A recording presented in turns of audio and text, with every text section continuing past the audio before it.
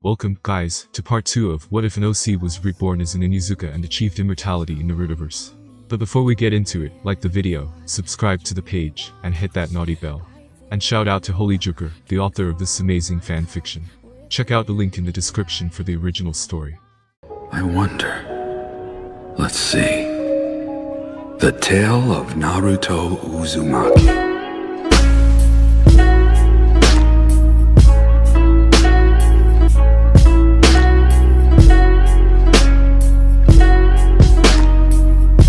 Yes, that has a nice ring to it. I open the book and read, my bounty 73 million Ryo 60 mil, came from the land of the sky, and 13 mil from the land of wind. Then I look at other bounties. Tsunade the Slug Princess had 103 million Ryo bounty, Orochimaru the Snake Master, 118 million Ryo bounty, Jiraiya the Toad Sage, had in 113 million Ryo bounty. Hanzo the Salamander 134 million, Hiruzen the Professor, the God of Shinobi 171 million, Chio of the White Troop 82 million, Almighty A, the Third Reikage, had a bounty of 181 million. The White Fang Sukuma 115 million Ryo, Third Kazukiage the Iron Wasteland, has a bounty of 133 million Ryo. Chio's brother, Ibizo of the White Shroud, has a bounty of 84 million. Oh, I found an interesting one. Heartless Kakuzu 147 million Ryo. Inoki of both scales Fensitter Inoki has a bounty of 142 million. Of course, these were only the characters that we see in the main story. There were other people in the S rank like Full Metal Toroi from Cloud Village, 55 million Ryo bounty, has the ability of magnet release. When he shoots a metal projectile, if it touches you, it will follow you like a homing missile, not the magnet release, which has the ability of sand control like those of the Sand Village. There is also the third Mizukage, nicknamed the Dragon, with 101 million Ryo bounty. He hasn't really done anything noticeable in this war yet. There also isn't a lot known about his abilities even from the bingo book. The only thing that the bingo book mention is that he is the Mizukage obviously, and that he accompanied the first Mizukage to the first ever 5-cage summit in Konoha during the first Shinobi War. There is also Dot-Eye the Rubberman, 89 million Ryo bounty. He uses rubber that he makes from his lava style. I believe he is the guy that helped Naruto against Ito Tensei, Third Reikage. Oh look, there is Blue Bee, the current 8-tailed Jinchuriki 131 million Ryo. There are also a dozen more S-rank ninja. They weren't in the main story, but I will still memorize their info just to be sure. After an hour of reading and memorizing the bingo book, the Anbu comes out with a paper in his hand. He gives me the paper and says, "These are all the S-rank techniques which aren't forbidden. You will be able to choose one, and I will then go to the Hokage to get a confirmation. Then I will deliver the technique scroll to you." I take the paper and read all the techniques' names and their short descriptions. There are 98 techniques. The Anbu looks at me and he says, "There are 98 S-rank techniques, and you want to know the best part? 39 of those S-rank jutsus were created by the second Hokage." I then read some of the ninjutsu in there. Water release. Rising blast rank. S description. Using large amounts of chakra, the user creates water from thin air, and forms so much that it creates a mini tidal wave. The water then does not dissipate for the duration of the battle, thus creating an arena where the user has a large advantage. If the climate is exceptionally arid, such as a desert, the water only lasts for a short while before draining into the sand. The depth of the water once the wave has settled is anywhere between 3-4 meters. Water style. Tidal wave jutsu rank. S description. An even better and more devastating water technique than the Sashauha technique. This technique can drown a large village, but requires enormous amounts of chakra and stamina. Usually an all-or-nothing technique, as it is not used under normal circumstances, due to the widespread and indiscriminate destruction that it wreaks. Earth style. Rock finale jutsu rank. S description. Rocks and debris materials, as well as chunks of the earth, will continuously barrage the opponent from all directions. As soon as each of the pieces of earth, rock or debris approaches the opponent, they will explode, causing a brutal destructive force, with all the pieces exploding. Standing still, the user will clasp their hands and stomp a foot. All material not held down will immediately pop up into the air and hover, and they will fly towards the enemy, and if they touch something they will explode.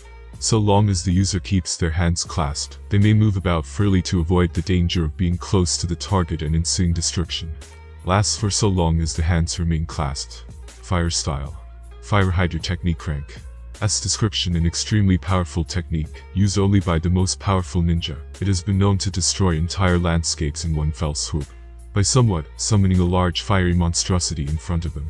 A fire dragon with 3 heads.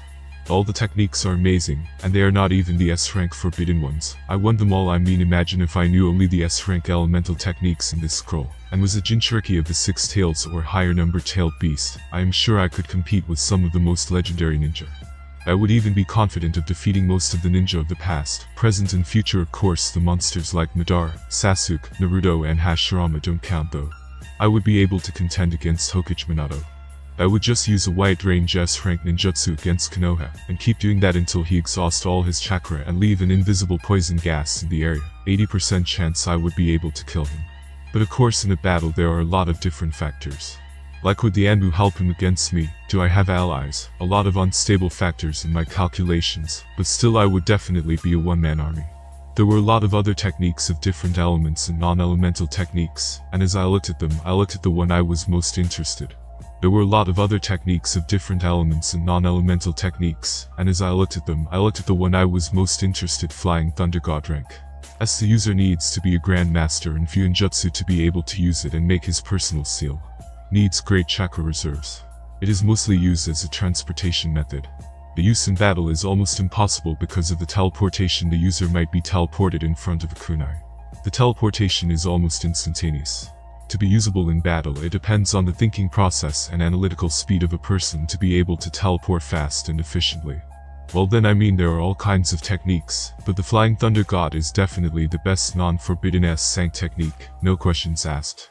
I mean, another S-rank blood-bending jutsu that Tobirama has invented sounded good, was able to manipulate those weaker than you, and paralyze those of the same level for a couple of seconds. I mean, for an average jounin in a couple of seconds, he can pretty much slice you around 30 times.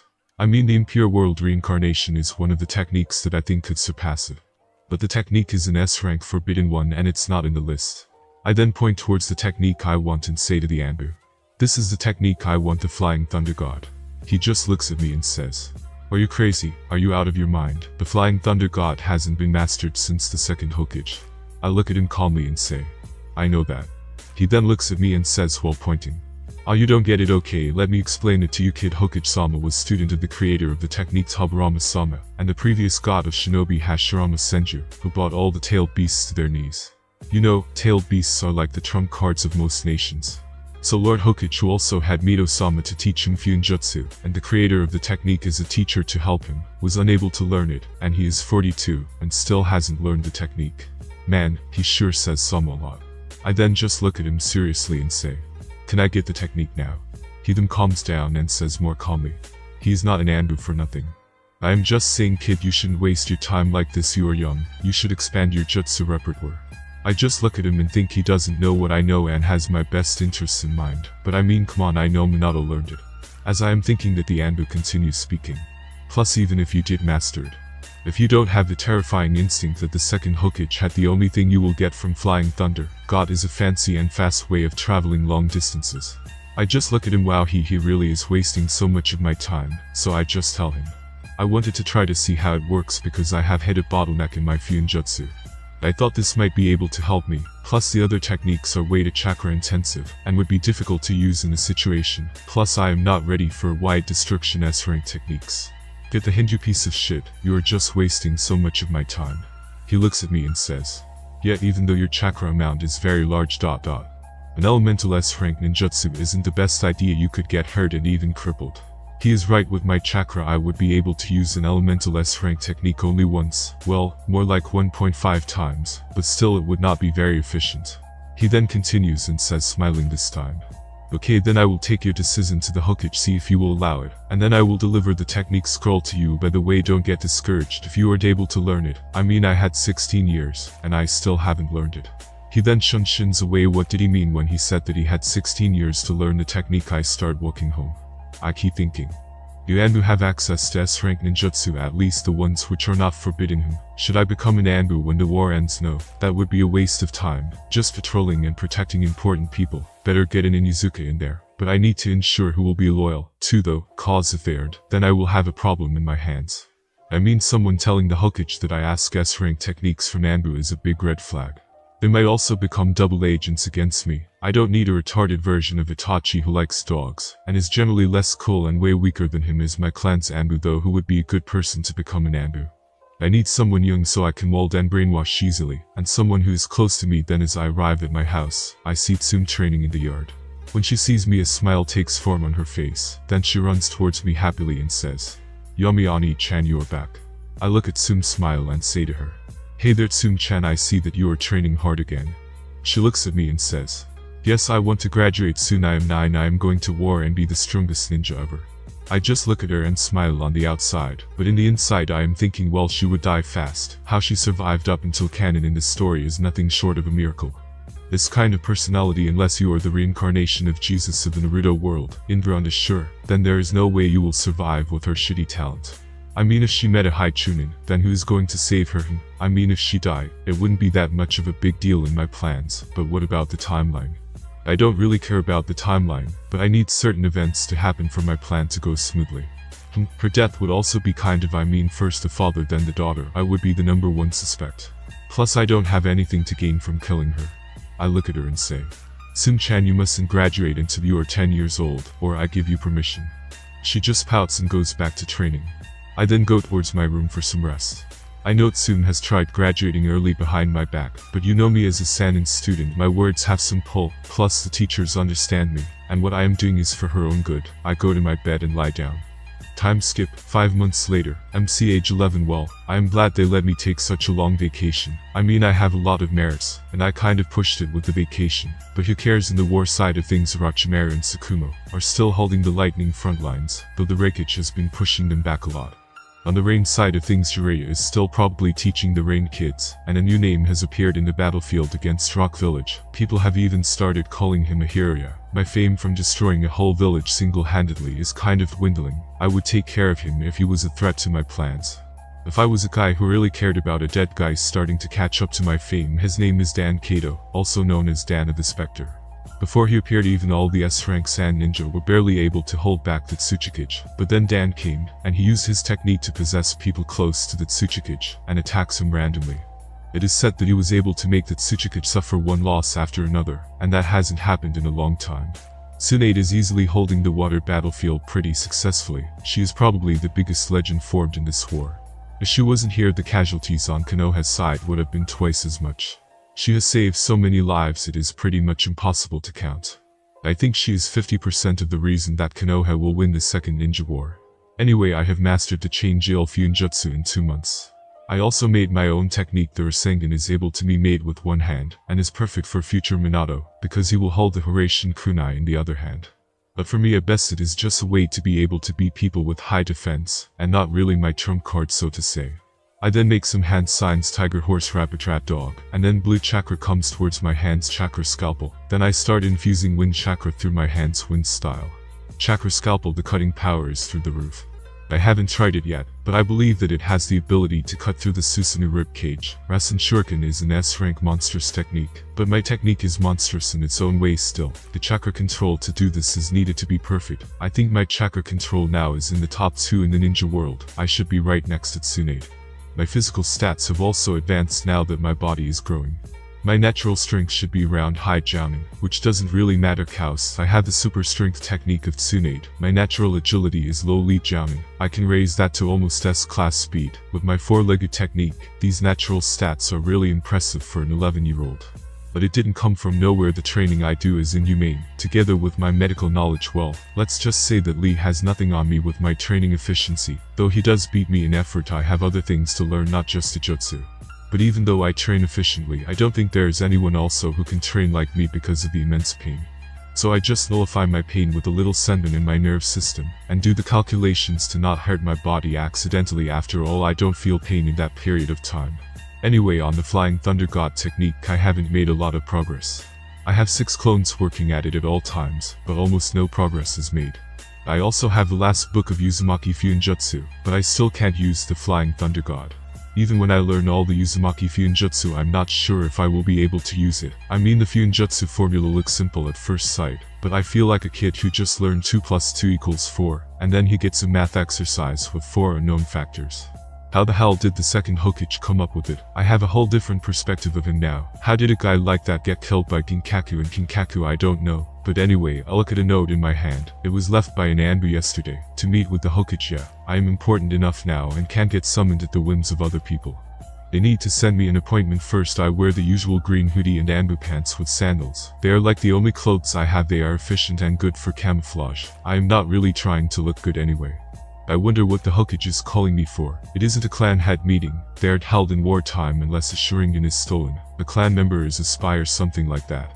I wonder what is the reason I am being summoned, though I have a pretty good idea what it is. For I wonder what is the reason I am being summoned, though I have a good idea what it is for. I then go to the Hokage's tower, and as I enter I see the receptionist. She looks at me and says, "The Hokage is waiting for you in Inuzuka-sama." I arrived exactly on time. I go inside the office and I see Hiruzen and Danzo in there. The other two council members are missing. But there is a Shikaramu-looking guy, probably an R. They are usually the strategists of our battlefields. Then the Hokage looks at me, smiles and says, "I see that you are getting stronger every time we meet." Wow, I feel like he starts every conversation with a smile. I just say to him, "Well, hard work never betrayed anyone." He looks at me and says humorously, "Yeah, you are right, hard work betrays no one." He then gets serious and says, "Then let's get right to the point. I need someone to go support Tsunade on the Mist battlefield." Well, not really support. There has been cloud ninjas seen in the territory of the battlefield between Mist and Konoha. Never hurt to cautious, you will act as her second in command. Then Danzo comes forward and says cynically, "We also want you to end things there in the Mist battlefield. I want you to kill the commanders in the Mist battlefield." These guys, are they playing good cop, bad cop? Is it a way for them to test me or something? Are they suspicious of something I don't like, not knowing things? This all went through my mind in half a second, so I just look at them seriously and said, "Well, I will give it all my efforts. When do I have to get ready to go there?"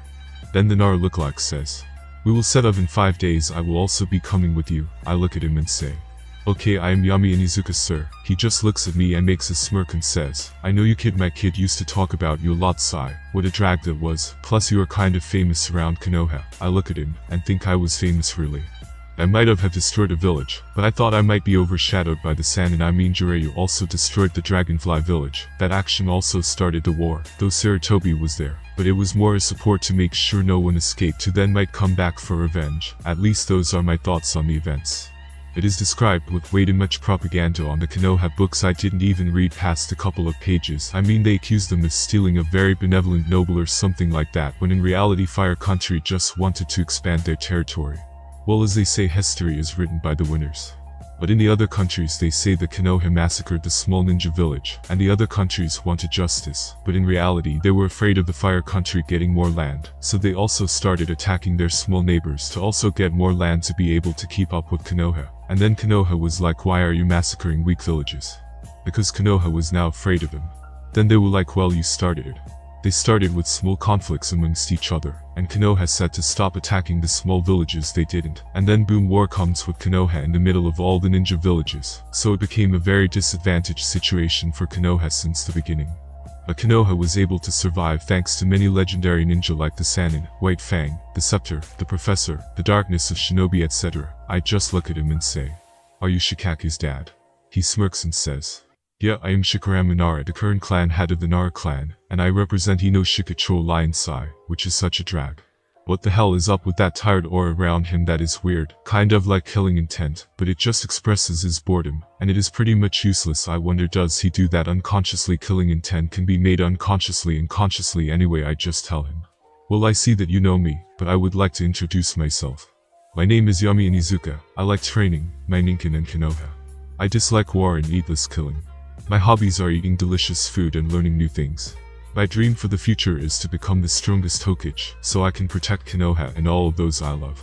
The Nara looks at me with his sleepy eyes, and says, "Way too much info. I didn't really ask for or need." "Well, I need you to think you understand me and have me figured out. Because I am not really sure if I can hide things from an experienced and intelligent Nara, who is best friends with the head of the clan, who specializes in reading memories and dealing with information." I just look at him in a serious way and say, "Well, we are comrades and we need to know each other. Plus I don't think you are a spy." Change POV, Shikaramu Nara. "Well, we are comrades and we need to know each other. Plus I don't think you are a spy." I look at Yami Inuzuka. This kid, he is definitely wearing a mask. You notice these kind of things when you are always on guard against spies in our midst. Even though I wasn't sure in the beginning that he was wearing a mask, his body language is perfect, not surprising since he is a medic. But that is also what made me suspicious in the beginning. It was too perfect even with Tsunade. You were able to notice how she is feeling from her body language and slight face twitch. Though if I was an enemy and she was on guard, there is no way I would be able to notice it in the midst of battle, even though sometimes she is very expressive of her feelings.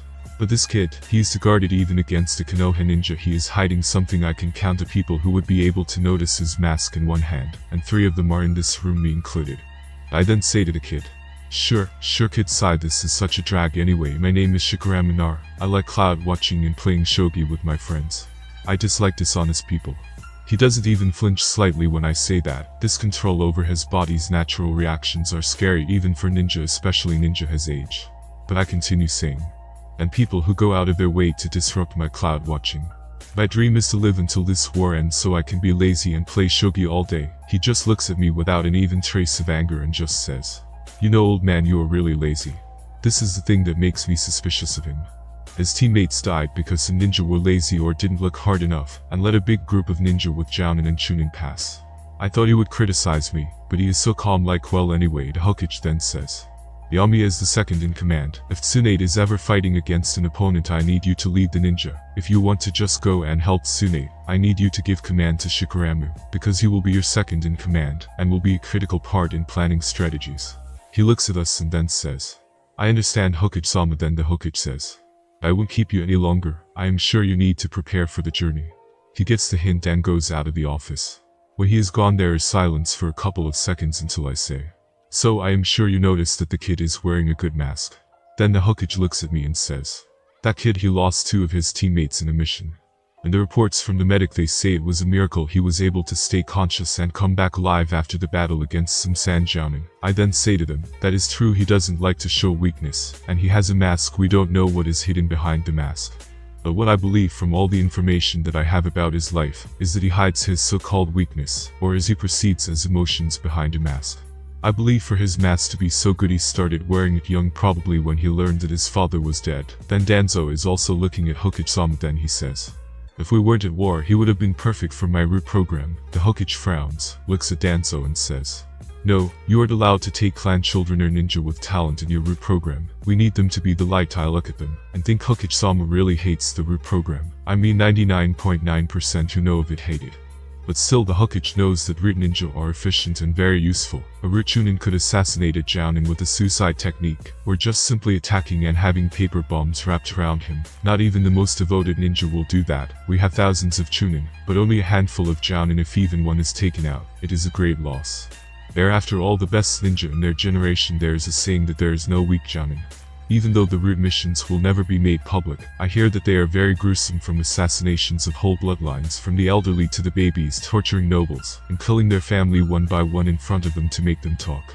Torture techniques that would make even the most veteran ninja throw up, like raping daughters in front of their families, torturing their kids in front on them. That is why none of the clans even dared to get any smart ideas. I am brought out of my thoughts by Danzo's voice, who says, I know I wouldn't take him even if you gave him to me. We all know that is not true. I think that will. Danzo continues speaking. Look at the strategy he did in the Land of the Sky. He is without a doubt an asset to Konoha. If he wasn't so young, I would have even recommended him as a frontline army commander. The Hokage looks at Danzo with a little surprise, then he smiles and says, Are you getting sentimental, Danzo? Does he remind you of yourself when you were younger?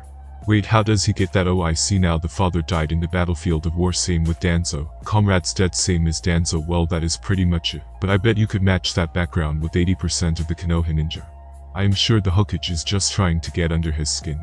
Danzo looks at the Hokage and says calmly, Aren't you too old for these types of games, Hiruzen? The Hokage shrugs his shoulders and says, Oh well, then an ambush signaled us that the next visitor is coming. Change POV, Yami's POV.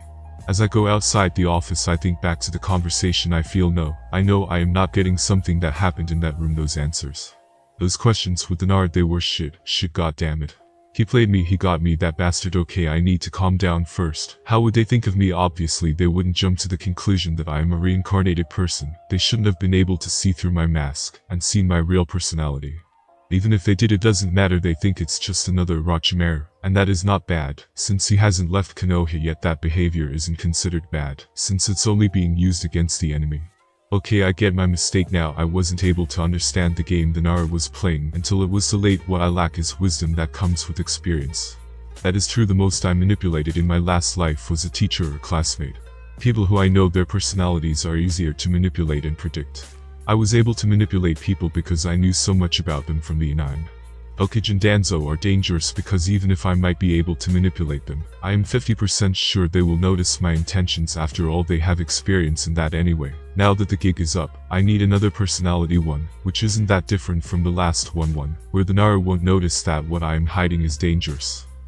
How about one where I don't blame anyone else except myself for the death of my teammates, but I need to make it seem natural. I didn't notice that he was leading me on. I need to be more careful. After all, I am more dangerous than Orochimaru. I am not some sadistic guy who kills for shit and giggles. I am someone who is unpredictable to these people. After all, I am acting based on my future knowledge. 5 days later, I am waiting for the others to arrive here. I have prepared a lot for this war. I even have like 1 year worth of food in a storage scroll that is in case I am banished from Konoha and need to go in hiding. I will live for a year in a cave and train or something, though that is a very, very unlikely possibility. 5 minutes later, they have all arrived and we are waiting for the Naruto to show up. Then I sense the chakras of some ninja coming towards my direction. I sense 20 Jounin, 26 Shunin and 61 Genin. When Shikaramu arrives exactly on time, we start the journey towards the mist battlefield. The front lines are in the land of noodles or at the beaches near it. The mist ninja have an advantage because we are near a lot of water, and most of them are either Kekkei Genkai users or have water affinity. 3 days later, on the road we didn't meet any obstacles. We only meet some genin who had understood their position in the battlefield, and they deserted. We of course noticed them hiding and took care of them. When we arrived at the camp, a Jounin came to greet us and ran some tests to see if we were the real ones, and not some disguised enemy. Then Shunin and Genin went to get familiar with the camp, while the Jounin, which also included me, went to meet with the leader in the meeting tent. She then looks at me, smiles and says, "So you are my second in command, huh? You sure you are up for the challenge, brat?" I just look at her and say amusingly, "Why of course, Tsunade." Then after some more chit-chat between me and Tsunade, we get to the main point, and I start explaining the mission from the Hokage, and how we need to end this war quicker. Then Tsunade started explaining that she would have already ended it if they were in any other battlefield. The terrain gives them an unfair advantage. Plus their camp is in an iceberg made by the Yuki clan of the Mist Village. Our numbers are about the same as them, but we still have the absolute survival advantage with Tsunade here, and she has a high chance of single-handedly, with the help of Katsu, to kill a huge chunk of them all in land, though it would take some time. But those odds do a 180 degrees turn if we are fighting on water. Their advantage became able to keep Tsunade at bay, and for her to not attack, but they also don't dare attack us on land recklessly, or else they would be annihilated by Tsunade. Then Tsunade says with a small smile, "Well, since you are here, Yami, or should I call you now Sky Slayer Yami, or Yami of the Reed Fang?" I just say humorously, "Well, you could call my honey or darling if you want." The ninja looks surprised at our humorous relationship, but they don't really make a big deal out of it. After all, it's just an 11-year-old kid trying to be like an adult. Like I was older. Well, Tsunade Senju doing something with her student is well scandalous, though that is highly improbable. Anyway, Tsunade just smiles and says, "And you should call me mistress." Then okay, this is just getting out of hand. Can't you see that there are people around us? Well, it is entertaining, and it is not my reputation who is going to get a big hit, so I just say with an embarrassed face, "Well, if you want that, mistress." All the people in the room are shocked. Even Tsunade, who is used to me acting like this, didn't think I would really say it. She rubs her eyes and says in a tired way, "Sigh, you know kid, you are really tiring and shameless." She then gets a serious face and says, "Enough joking around, let's talk business. Now that we have 2 S-rank ninja here, we have a lot more options now. I have decided that we will take the initiative and attack the Mist Ninja first." She then takes out a map and puts it in a big table, points at a point in the sea and explains, "This is the location of the Mist camp in an iceberg made by the Yuki clan, but the location also changes because they move the iceberg. I will now listen to any ideas you have, so we can make a plan that has the highest success." Tsunade then takes out a map and puts it in a big table, points at a point in the sea and says, "This is the location of the Mist camp in an iceberg made by the Yuki clan, but the location also changes because they move the iceberg. I will now listen to any ideas you have, so we can make a plan that has the highest success." There are people who give some ideas. Some of the ideas get accepted, some do not.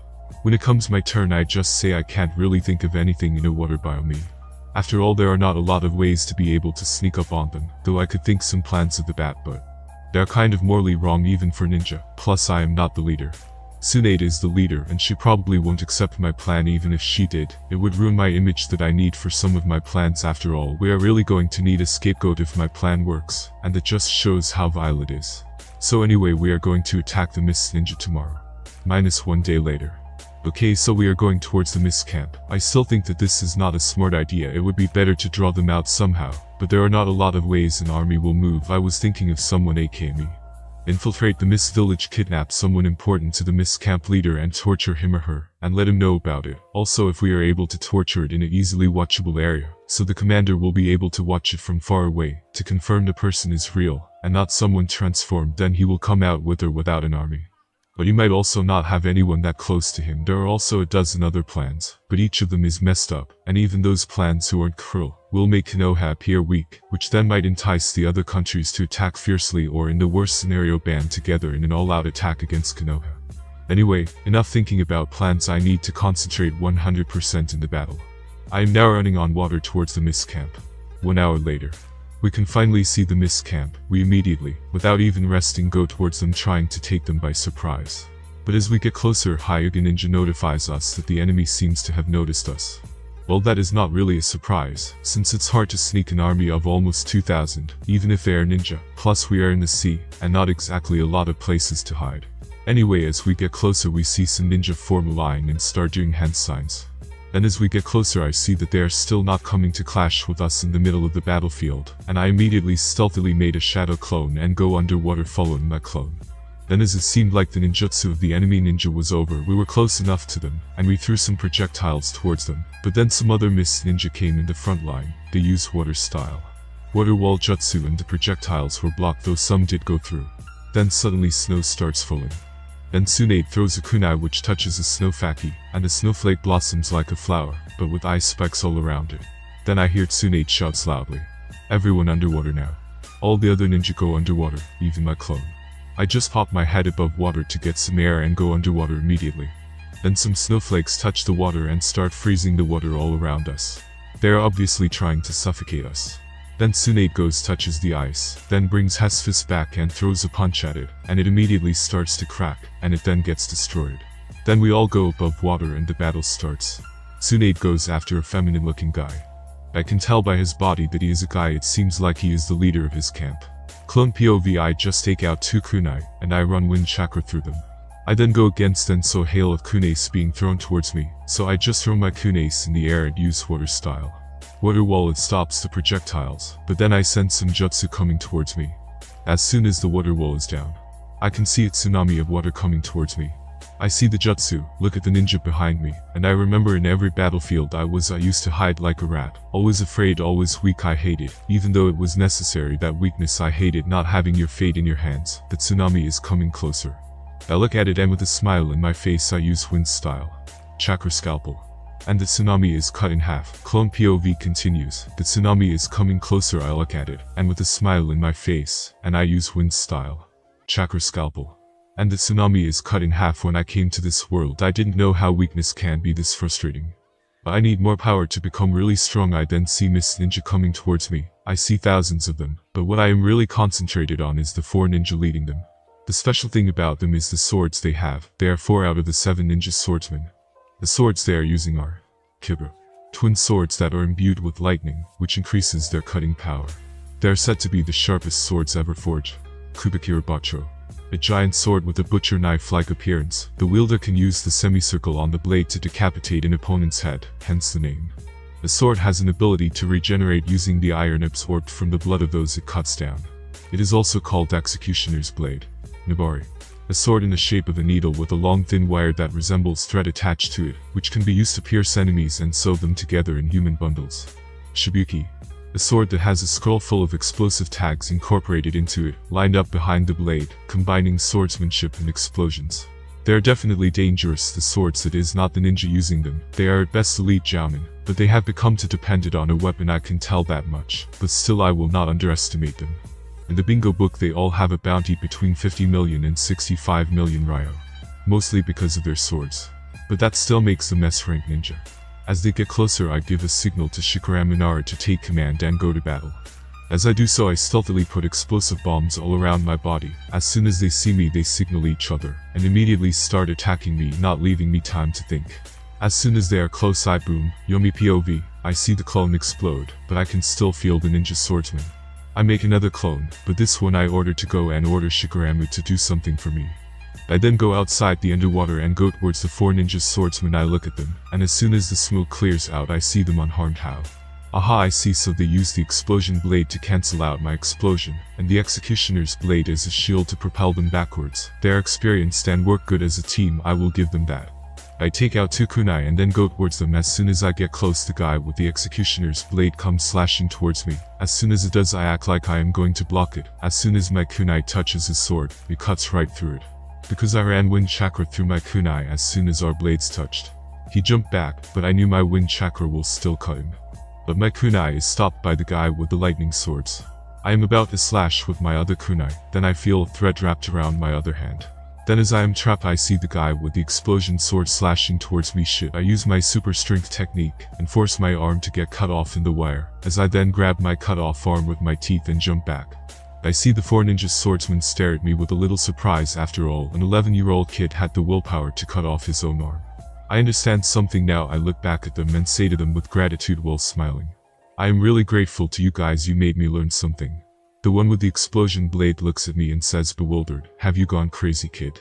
I came so close to death today. I then put my cut off arm towards my stump and think I was really a fool to think that I could achieve my dream without giving it my all. Strength of 100 seals activate. As soon as I do that, tattoos start spreading all over my small 11-year-old body. When it is finished, I look at my detached arm and see that it is connected with the stump. I squeeze my hand in a fist to test it, and everything feels normal. What amazing power! I just activated Creation Rebirth to heal myself, and the process is so quick it really is bizarre. Though I should end this fast, after all I am spending chakra that I have in my seal plus my lifespan to reattach my arm. But I should also take this more seriously now, no joking around and getting drunk on this microscopic power of mine. I run towards the 4 ninja swordsmen, and as soon as I get close, the explosion sword guy attempts to blast me apart. But as soon as he does that, I jump on top of his sword and use Earth style. Iron Skin to protect myself from the explosion, and any internal damage is healed by Creation Rebirth. I then take out a kunai and am about to stab it in his eye, but it is stopped by the lightning swords guy, and the executioner's blade swordsman is about to cut me, and I don't see them, but I know there are some wires around me by the needle swordsman. Even though it seems I am in a pinch, it was all according to plan. Chain jail, then a huge amount of chakra condenses in my back, and a chain comes out of it. Then I swing the heavy looking chain around their heads. Crunch crunch crunch, 3 necks broken, twisted in weird ways. I surprisingly took out all 3 of them as expected, of a technique able to hold down the 6 tails. Though it is very chakra intensive even with my chakra stored in the seal. Now it is only the needle swordsman. He looks towards me, and I thought he would be angry that I killed his comrades, but he just turned around and ran. Well, I am definitely not letting my enemies escape and come back for revenge. He knows my trump cards, he knows too much about me already. He is so dangerous, he needs to die. I pick up the 3 ninja swords and the corpses, and put them all in a storage scroll, and ran after him carefully not to get myself trapped. These are the times I wish I had a Sharingan or Byakugan to see this stuff. As I chase after him, I keep my chain jail active just in case. There are also some mist ninja who try to get in my way, but they are quickly killed. After some time, the needle swordsman turned around, and he raised his hand towards me with his palm open, and then squeezed it into a fist. So in Cocoon, all of a sudden thousands of wires come out from underwater and make a sphere of strings all around me, and they are getting closer. Shit, this guy is the trickiest opponent I have ever fought. Then I just wrap my chain around myself. Chain jail. Cocoon, I am able to protect myself like this from the wires. Well then, let's test the strength of these wires. I start forcing my chain to rip the wire, and it does so quite easily. When I rip out of the cocoon, I see that I am surrounded by mist ninja. I knew this would be a trap, but common, you don't need to take me so seriously. After all, I am just a kid. I sense around 109 chakra signatures who have surrounded me. Most of them are Chunin with some Genin in them, and a couple of Jounin. This is terrible. Their numbers are too big. I will run out of stamina if I fight them all. That is, if I don't get my head cut off first by a surprise attack. I don't have a giant summon to help me take care of big numbers of ninja. I just look at them and am about to use a wide-range ninjutsu on them all and run away. But then I get the memories of my clone who went to order Shikaramu, and to tell him my strategy. Well then, it seems like my luck just turned around a little. I just look at my enemies and think sinisterly, well then, time to take care of some of you. I just look at my enemies and think sinisterly, well then, time to take care of you. I continue acting worried to not give off anything, then I start howling Howl Demonic Illusion. Dog binding. Even though it is a low chakra cost genjutsu, it still takes a lot of chakras to use as an AoE attack. If I didn't have Tsunade's seal that stores chakra, I would be exhausted already. As soon as I see that my genjutsu takes effect, I throw a smoke bomb and make a run for it. I sense a couple of them break out of my genjutsu, but there are still almost 100 ninjas stuck in it. As I am making a run, I notice the people who broke out of the genjutsu are not chasing me. I was going to stealthily take them out, and then join Shikaramu to complete my plan. Damn it, I am really having a bad day. I need to kill the Needle Swordman. He has too much information in my skills, and a battle between ninja is a battle between information. Him spreading information about me in my bingo book page is like him making me weaker, because people are going to take countermeasures against my abilities. I don't give a shit how many Konoha ninja die, but me getting weaker is not allowed. I will abandon the plan. Then I am killing the Needle Swordsman today no matter what. But I am in a big disadvantage of our battle being in water, and I only know a handful of water ninjutsu. And if I sneak attack them, the Needle Swordsman definitely has string traps around himself, so I might end up ambushed instead. I wish I had a Sharingan to be able to see them wait. We are in the middle of the battlefield. I can get a Sharingan. This is actually the best way to get a Sharingan. Okay, I need to calm down first and plan. I look towards the Mist Ninja's direction, and I turn around and flee from this place. I will definitely kill every one of you for my safety and peace of mind. I then deactivate Strength of 100 seals.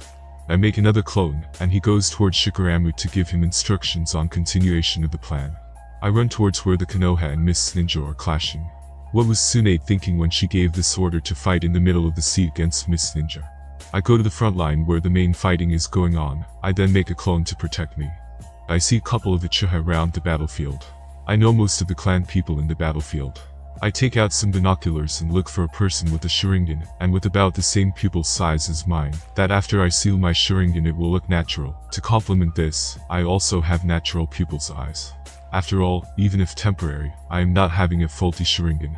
I find a person who fits the description. He seems about 15 years old, with a one-tomo Sharingan in both eyes. Well, I can work with that. Then I use a chakra suppressing seal to hide from some Byakugan users.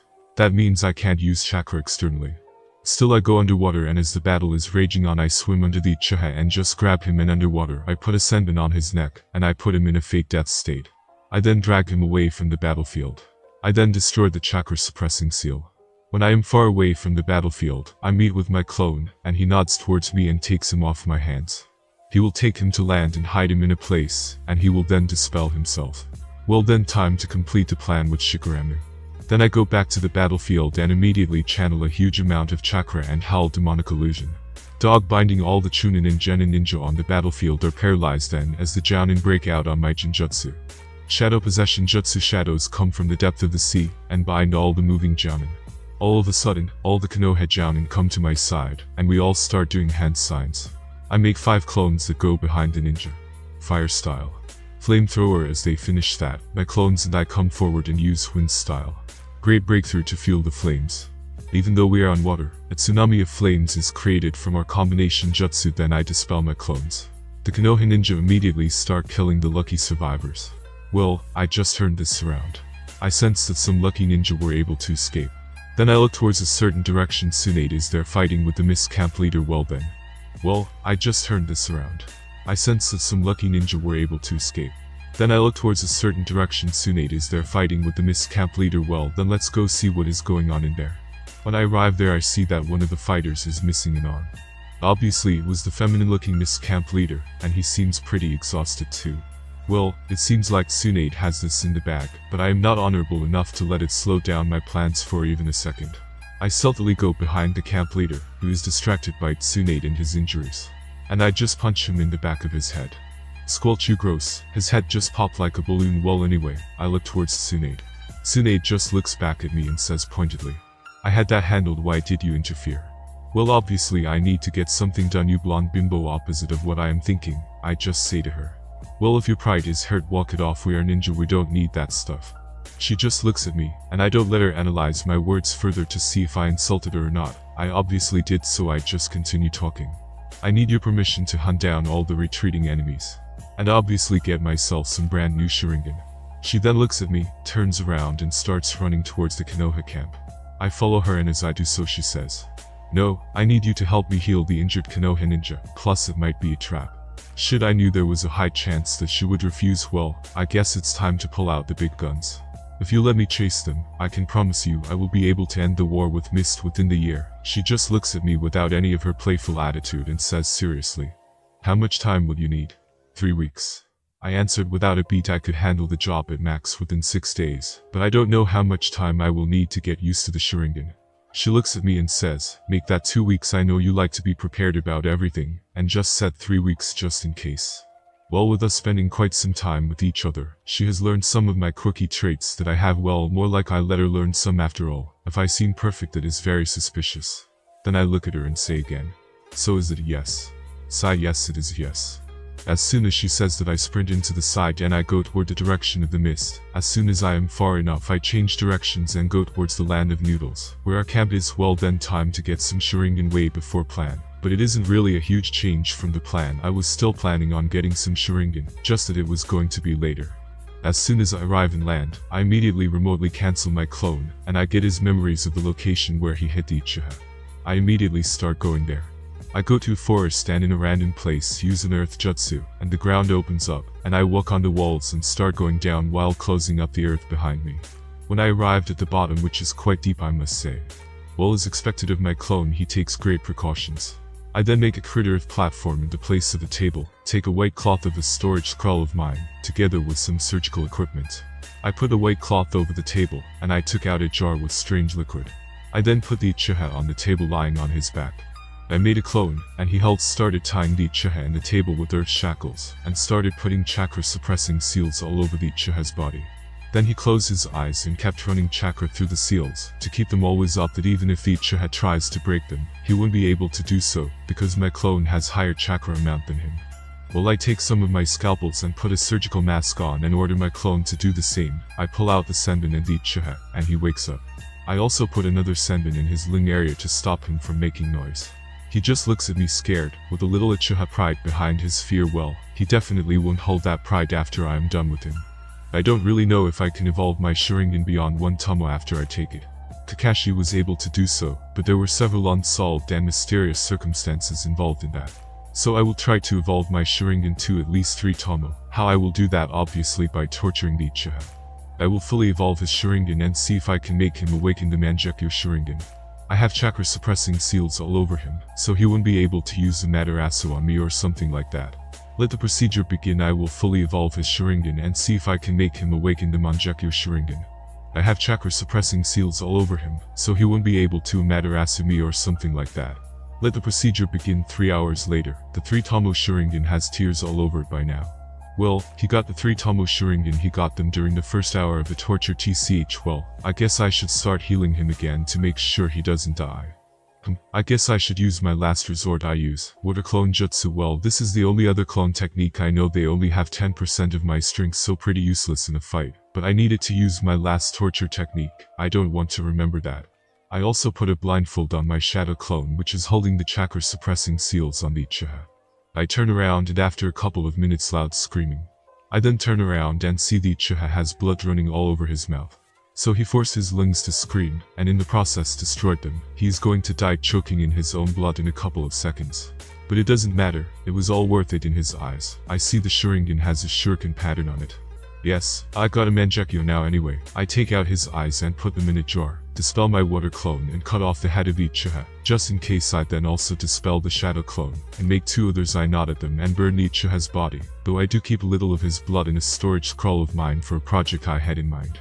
I then lie down on the table, and one of the clones stabs me with a senbon, and I am knocked out. Next time I wake up I will have a Mangekyo. 10 hours later, I wake up, and I feel well rested. I probably slept around 10 hours, and I can see normally. I look at the clones who are just standing there. Then one of them said, 10 hours. Okay, so that confirms it. I take out a scroll, and I take out a mirror. I look into it and I see my eyes. I see the weird skin texture around my skin. There is actually a Fuinjutsu seal on my skull around my eye sockets. My eyes have their normal color towards them. I then dispel my clones and make a new one. Then I take my stuff to go above ground together with my clone, and then collapse underground room. I don't get the instinctual knowledge about my Mangekyo, so I will have to test it out myself. I look in the mirror again. I run chakra towards my eyes, but as my Sharingan activates, Yunjutsu markings appear in my skin. Well, this is unexpected. But I really won't be showing my Sharingan to anyone I won't kill. I look at my slowly rotating Tomo. I then look at my clone. Everything seems clear, and I can see the chakra in my clone. I move my hand. I see it moves in slow motion. I tell my clone to punch the air with full speed. It's still slow. I move towards my clone. It seems like I am moving too slow. I now get it why the Uchiha got arrogant. I can copy any ninjutsu into jutsu. I can do genjutsu at only eyesight connection. I can see my enemy's next move. This is quite amazing. Still, I will need some time to get used to it. Let's try the Mangekyo now. I look towards a patch of grass and put a lot of chakra in my right eye. I have my clone with the fire ceiling scroll just in case. Then suddenly my field of vision changes. Ugh, I immediately fall into my knees with a hand over my eye. Wow, that is quite some pain. I look at my hand with some blood in it, so my eyes did bleed. It seems like my right eye has the ability to teleport me towards the place I am looking at. I then look at someplace else with my left eye. My field of vision changes again. So my left eye has the ability to teleport to a place I look also. So I got one when I purchased two. It definitely feels like I got scammed 10 minutes later. Okay, so after some small tests, I discovered that I am only able to use one eye to teleport. Then I have a 1-second cooldown if I want to use the same eye again.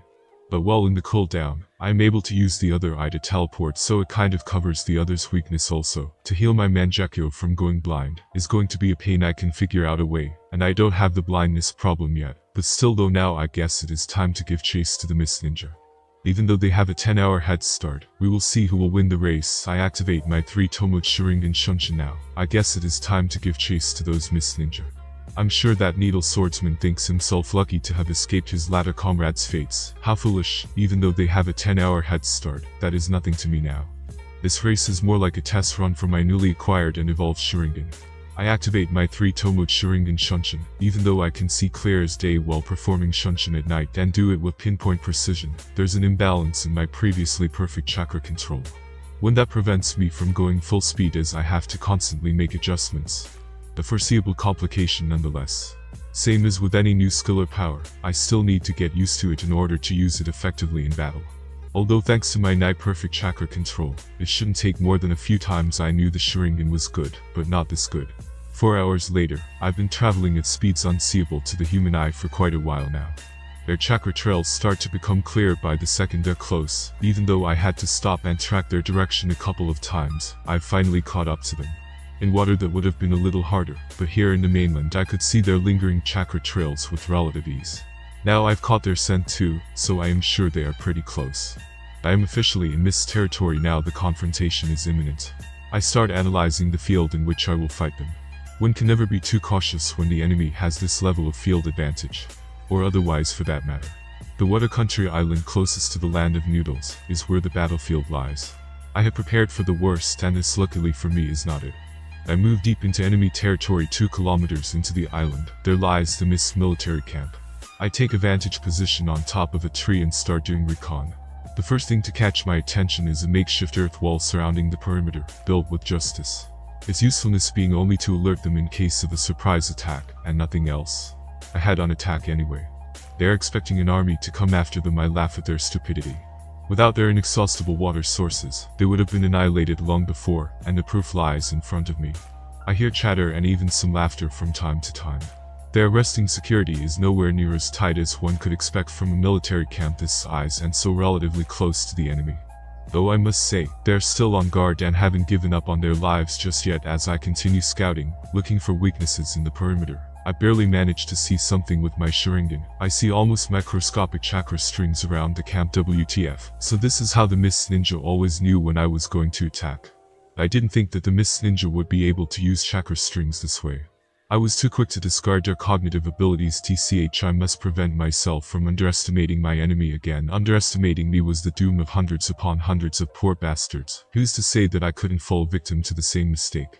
Anyway, I get my head back in the game, looking even more carefully at the strings and HMPH. So that's how it's going to be. How well then, time to move.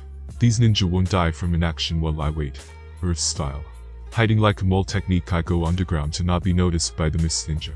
The perimeter was breached just like that.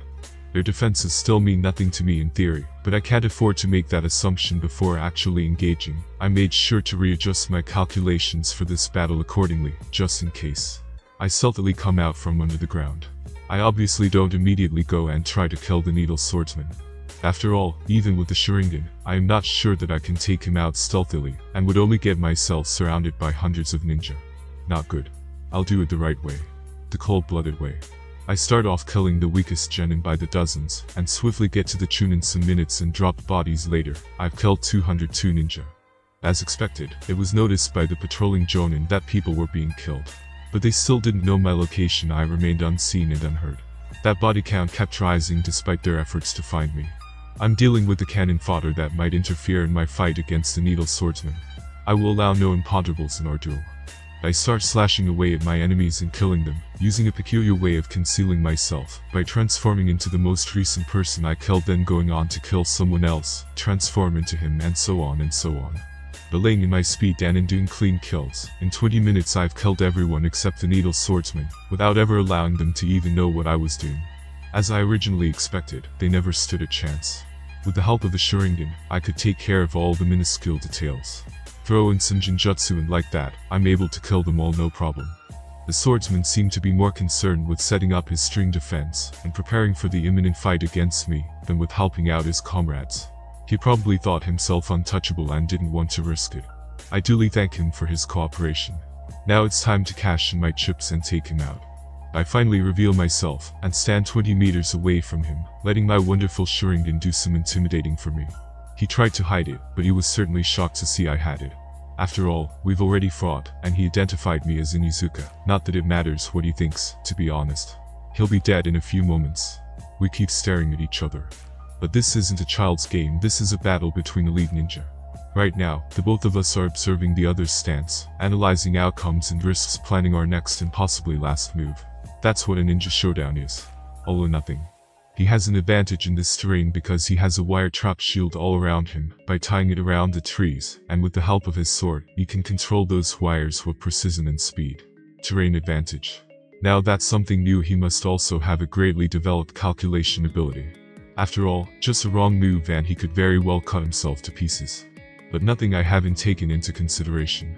I then look at all the threats and calculate a trajectory. This is so easy now. I take out a shuriken and slightly blow on its edge, to get it infused with a generous amount of wind chakra, augmenting its slashing capabilities tenfold. I throw the shuriken towards the needle swordsman, and immediately after, I secretly throw something else, keeping it hidden inside the shadow of the shuriken. Then, as the shuriken is cutting through some of his wires, suddenly swish, a head flies into the arrow. Well, this certainly was anticlimactic, but this is life, I guess. Although, the simplicity of it is not a problem for me. Thrill and excitement don't matter. Only results. Positive results. I had thrown the first shuriken with wind chakra to distract him, and prevent him from noticing the second shuriken, the one hidden in the shadow of the first one, which had mangled on the wires and cut his head with his own wires. Turns out, he wasn't as good at calculations as he thought he was. Normally the chance of this happening is 0.01%, but with the Sharingan, I can turn most odds in my favor. With his prediction ability together with my knowledge of physics and reactions, I was able to make the probability of this scenario happening a 99.99% outcome. Talk about overpowered bloodlines. I take the needle sword. And now I have 4 of the 7 swords of the mist. That's 4/4 of those I've faced. I also take the swordsman's head to claim the bounty on it. Actually scratch that, I burned the head right there. He witnessed I had the Sharingan, and that is a big no-no, one of the biggest for me right now. After doing that, I just burned down the rest of the camp and disintegrate the earth wall with a couple of wind jutsu. It wasn't even that strong, to begin with. Nothing remains. I don't want or need anything from here. I especially make sure to burn the bodies so that not even a single bone gets left behind. No Ito Tensei corpse spilling my secrets now. Knowing the future is so good. I mean, not only do I know the strengths and weaknesses of some of the most powerful ninja in history, I can plan along with almost 100% accuracy of my plans succeeding as well. The only thing that might mess things up is that infamous butterfly effect. I don't really care about it, but that doesn't keep me from taking measures against it. A clear example is when I destroyed the Sky Village. No need to leave anyone alive, especially the kids. No need for them to come back seeking revenge 10 years later. And just to be sure, I took the Zero Tails as well. Once I am done with the camp, I eat some food from my storage scroll, and I deactivate my Sharingan. I didn't plan to get a Sharingan so soon, but I guess this time is as good as any, and its Magic-U ability is pretty useful to me. For now, I will definitely change it later though. As I finish up my rations, I get up and then make way for Konoha's camp. I wonder, what will Tsunade's reaction be when I show her 4 of the 7 swords of the mist? I get up and then make way for Konoha's camp. I wonder, what will Tsunade's reaction be when I show her 4 of the 7 swords of the mist? As I arrive at Konoha's camp, I immediately go towards the command tent in the very center of the camp. I step inside, and as soon as I enter, my eyes meet hers. Tsunade's. She's standing up, arms crossed, close to her seat at the center of the table, the one with the strategic map and documents. And she's giving me that annoyed, "I'm going to make your face my punching bag" expression. Nothing unusual in her, to be honest. In a moment's notice, I have the undivided attention of every jonin in the room. I don't pay much attention to the rest and say, "What's the matter, Tsunade-sensei?" TCH. After a loud tongue clicking, she just turned her head in another direction to not look at me. Hahaha, wow. She sure as hell is letting her childish side take over now. There's a Sanin for you. At the lack of an answer, one with words anyway, my gaze turns to Shikaramu Nara, as if requesting an explanation. Sigh, what a drag. It has been decided by the Hokage and the Konoha Council that Tsunade will be sent to another theater. They need her advanced medical nin skills desperately. Our front line against the Land of Lightning has suffered increasingly heavy casualties in the camp's infirmary side. Therefore, as her second in command, naturally you are appointed as the commanding officer of the forces in the Land of Water. Yes, haha, everything is so going according to plan. It almost seems unfair. It was hard to keep my grin from showing up in my 11-year-old face. Finally, I have the authority and power to do some of the more complex bloodline experimentation I've been meaning to for a long time. This will greatly further my plans, but still, though, taking Tsunade away from the theater, it will definitely weaken my forces. But they can't exactly let a Senju take orders from an Inuzuka, kid or otherwise, even if I am an S-rank ninja, and no matter how they sugarcoat it, I know what they are doing. The Land of Lightning Division is constantly suffering heavy casualties. And that is why I love politics. They're putting me to the test. To see if I can replicate the feat I pulled off against the Land of Sky. Probably Danzo's idea, as I expected, although they seem to trust my abilities enough to put a child in command of the second largest theater anyway. But the thing is, that they're underestimating me just as well, not contacting me directly as soon as I arrived at the camp. No summon delivering a message as I was en route, even ignoring my clone. No doubt, the pretension is to have Shikaramu as the one in actual command. They know I'm not stupid, and that I'd figure it out sooner rather than later. They're trying to pass it as a controlled test of my capabilities, when in reality they're putting my mask to the test. They want to see just how cunning this kid is, and if I suppose a potential threat to them. Even if they tried to hide it, it has "Here's in Sarutobi" written all over it. That pipe-smoking rascal. I mean, sure, I might get all the renown. But if I don't have the power and authority, all of that doesn't matter. Fame is irrelevant to my plans, at least for now. Political scheming sure is complicated and entertaining. On a different note, looks like that 4 swordsmen of the mist debrief is old news to them right now. I have already sent a clone with my mission report as soon as I finish cleaning out the camp remains, and while it's protocol to be debriefed by one's dispatching officer, in this case Tsunade, it shouldn't become a problem for me later on given the circumstances. This actually works great for me. The fewer questions asked, the better. They already know what I wanted them to know. The icing on the cake is that 4 swords of the mist I collected remain in my possession anyway. After a couple of minutes worth of a somewhat awkward silence, I look at Tsunade, and in a fake sad voice, I break the ice with one of my patented child mask jokes. Sigh, so the student has surpassed the teacher, huh? Don't worry, Tsunade. I'll never forget what you did for me once I become Hokage. Tsunade then turns to me with an even more pissed off look. Was it even possible at this point? And says, "You're really pissing me off, Yami, don't push it." I just smirk slightly, only to then get serious and say in a tone as domineering as a child's voice can allow, "I have some things I want to discuss about the new battle plan with former Commander Tsunade." In private they just nod and comply. Now that we're all alone, I look towards Tsunade and say, "You know they are doing this to you because you didn't meet their expectations, right?" TCH, I told you not to push it. Do I really look like I'm joking right now, Tsunade-sensei? Sigh, she sits down on her chair, throwing her feet over the table, and bringing her hands to the back of her head. The cue of me using honorifics worked. I get what you mean, Yami, I know it's just complicated, okay? They expect me to pull off miracles just because I am a Senju. Well, I do feel sorry for you, but I need you to do me a favor. She gives a small nose exhale in amusement, and then looks at me with a mildly curious look. For my prodigious student, I guess I can, but depends on what it is. I need you to take Shikaramu with you to the front against the Cloud Village, or else I am definitely killing him if he stays in here. A mountain can't hold 2 kings. I don't want to take the unnecessary risk of killing someone as smart as Shikaramu. He will definitely leave clues on whom the murderer was, the cunning bastard. Why would you want to get rid of someone like Shikaramu? He would be a valuable asset to you and has a great head on his shoulders. I look at her with a bored look and say, "Political schemes, Tsunade, they are trying to undermine my authority, and I haven't even started." It took her a second to understand what I meant. I get it now. It wouldn't be easy to take him away, though after all, it wouldn't do my reputation any good if I make this decision. Well, you wouldn't even have a reputation to worry about in the future. But I can't tell her that, so look at it this way. I'll be on your debt, and you can collect whenever. It can be any favor. She looks surprised and harbors a little doubt in her eyes. After all, a favor from an S-rank ninja is not something that is given away without a good reason, even if it's limited. In this case, it isn't, of course. That would be an empty promise. She still doesn't know me well enough to know it's not like I will keep my end of the deal, if it's against my best interests, so let her think that I owe her anything she wants. I notice that she is in deep thought about this. Okay, I will get him off your back, but don't forget your promise. Excellent. Everything is falling into place, as it should. Yes, thank you. You have no idea how much this will help me. I will now begin my plan to end this war. Her eyes widen a little when she looks at me, then she says, "I understand, Yami." Then she gets up, and as she is leaving the tent she says, "Don't make me regret this, you understand?" I give her a smirk as I nod. I never break a promise, Tsunade.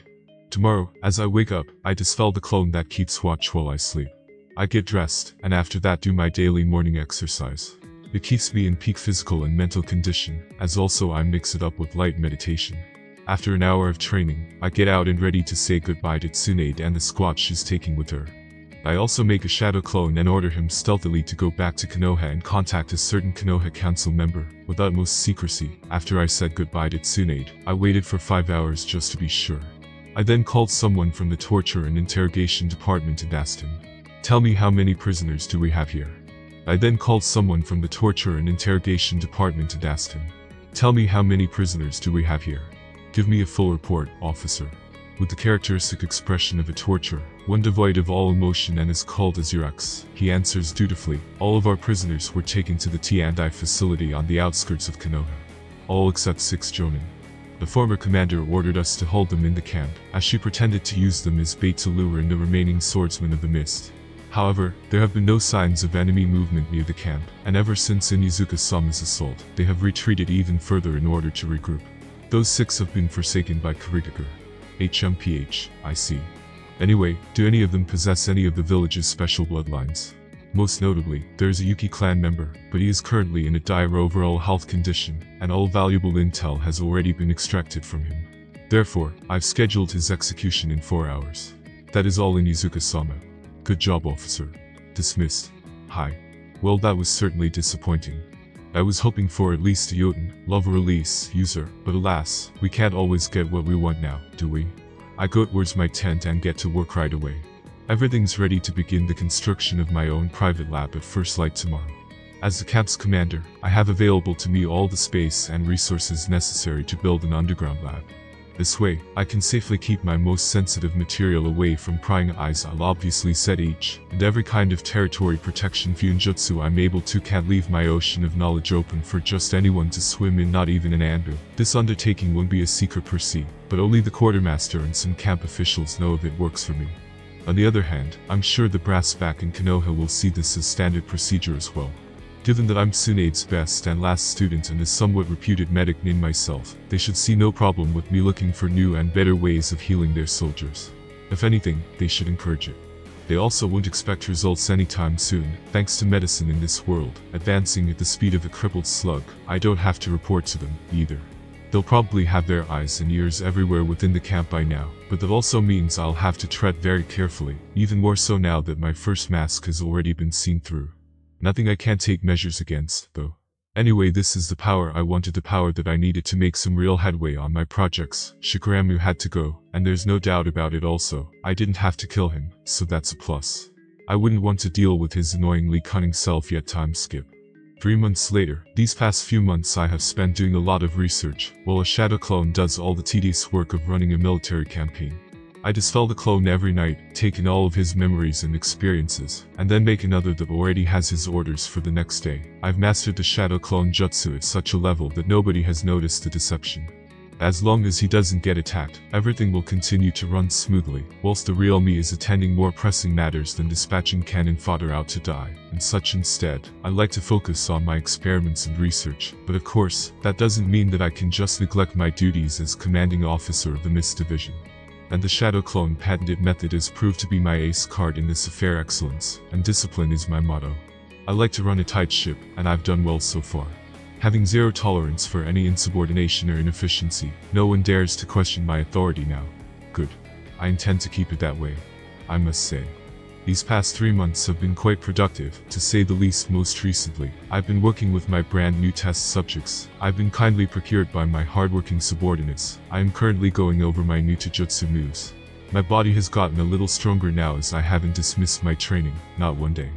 Of course, when I say going over I mean using a prisoner as my punching bag. This way, I get the most accurate data regarding my damage output, chakra and stamina consumption and replenishment traits, the effects of striking certain tenketsu, chakra points, and along etc. This is formal scientific work, and without precise data results, there's no point in me wasting my time with these experiments now. Analyzing the current condition of this used to be Jonin meat bag, I start taking notes. The man isn't conscious, obviously. He is a black-haired feminine man from the Yuki clan. I have already conducted several experiments on him, so he evidently looks like a mess. 23 days of incessant physical and mental strain have rendered his already weak mind completely blank, and at this point is hardly able to process the simplest of my orders. To be expected, since I have been trying different memory manipulation techniques, and additionally training my Sharingan's Shinjutsu capabilities on him. His body is in an emaciated state with several healed and recent fractures, muscle tears all over, bruises, and some organ damage to top it all off. To be honest, he actually went beyond my calculations, and managed to stay alive for 7.2 hours longer than I had predicted. I'll make the pertinent modifications. Not my proudest piece of work, I'll admit as much, but it was a necessary one. There are many sacrifices to be made if I am to reach the apex, and his life is one that I'm willing to make. I go on with my session, putting aside my pen and notebook. Come here, number 1. He comes towards me in a strange crawling motion fitting a zombie, and as soon as he is 2 meters away from me I cut his throat so fast that my movements couldn't have been seen by the untrained eye, putting him out of his misery. I didn't do this out of pity, though. He simply is no longer useful to me. Afterward, I burn his body until nothing remains, as usual. I've implemented a crematory in the lab with an optimized exhaust system, and a chimney that remains hidden between some rocks, well beyond the camp's premises. The remaining Jonin prisoners have also seen the end of their usefulness. Their cause of death was my new Taijutsu style called Death Fist.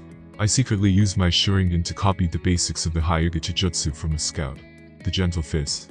Even though the Gentle Fist itself can't be used without a Byakugan, the main principle for my technique derives from it, along with a combination of the 8 inner gates technique, plus my chakra-enhanced strength technique.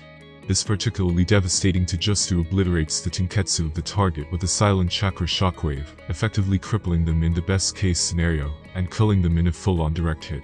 However, it is not yet battle-ready. It'll take some more trial and error in order to complete it, but the progress I've made so far is to not be disdained either. It's just a matter of time. Really, on another note, I have currently stopped studying the Flying Thunder God Jutsu. The reason being that, even though I now possess all the Uzumaki Fuin Jutsu and made substantial progress on that front as well, I've also inevitably hit a wall. And a quite considerable one at that. This is a technique that needs 100% of my attention to develop from now on, which I most certainly will eventually. I've already grasped the core principles of the technique, but now I need to develop my very own kind of technique formula to be able to teleport. This formula consists of 2 elements. The fingerprint, that in this case would be the Fuin Jutsu, and the ink with which to inscribe it. Chakra. In theory, there wouldn't be a problem, but the thing is that the kind of Fuin Jutsu used in it is unlike any other. Anyone who tries to learn the technique has to start by creating their own Fuin Jutsu mark. One that is tuned precisely to one's chakra flow and vibration at the time of casting it. And chakra is the combination of physical and spiritual energies. In other words, that means that each technique formula is unique for each individual that casts it. It's basically tailored to a specific body, at a specific time, under specific conditions. Now impossible to replicate, no matter how many tests are run, at least with the current technology. So the giant wall that stands in my way is this. Not even my shadow clones have a formula 100% identical to mine. Theirs might be almost 99.99%, but they don't have a physical body that can be hurt or that needs to eat, et al. This becomes a problem when their Fuinjutsu mark, the fingerprint isn't the same, and in turn, the formula is unequivocally altered. The solution to that dilemma, however, is also the main complication for me right now. I need to study the jutsu on my own. That means no shadow clones hack, regrettably. Given the aforementioned, I postponed it at least until the second ninja war ends, in order to be able to study it on my own, and dedicate myself fully to such endeavor. Going on with my inner monologue, I have completely unveiled the profound truths of the 8 inner gates technique, and have been trying to combine it with the creation rebirth technique. That would counteract the 8 gates weakness, the destruction of one's body inside out. Such a dreadful combination could very well become my trump card. Just remembering how Might Guy brought 6 paths Madara to his knees when he unleashed the 8th gate is a testament to its undeniable potential, the potential to open the 8th gate without dying or crippling my body forever. It certainly puts things into perspective, but there comes the reason why not all ninja learn the 8 gates technique, besides the difficulty of learning how to open the gates when even someone as untalented as Guy was able to do so, when just the first gate would already be able to help any ninja tremendously in a battle. The reason for it couldn't be more judicious. And it is that whenever a gate opens, you can't use even the simplest of ninjutsu or jinjutsu. The chakra is literally rampaging all around your body. It is statistically impossible, no matter how good your chakra control is. Plus, there's a high chance of it backfiring if the user isn't in top physical shape, potentially leaving the user as a main vegetable. And that's just with the first gate open. Now imagine how it would be in the 3rd or 4th, let alone the 7th. Though this method might be impossible, there should be a way to train your body using the 8 gates finally.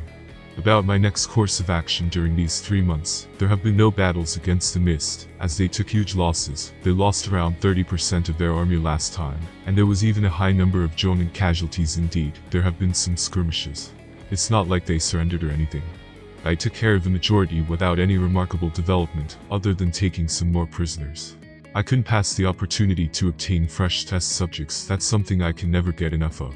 They didn't last much though, as their level was at most Chunin in any case. Now that I've got my Sharingan 100% mastered, I am planning on venturing into enemy territory once again. Obviously not with an army at my back, otherwise they'd notice that 100 miles away after all. The Mist still has scouts all around. I left my second in command, a random Jonin officer, in charge, while I am away conducting my advanced reconnaissance tactics and preemptive trap setting. Also, the shadow clone I commissioned to secretly go back to Konoha and contact a certain council member has concluded his mission satisfactorily. I asked Danzo to give me some information on the Mist and their patrol routes. I also added in some bullshit speech about the greatness of Konoha and how we mustn't lose any more forces over a lack of preparation. Obviously, I wouldn't be taking the safe route he graciously marked for me. Danzo is probably on my top 5 people I wouldn't trust in this world no matter what. The true objective of that meeting, however, was to get away in with Danzo. Firstly, because he has a way to get me more test subjects during peacetime, just as he did for Orochimaru in the canon. And secondly, because I also need him to vote for me when I contest for the title of Hokage. His political support is invaluable for my plans. I stealthily go out of the camp. Only the Jonin, including the Brass's spies, know that I am going away, and I didn't even go into much detail when I informed them of my departure, as soon as I'm a couple dozen meters outside the camp. So it begins, my journey well into the land of water. As soon as I'm a couple dozen meters outside the camp, so it begins, my journey well into the land of water. While on the road, I try to organize the information I got from Danzo, and combine it with my knowledge of the canon Naruto timeline. This way, I can finally get a clear picture of what is the current situation on the land of water. So the land of water has the smallest landmass of the 5 great nations. Their territory is mostly water. The country's landmass is composed of many islands, each having its own unique people and respective culture. The weather is temperate all year round, and the islands are usually covered by mist. The islands themselves also feature many lakes. Little else is known about the country, and it apparently leaves itself out of most political affairs. This is due to the fact that it is composed of vast islands, relatively far from the continent containing the other 4 major countries. It doesn't come as a surprise for each small settlement to have adopted an isolationist policy regarding foreign conflicts. What it is known, however, is that the country used to be overwhelmed by wars between clans during the Warring States period. It was during this period that most of the Kekkei Genkai users and their clans earned fearful reputations as slaughterers and monsters. Sometimes fighting for their own clan, sometimes selling themselves as mercenaries. Naturally, it caused many to view certain clans as harbingers of war and death. It means that Obito didn't start a civil war out of nowhere, he just gave them a little push. After all, even if the Mizukage says something like, "Hey, let's kill anyone with the Kekkei Genkai," no one is going to just say, Yeah, that sounds like a good idea, not without a reason. Anyway, also, the ninja clans who founded HolyJoker have a higher standing than the ones who were integrated after being conquered. Currently, the Mist Village in the brink of civil war. Danzo has been trying to make it happen for some time now, but the Mist Village Council and the leaders of the Land of Water are no fools. They have been sending out the clan ninja on consistently hard and even suicidal missions, all of that just to keep civil war from erupting. Though that method is just a time bomb waiting to go off. The Land of Water also has a good relationship with the Land of the Sea. Kiri Shinobi take a lot of missions from there. After some time, I have arrived to the heart of the Land of Water, the main island where both HolyJoker and the country's capital are. This is where the daimyo lives. There are going to be a lot of opportunities for me here. I think back on the several clan compound locations on the map that Danzo prepared for me.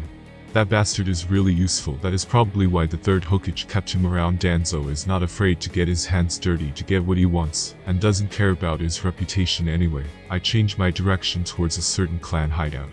When I arrive there, I see that the clan compound doesn't have any strong chakra signals. I know from the anime that the Kagaya clan is dumb enough to challenge the Mist Village all by itself, just to satisfy their bloodlust, but to leave their clan compound almost completely unprotected. I am not nice enough to let a chance like this go. Not when there is so much loot for the taking. 1 hour and 30 minutes later, the Kagaya clan compound is all covered in blood. Civilians, men, women, children, elderly, even the cattle, none were spared. They've all been killed in the most efficient way possible. Their brains pierced with a senbon or throat slit with a kunai. Third-person POV, in the Ingawa, Japanese-style porch of the clan head's mansion, a person or what remained of it, could be seen, the lifeless body nailed to the wall by dozens of senbon. There are clear signs of struggle, the cheeks slightly moistened, maybe by tears or just the night dew, and many other characteristics best left to the imagination. Right next to where the blood puddle stops its way through the wood, there's a kid of approximately 10-13 years old, sitting in a lotus position on the floor, who appears to be reading some old books and scrolls. His eyes stand out in the dark with a bloodshot color, along with strange markings on both of them. Then third-person POV, the person nailed to the wall used to be the wife of the clan head. I had just tortured some information out of her. I am currently studying some books about the Kagaya clan's Kakei Jinkai, Shikatsu-myaku, Dead Bone Pulse. It was an extremely rare and feared bloodline, even within the clan itself. It was often regarded as the definitive taijutsu technique by many experts. But of course, that was without considering Kagaya's Tamagarashi no Hikatsu, Murderous Bone Ash, or the 8 Inner Gates technique. In any case, all the clan's users of this Kakei Jinkai are out on a battlefield right now. Damn, talk about bad luck, I wasn't able to find even a kid with the Kagaya bloodline in the clan compound. 1 hour later, after I memorized all the techniques and information of the Kagaya clan, I made another checkup around the compound just to be sure to not leave behind any loose end, or the cliched 10 years later revenge kid just as back as with the Sky Village, no survivors. I always follow my patented method of Kilobu, which stands for kill everyone, loot anything of value, and then burn whatever's left. It delivers the best results for the less amount of risk of getting tracked or killed. Flawless work I take much pride on. By the way, the Sharingan is really useful. This photographic memory is one of the best abilities of the Sharingan. Even more so for someone like me. I mean, sure, I might have a good memory, but like any other average human, I eventually start forgetting things. But if I see something with my Sharingan, I'll never forget it. Localized eidetic memory processing capabilities, or just photographic memory for short, it makes learning things way easier. Anyway, getting a bit sidetracked there. I also looted 45 million Ryo from the clan's vault. Now I have a total of 967 million Ryo to my name. That is equivalent to approximately 19,760,100 United States dollars. Not bad for a kid, huh? Poof poof poof poof poof. I make 5 shadow clones. They have to burn everything here while I get away. You know, I wouldn't have it any other way. After that, they will dispel themselves. In other words, a perfect mission with no evidence of my activities. Except for the massacring of hundreds of people and the destruction of an entire clan compound. Not much really. I won't linger here a second longer. After all, a fire for a ninja is just like saying, "Hey, I am here, come kill me please." Oh, one more thing, the information I got from the clan head's wife. The whereabouts of her husband and the Kagaya clan army. Naturally, that is my next destination, after what must have amounted to the same time it used to take me to microwave some popcorn. Oh, how I miss popcorn. I finally arrived at my destination. The Kagaya clan military campaign. Yes, you read that right. I said military. You see, I've been lurking in the shadows for about half an hour. not deactivating my Sharingan for even a moment. After fully mastering it, I've managed to drastically optimize its chakra consumption rates to a ridiculous amount, so I could probably use the Sharingan as indiscriminately as Itachi, and not feel tired at all, despite not being an Uchiha. Kakashi couldn't do the same, simply because he didn't have the second best chakra control of the shinobi world. My Mangekyou remains unaltered in its deteriorating effects on the user's eyes and body. Unless I get myself a pair of EMS, that's how it's going to be, regrettably anyway. Back to the point I was making. I've been doing standard reconnaissance of the camp, evaluating risks and such, but then I realized that this looks more like a beer festival than it looks the camp of a feared warrior clan. I mean, they've got large banquet tables with several foods, mostly meat, right next to a giant bonfire, carts with uncooked meat in some crates, and tons of barrels of beer and sake. Almost 90% of the ninja are intoxicated right now. I mean, yeah, they kinda have patrols going on, but man, this is outrageous. They don't even have a perimeter set up, just tents scattered everywhere, and, may I remind you, that these people have declared war on a hidden village. I mean, WTF, this must be some kind of trap or something, right? Side the mist camp I infiltrated had a similar vibe, with people celebrating and whatnot, but this is on a whole other level. They at least had a wall, and weren't as close to their enemy side. These Kagaya bunch, I tell you. Besides being ugly as fuck, they are also way too stupid. Even for muscle brain standards, no wonder they got exterminated in the cannon hat. Now that I think about it, it doesn't really matter, they're living on borrowed time, their people have just been exterminated, their compound burned to less than ashes, and they don't even know it. Let them have their drinks and delicious meat, maybe it's for the better. They get to enjoy their last moments on this accursed world of shinobi, a privilege that not everybody has. At any rate, I think we can finally get back to my Citra. So, I've calculated their numbers using my enhanced Inuzuka senses and the Sharingan, with 100% accuracy. There are 284 ninjas scattered around the camp, with varying chakra amounts. 51 of them have Jonin level chakra. Nevertheless, Jonin level chakra doesn't mean they are all Jonin level per se. But still, no matter how much I may look down on these savages, I do a lot. I'm also not willing to compromise the mission for anything. Nope, not happening. I'll make this another flawless mission on my personal record. In any case, it's time I go back to what I do best. Hide for indefinite amounts of time while analyzing stuff, calculating stuff, and planning even more stuff. That's my ninja way. I guess after another hour of doing what I do best, I have identified the clan head's tent. It's basically the same as any other tent, so it was truly harder to find than your average command tent. Maybe they're not so irredeemably stupid after all. I also made sure that this wasn't a trap and memorized their patrolling itinerary, if you could call it that anyway. That was the easy part, seeing as there are so few ninja on actual guard duties. I don't have much nighttime left, and I've got my targets identified. Not wasting any more time, I proceed to make my move. Firstly, I sneak close to one of the patrolling ninja. I'm already relatively close to the camp, so it takes me a moment to reach him.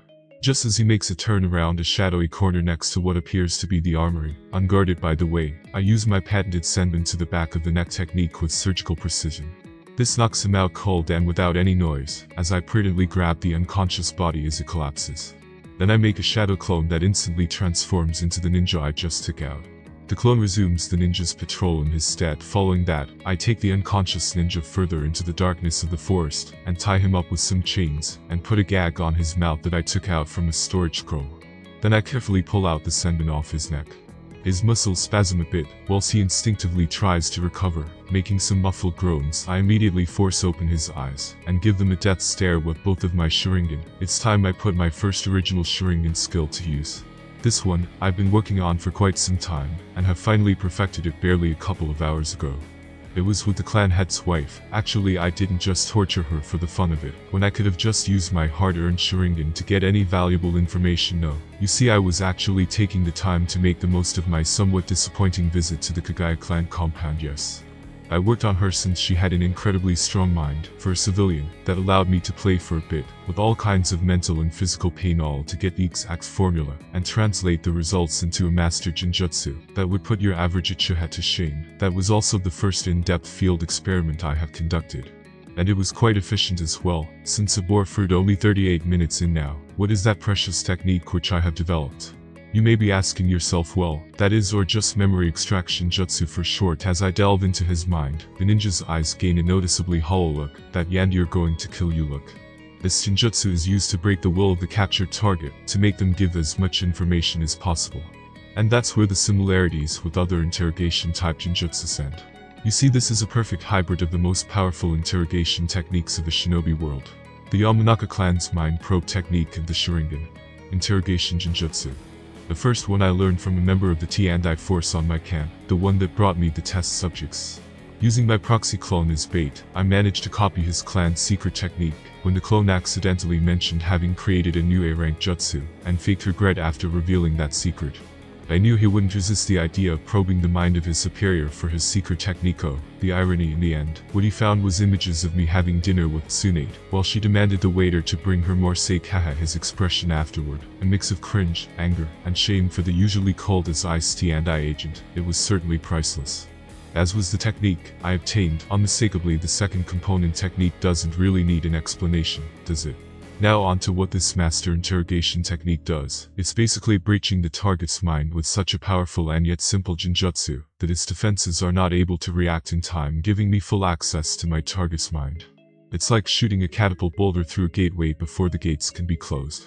Simple in theory but exceedingly effective. I can then freely browse through the target's entire memories, not just what he's thinking at the moment, and take whatever memories I want for myself. Like copying a file from a PC into a pen drive. It allows me to obtain reliable and clear information, which I can access at any time with my Sharingan's photographic memory. No bloody mess, no interrogation nonsense, and it's also time efficient since time inside the victim's mind elapses at 5% of the real time. It almost sounds too good to be true, but of course, it isn't. Too good, I mean. This technique has a fatal weakness. If the target has a strong enough will or countermeasures against genjutsu, the technique is rendered effectively useless. Why? Because I risked it backfiring on me, and you know what that would mean. I would be utterly and royally fucked. Therefore, if the target starts to resist it, I would have to employ other techniques, and that would probably end up with the target's brain becoming a useless lump of tissue genjutsu on top of genjutsu. It's just nasty. Consequently, I have to be extremely careful with whom I use the technique on. The good news is, most ninja below Jonin level, and maybe even a few Jonin, are in the necessary mental strength range for my master technique to work appropriately. It is kinda overpowered, but you cannot say that I haven't spilled blood, sweat and tears in developing it back to what's happening with the poor bastard and his hollow eyes. I chose this ninja for two reasons. First, he's barely at Chunin level, from what I gathered. His reaching this level is nothing short of a miracle, given his early 30s appearance. The second reason is that I noticed during my reconnaissance that he's profoundly insecure, from things like not looking at his peers in the eye, fidgeting when talking, to the way he walks, etc. Normally, I'd run many more tests before actually using a new technique on the field, but the risk of failing against such a weak individual is negligible. And then my father Sniff never acknowledged me Sniff as his son just because my mother was a servant. Since then everyone on the clan looks down on me, plus I am weak, and all that Sniff. Okay, damn. The dude whined about his pathetic life to me, thinking it was all some kind of dream, and that I was his spiritual guide or some shit. Turns out that if the target has an extremely weak mind, he may be called directly into his mindscape and talk to me free of inhibitions, although in this particular case, it was mostly a pain in the ass. Only after 52 minutes, 2.6 minutes real time, has he finished telling me his whole life story. I only bore with it, because of the next part of my plan. After the sob story time is over, I end the technique, only to knock him out again, and making a clone to watch over him. With that taken care of, I can see my other transformed clone in the distance doing some patrolling. I rush towards my clone, dispelling him in an instant, and at the same time, I transform into the patrolling ninja. Then I take out a scroll and go towards the clan head's tent. I run towards the tent's entrance from the other end of the camp, guarding it. While having a few drinks, there are two middle-aged guards. As drunk as they are, both have Jonin level chakra and most definitely are Jonin level per se. I don't let my guard down, and now comes the reason why I didn't just take that Chunin's memories. I wanted to experience firsthand how he interacted with others. To correctly impersonate him, time to get into character, I started to act nervous and fidget. Excuse me, Jigami-sama, Maru-sama, I. They look at me like I am trash with an eyebrow raised and a smirk. Spit it out, brat. What do you want to say? Says the one on the left. The other one laughs, only to add, well, he's going to be spitting something 8. His teeth, if he doesn't start talking in the next 5 seconds. Wow, hilarious guys. Arrogant drunkards like you are only any good as lab rats. Still, I keep on my wind mask. Why yes, sir. Mizuki-sama has sent a message to be delivered directly to the clan head. The envoy was injured, so I sent him directly to the medic's tent. They just look at me. Come on now, I am ready. Ask me questions. I have prepared an answer to all of them. Even the ones of why would someone even give me the message if it was meant to be delivered directly to the clan head. I even know the answers to personal questions, if they ask me ha. Then they look at me seriously then, go inside. Now. Wait, what, this sounds suspicious as hell, what the hell, I memorized that guy's whole life story for nothing. And I can't ever forget that shit because I used the Sharingan to memorize everything he said. Fuck, despite my annoyance, I keep my act going. Why yes sir. As soon as I get inside the tent, I see the clan head. He has a big build with black hair and a scruffy goatee on his face. He is sitting in a cross-legged position on the ground with a Japanese low table in front of him and a half-filled bottle of sake on it. Putting down an empty small cup on the table, a questioning look is drawn on his slightly blushed face. As he turns to me, I promptly bow down to hide my face from him, and I secretly activate my Sharingan. I also extend the scroll I had on my hands towards him in an obeisant manner. Kimura-sama. The Mizuka-sama has sent an urgent message for your eyes only. He rudely takes the scroll away from my fingers, and as he's opening it, his eyes widen in shock. Indeed, I have done with his clan as I willed, essentially unopposed. This time with my patented method of espionage, the 3 eyes. Infiltrate, interrogate and impersonate. He looks at me with a look that reveals his futile realization of what has transpired: anger, impotence, despair, even a hint of sadness. He looks at me like he is about to say something, probably his last words or perhaps. But then his gaze helplessly shifts to my bloodshot eyes. That realization came all too late, as if those spinning shapes were singing to him. As soon as he is in my Jinjutsu, I knock him out with the usual sendment to the vital points in the neck. This time I use 8 of them, just to be sure. After all, people with the Shikatsu-myaku bloodline in the Naruto anime are said to have a different body structure from normal humans also. I lay him on the ground and pull up his shirt to expose his stomach. I run chakra through my fingertips and jam them against his stomach. I make his chakra go haywire. Well, he will be out of commission for some time now. The dark sealing formula appears in his stomach. I could have used some more dangerous seal, or test some self-made seals, but I don't want to hurt my precious test subject, at least not yet. I then put the leader on the side of the tent, and cover him with a blanket and a little dirt under the blanket to the side, to not make it look like a body. Also, on top of it, I put a camouflage ninjutsu on it just to be sure. I then transformed into the leader and made a clone that transforms into the wimpy guy I impersonated to get in the tent. Then I order my clone to go outside and act like the wimpy guy did not raise any suspicion. After waiting for about 10 minutes just to be sure everything is in place and no one suspects anything, I then go outside, and I order my guard to gather all the ninja. The situation has changed. The Mizuka has sent word of an emergency. They bow down. Hi, Kimura-sama, they both answer at the unison.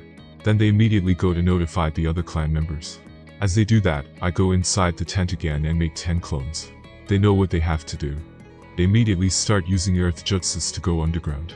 Every minute after that, I made 10 shadow clones and started spreading them underground. I had to start drawing chakra from my strength of 100 seal to make more clones.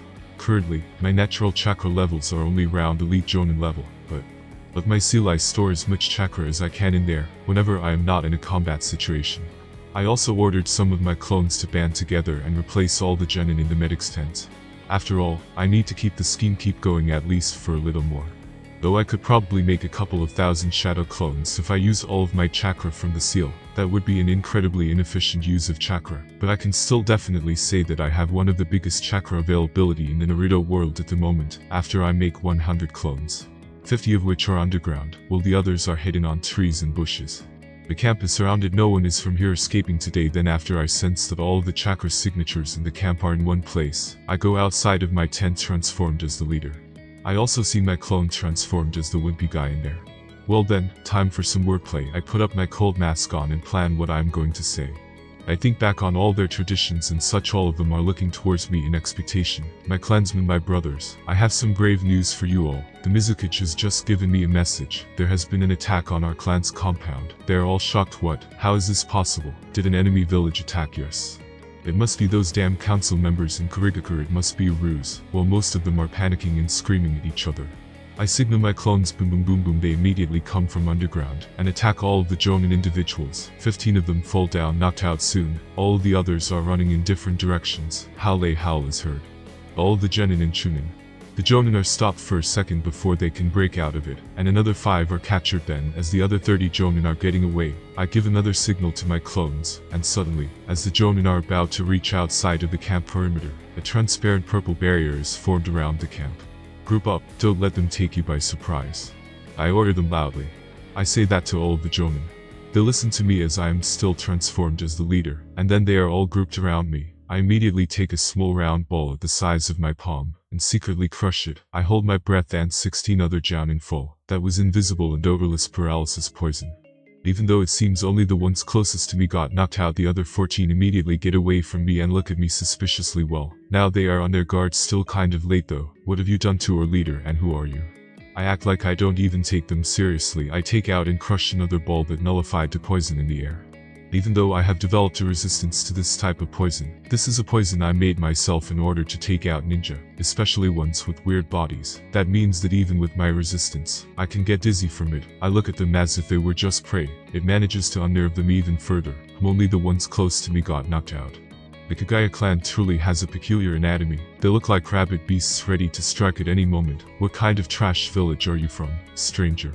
I don't even answer. No need to talk with an enemy opponent if it gives you no advantage.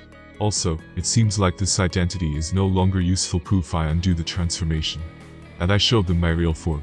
An 11 years old kid, although I noticed that this time my opponents didn't get distracted. Oh well, they are not jonin for nothing. 4 silver chains come from my back. It was instinctual for them to look at my chains for a split second. In that second I activated my Sharingan, and when some of them looked back at my eyes, 10 of them are caught into it. The others are about to help them break out of my Jinjutsu, but my chains immediately attacked them, and they dodged. With only 4 left now, they are easy prey. They have all got some bone swords on their hands, and they should be good at Taijutsu then, but I won't fight in their strong point, even if I know that I could beat them with my super strength. 9 clones appeared. They go to handle the 3 of them, one of them against 3 of my clones, and the last of them versus myself. My opponent is also looking at my feet, and no longer looking me in the eyes now. HMPH. It doesn't matter. I immediately appear behind my opponent. I stab a Senbon on his spine and paralyze him instantly. I look at my other opponents. They are now all taken care of as well. Good, gather all of the bodies, and after we go far enough, 2 of you burn the place to the ground. I want no witnesses, no evidence. The clones simply nod. My clones cancel the barrier and seals that stopped any chakra leaking out to signify that a battle was going on in here. I then lifted the Jinjutsu that my clones had around here. That made it look like nothing is going on. After 3 hours, everything is ready. It seems like even amongst the fighters of the Kagaya clan, only 49 people had the Shikatsumiyaku bloodline.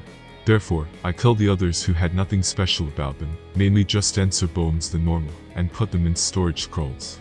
I then killed 24 of the 49 Shikatsumiyaku users. After all 49 of them, should they manage to escape and sneak attack me somehow, then they become dangerous. I seal all of the dead bodies of the Shikatsumiyaku users in another scroll, and put the scrolls back in my pouch. Then, as I have all of the unconscious Shikatsumiyaku users' bodies ready with my clones and am about to leave, at the edge of my chakra senses, 100 meters, I can sense a vaguely strong chakra well. Time to get out of here because of my paranoia. I always kept my Sharingan active. The next second, from 100 meters away, I sense the huge chakra right next to me. It's coming. Ironic, same as the clan leader. That realization came too late for me. Lariat. I immediately tried to jump backward. Crack, I can feel my neck getting slashed and broken. Boom, I got thrown on the ground and a crater is formed all around me. I can feel blood bursting out of my neck. The only thing holding my head together with my body is my spine. I can't even move my body below my neck anymore, as the lighting running through my system has temporarily paralyzed me. I hope this can heal my injuries. Come on please, I don't want to die. I am scared shit. The flesh is too far apart. It's not healing. Fuck.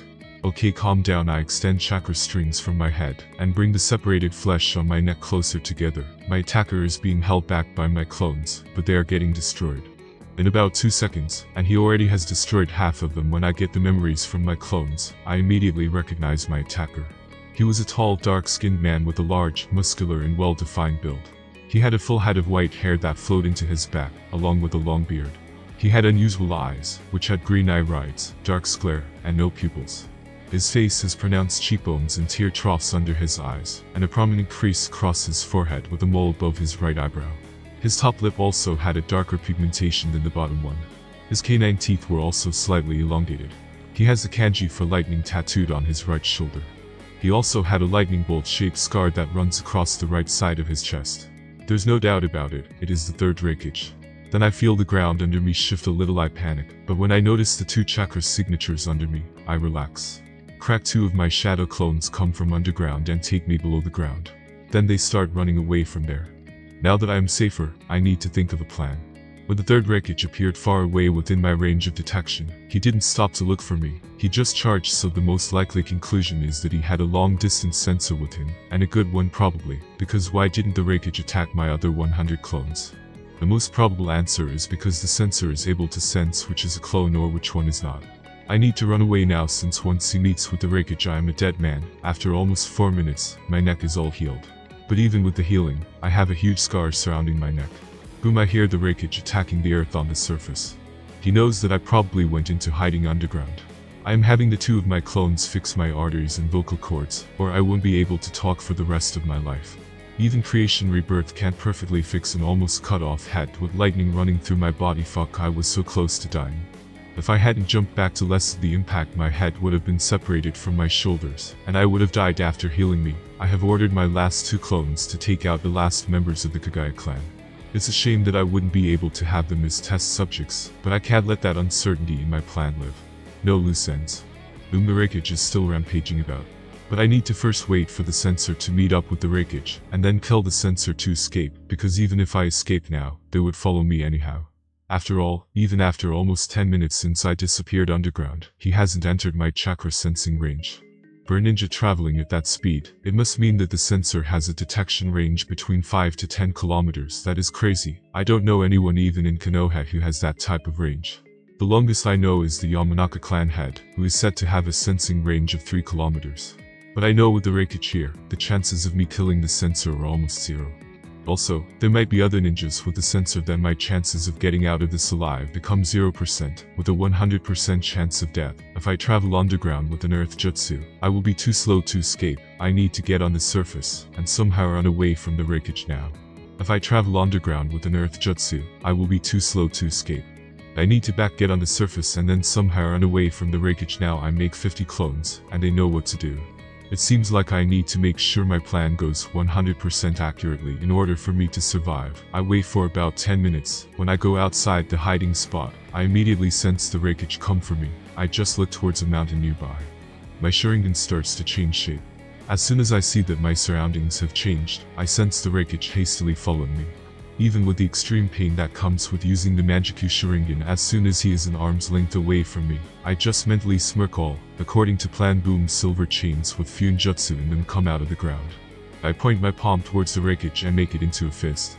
Chains start to trap him. A couple of them are broken, but with so many chains, no matter how strong the wreckage is, unless he is at Madara level, he will be restrained.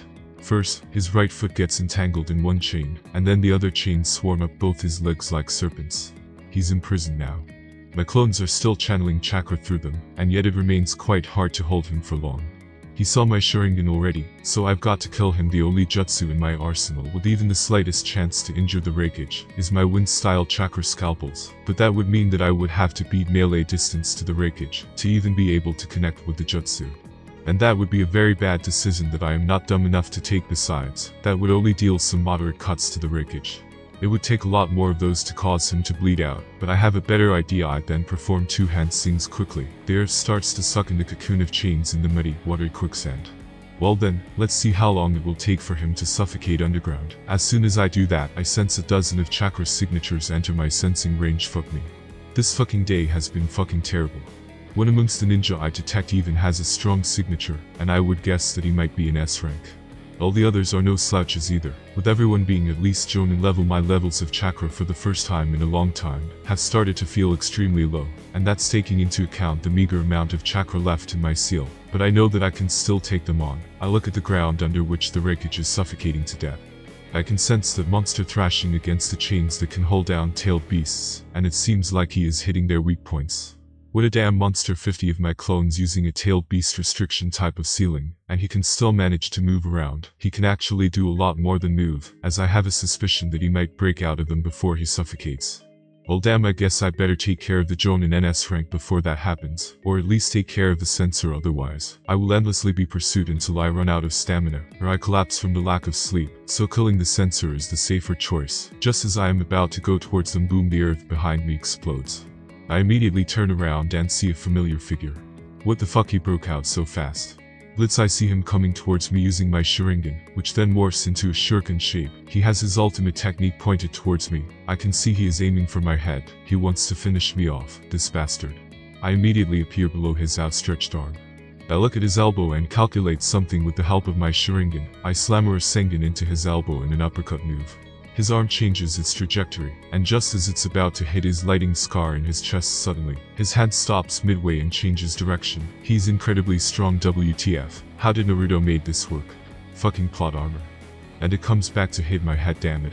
As a last resort, I have to meet his technique head on, launching a punch with my right hand, all the energy, chakra, stamina and whatever the fuck else left in every cell in my body, supercharging it into an attack 10x times stronger than one Tsunade level punch. Boom, the Reikage gets knocked back with immense speed and is sent flying, crashing into a tree. This might seem like I won the exchange, but I then look down at my right arm, or rather the shallow stump that is in its former place now. My arm was completely obliterated by the power bout. I look at my stump, I now have for an arm, damn it. I can't even move from the lighting running through my body. I can feel the cold grip of fear grab my heart. My body is in a state of panic. Calm down, I need to run away now or I am going to die. Come on, think. My Magicu ability is amazing at running away. While the Reikage is momentarily a distance away from me, I got it. I extend one chakra string from my left hand and grab a stone, and, like a slingshot, it shoots into the air. My Magicu looks at the stone that is shot up. Swish, I am teleported to it. This should be a distance where he probably can't jump to. I immediately start to fall together with the stone. I then run wind chakra through my body to repel the lighting that is paralyzing my body. In 2 seconds, wind chakra is the counter to lighting, it repels it. I can feel the pain wreck in my brain like it is being punctured by 100 needles.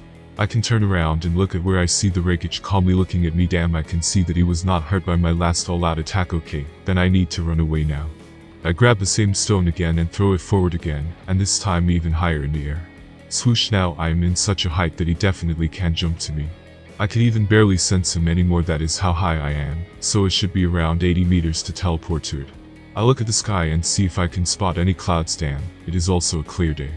So I can't hide in the clouds. Fuck anyway. This teleportation ability can only teleport me to something that I can see clearly.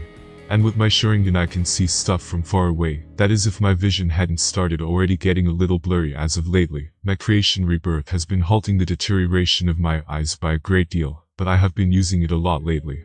Swoosh, again I teleport to the stone, I grab it again, and I can sense the Reikage hot on my tail. He is following me. But let's try this. I throw my stone again. This time I throw it in a straight line. Swoosh, I am temporarily out of the Reikage's sight with my one hand. I make the tiger hand sign, poof, and a shadow clone appears next to me.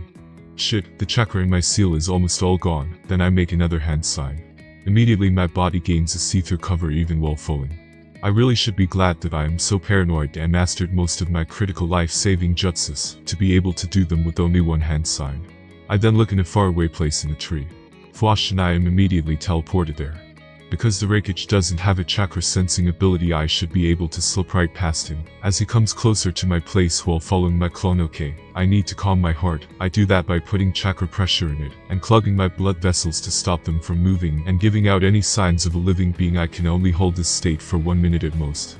I can sense the Reikage is getting closer. I can hear lighting crackling. Swoosh, he doesn't seem to notice, and still goes after my clone. He is 50 meters away. Yes. After he is out of my sensing range, sigh. I let out a sigh of relief. I am almost about to cry from happiness. That is, if I was dumb enough to waste time doing that. At last, I finally escaped him temporarily.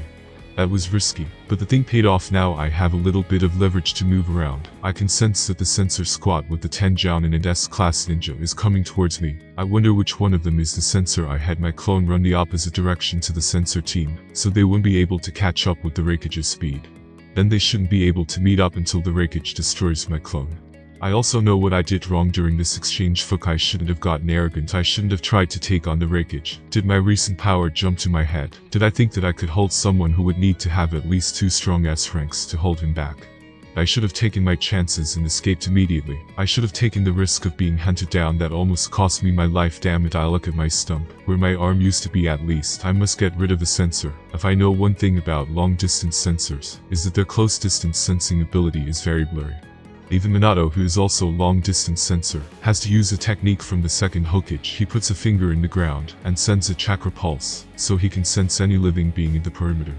Anyway, I need to go and kill the censor at all costs. I know what happens when a shadow clone uses the Mangekyou Sharingan. Until it goes blind, I will also lose my light.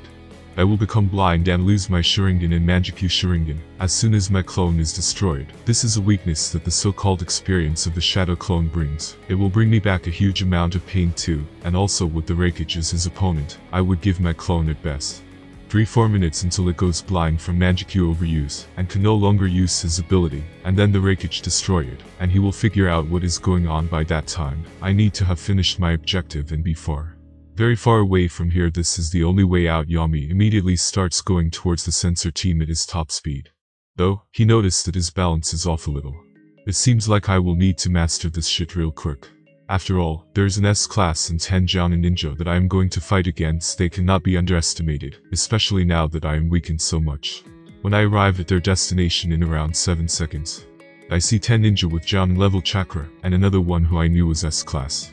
I hide in the trees and look for the censor in their midst. No one seems to be using any censor techniques. I can see that with my Sharingan. They also seem to be acting strange. I can pick that up in their body language. Aha. I get it now. They already know that I am here and are trying to lure me to a false sense of security. Well, then I make a tiger hand sign. Poof, a shadow clone appears next to me. Now all of my chakra from my seal is gone, so I only have my natural chakra amount. Damn, I haven't run out of chakra in a long time. Since I know that I will go blind anyway, then I better use these eyes as much as I can. It's truly a shame I never figured out how to use Susanoo. Though, I better be careful. Usually I am not worried about the chakra consumption of the Mangekyou ability, but now I still need to not accidentally pass out from chakra exhaustion. As soon as I see that they already have noticed me, I order my clone to stay back while I attack them. I also have an absolute advantage over them. They don't know any of my abilities. Then I take out a scroll and poof, a giant blade comes out. This is the explosion blade, one of the 4 blades that I stole from the 4 ninja swordsmen that I killed. I then pick up the huge sword. I bet that I look ridiculous with this sword. A one-armed 11-year-old kid with blood all over his clothes and a huge sword on his remaining hand. I look at the middle of their formation. Immediately, I appear in the middle of the formation. And before they have even a chance to be shot, I attack the 3 Jounin who are closest together. Boom, the explosion hits them. I immediately sense 2 chakra signatures disappear, so they are probably dead. And the last one seems heavily injured. But I didn't stop there. With the help of my first explosion, I propelled myself towards another Jounin, and I swing the sword to attack him. Lava style. Rubber wall. Boom, my sword then hit something bouncy. TCH, it was blocked by rubber-like substance. I look towards the S-class ninja. He is the one who used rubber to block my attack and protected his ally from death. I need to end this fast. Reikage POV. Following the kid with the strange ability to teleport wasn't honorable. This war was a mess ever since it began. Killing such a talented kid is a shame. If only he was born in my village. Well, there is no use trying to think any more about this. It also seems like the teleportation part of his ability comes from his eyes. -3rd POV, in about 4 minutes later, the clone starts falling from the sky. The Reikage immediately follows him. The clone extends some chakra strings from his hands to tie around the trees to stop his fall. And soon the Reikage appears in front of the clone and is about to attack him, but then the clone bows down with his head touching the ground. Please let me live, Reikage-sama. Immediately, the Reikage's face morphs into a frown of disappointment. After all, he thought that at least the kid would have a little dignity. But even then he is a ninja, so the 3rd Reikage can only suppress his feelings, and at least try to get some information from the kid. After some thought, the Reikage asks Yami, "Clone, what can you give me, kid?" The Reikage asks Yami with a cold look. After all, he can kill the kid whenever he wants. I hold all the cards. I will still kill the kid, but he will have to wait if the kid has any useful information. As soon as I notice that the kid is lying, I will kill him. Yami looks at the Reikage in the eyes. The Reikage can see 2 hollow eyes staring back at him. Like a mist in front of Yami's original eyes, it had a pure black color. They now have a gray color. The kid is blind, so that teleportation ability of his did have a drawback. I know all the current S-rank ninja placements, together with me being one of the best medical ninjutsu. If you take me to, the Reikage immediately gets a suspicious look on his face. He is just saying non-specific stuff. So he is trying to bide time. I already know how troublesome he can be. So boom, the Reikage immediately punches Yami's head off his body, and just then the Reikage's eyes widen. Poof, Yami bursts into smoke when the Reikage sees that it was a clone.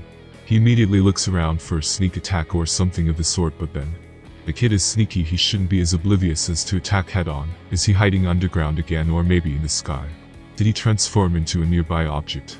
Breakage POV. I could use a lightning sensory technique that senses chakra signatures 50 meters around me, but I would have to drop the lightning cloak, and I would have to be a special kind of stupid to make such a fatal mistake against an enemy like this. The kid is young and small but very dangerous. I had heard about him. A truest class ninja from such a young age. But he is definitely more dangerous. Because even since the beginning of the fight, I never underestimated him, and went 100% from the beginning. But where is that kid? He is a sensor, so wait, don't tell me Fwash. I immediately start retracing my steps and running back where I came from. That little brat. He was after my team all along. After 20 seconds while running back to where I came from, I noticed something in front of me. Damn. There are mutilated body parts everywhere, some even pierced on the trees. These are my team even with all the rage inside of me. My face does not show any emotion. My brain is 100% alert to my surroundings. Waiting for a sneak attack, a trap. I was expecting chains to come from underground and surround me at any second. Those things were dangerous, so I need to be careful. Then after looking at the blood of my comrades, my close friends, they were my chosen squad that I would entrust my life to them. If only I had noticed it earlier. Then with a calm voice I say, "Anyone alive?" When no one answers. Cough. As soon as I heard the cough, I went to the side of my teammate. He had his hands and legs, both of which were bent in ways that they were not meant to bend. Immediately, as soon as I saw his face, I knew who it was. It was one of my best friends. I went towards him carefully in case it was a trap. But when I looked at my friend's mouth area, I noticed that even his tongue was cut off. I couldn't handle the guilt anymore, and I immediately went to his side. His face was a little bloody and messed up. I know the ruthlessness of that kid. Did he leave him alive to hold me back on not giving chase to him? The blood still seems fresh, so he should be close around here. But I can't let my die. I am not even sure if I would be able to find the kid. Also, see is dead. He was the best chakra sensor in Kumo, or even the whole elemental nations. Finding him now is going to be like trying to find a sandman in a haystack. I look at the horizon and swear in my heart, I will kill you next time, kid. MCPOV. I spread my chakra senses all around the cave that I assume is in a dark place. The only thing I sense is my clone that I made before starting the fight. I let one of my enemies alive and had my clone put him in a simple genjutsu to make him cough when the body hears the Reikage's voice. That was plan B in case I couldn't get away from the Reikage in time. So for the love for his comrade in critical condition, he will then go to the Mist Village to heal his friend. Though I's injuries, even though they seem bad from the outside, they're even worse on the inside. He is crippled forever. Also, I place a certain seal in the inside of his skull, and in 24 hours it will explode. And it will blow up the hospital. It will put quite a strain on the relationship between Mist Village and Cloud Village. Even if they figure out that it wasn't them who planted the trap, they wouldn't dare admit it publicly, especially Mist Village, or else the bloodline clans which were being discriminated up until now. As soon as they see a weakness, they would feast upon them like a wolf feasting on a sheep.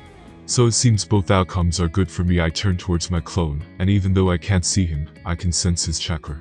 The clone still has the Sharingan because he was created when I still had it. He will only last for some hours with the chakra that he currently has, and I can't even transfer some to him because I am almost to the brink of chakra exhaustion. I just look at him and say calmly, "Go and genjutsu a bird and write a warning about the Reikage's change of battlefield. Say in the letter that I can hold him back for some days. Write it in a confident way. Also tell them to recall some S-rank ninja from the other battlefields to prepare for the Reikage." Then I hear the clone say, "Okay, but you need to calm down." What is he talking about? I am calm. Your hand is shaking, and you have a childlike happy smile on your face. It is honestly creepy. Wow, what a rude bastard. I try to calm down and touch my face. And I can feel a Joker-like smile on my face. I know I should be in panic because the Reikage almost killed me, but I am so happy that I am alive. I then try to calm down. Well then, since this is over, I should relax. I should let my body rest. My body today got wrecked, but still I am so happy that I survived. Ouch. I feel my body calm down and let the adrenaline wear off.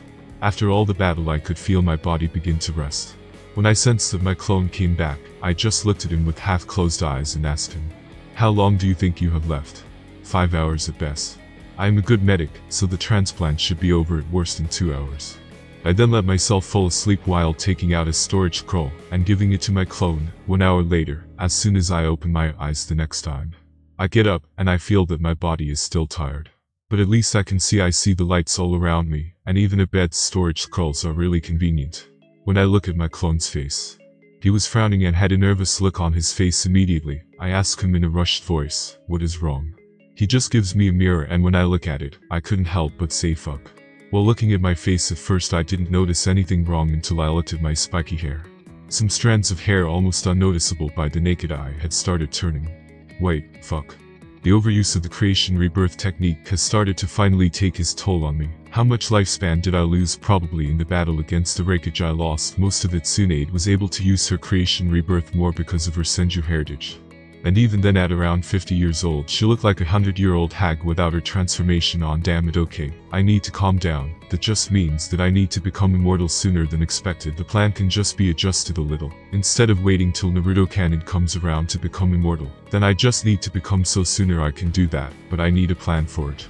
I wanted Kagaya's immortality with some higher regeneration on the side, but it seems like I will have to temporarily settle for some other type of immortality, or I could invent my own type of immortality. Then, after some thinking, I finally concoct a plan.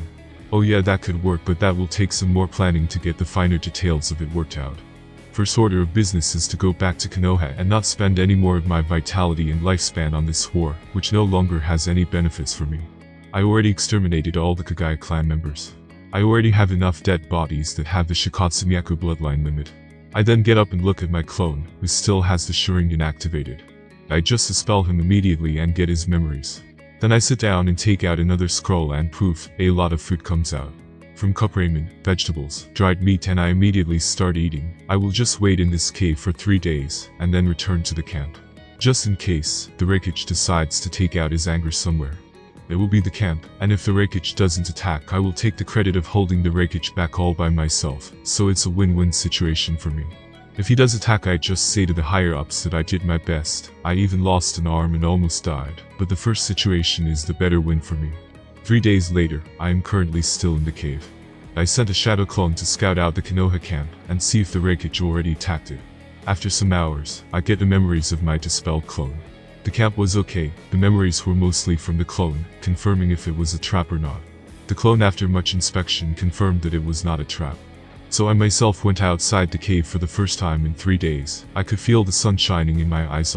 Not having a Sharingan is going to suck. Everything just became 120% harder. I stealthily get off the island and start running on water towards the land of noodles, which is the place where Konoha and Mist Village fight, in order to not destroy their own lands. When I got close to the camp, I didn't hide anymore, and one of the patrol ninja noticed me and came towards me. He looked like your average shunin. I saw in his eyes that he realized who I was. He also looked at my missing arm and the huge scar in my neck. I didn't bother to hide either of them. I need to be seen as a hero for when I return to Konoha. Even though he recognized me because of protocols, he still asked me in a serious voice. The ramen in the land of noodles is hot. I just look at him seriously and answer. But the tea in Konoha is better. Also, the ramen has gotten cold lately. The code changes every day, but this was an answer that showed that I was the real deal, and that I had been on a long-time mission. He just nods at me and signals for me to follow him. I do so and go to the camp. When I go inside, I see some of the Hyuga and Uchiha clan members look at me suspiciously. Well, I know why they are acting like that. I already have a plan on how to take care of it. The Jounin that I left to run the camp are still all alive. As soon as they see me, they tell me to follow them.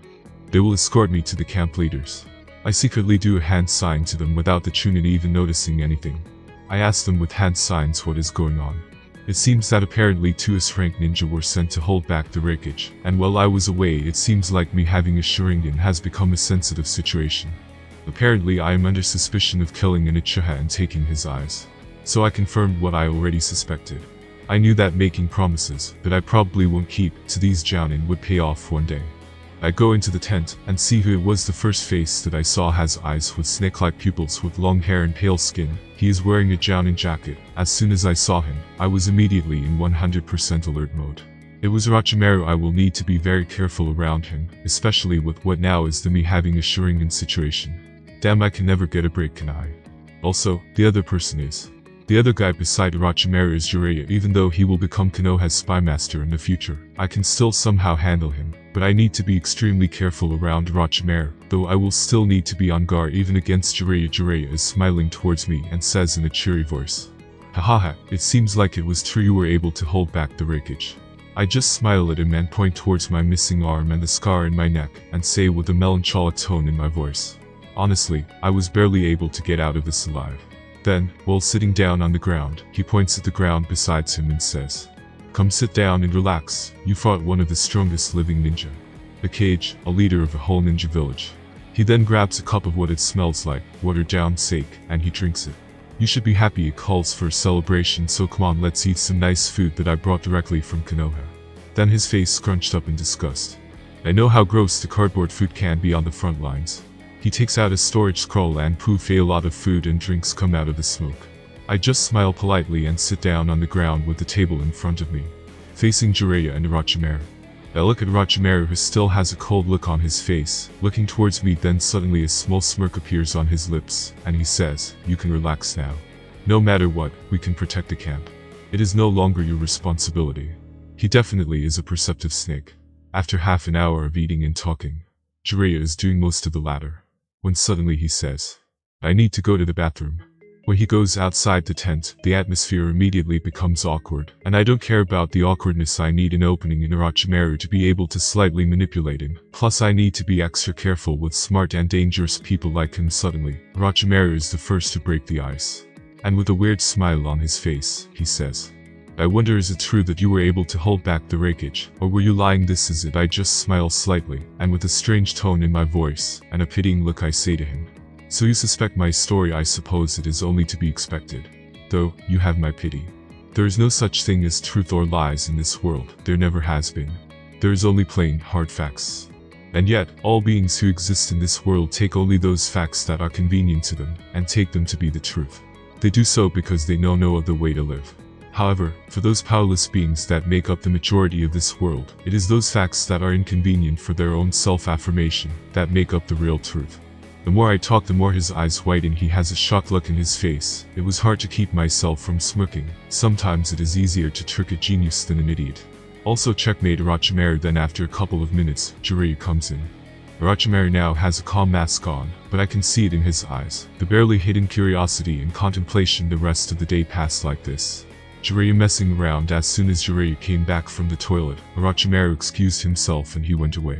Then I had all night to try and keep an act and a lie going on, always being 100% alert and on guard to not let anything slip out.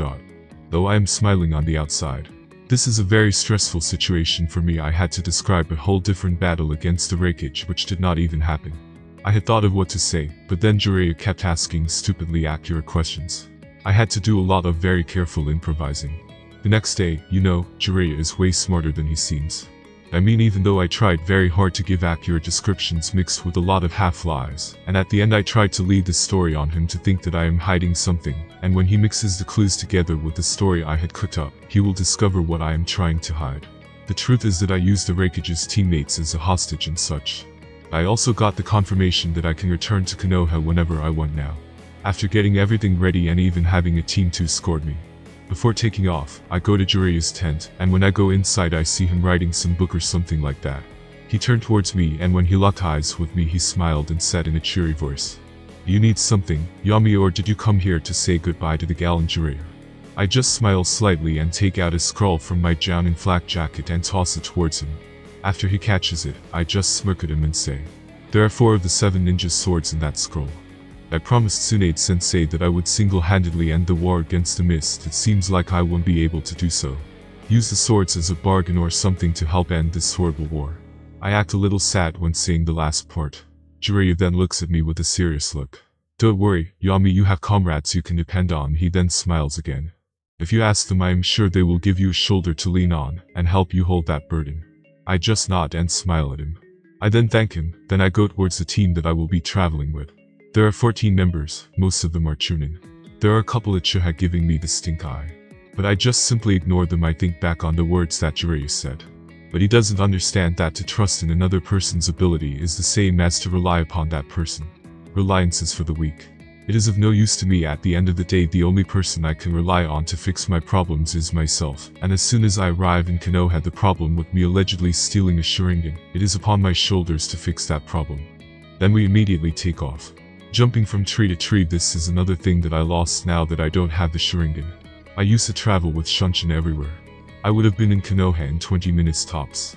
I then look at my squad. And with these guys dragging me down, now it will probably take around 3 days. Sigh, this is going to be a long journey. Surprisingly, we arrived in Konoha only after 2 days. But it sure felt longer than that. There was not a lot of conversation going on. I got close to all of them except the Uchihas. Anyway, we are finally here. Seeing the giant gates of Konoha almost gives me a sense of relief. As soon as I go towards the gate, the guards greet me and look at my arm.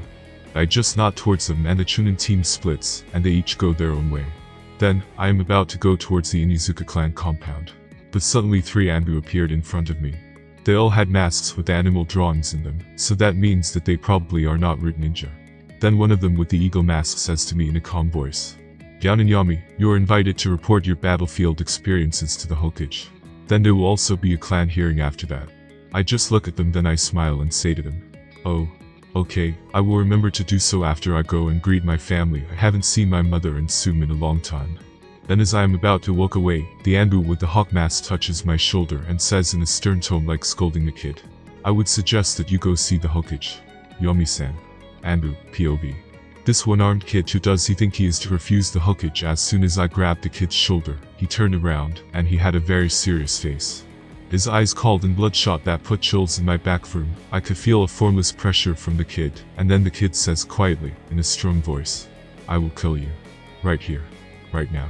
Chirp chirp chirp chirp, then a heavy killing intent comes out of the kid, and even birds started running away, as if sensing the danger. Suddenly, the world turned red all around then. I feel like I am being butchered with a dull knife. Pain is ringing all around my body.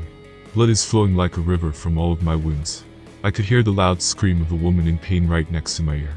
I turn back and see those cold eyes staring at me, and the dull knives start to gently skin me alive on. MCPOV, I look at the guy who is standing in front of me. He has let go of my shoulder, and his Anbu mask fell off. His mouth is open, and his eyes are dull. I put him in a Genjutsu as soon as he touched me.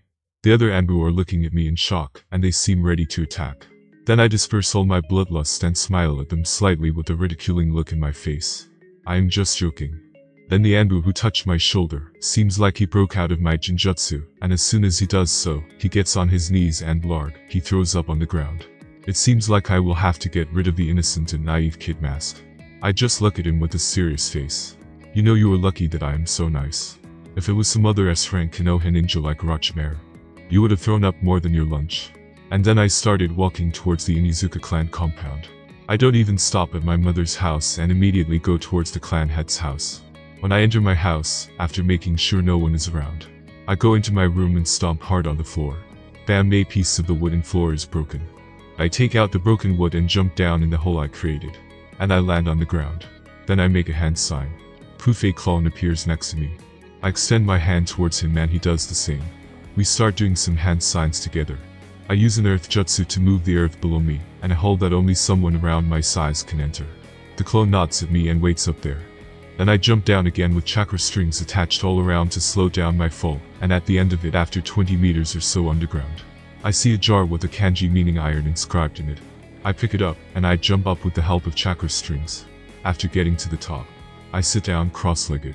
And with my hand I touch the jar, with my clone keeping watch over me. I let my conscience go into the jar. Soon I am in a white space, and I see in the middle of this white space, there is a creature that resembles a dark purple leech with a serpent-like body on its face. It wears a blank white colored mask that has the kanji for 0 on it, which is 10 and 5 red hair-like strands sprouting from it, 4 at the top and 1 at the bottom.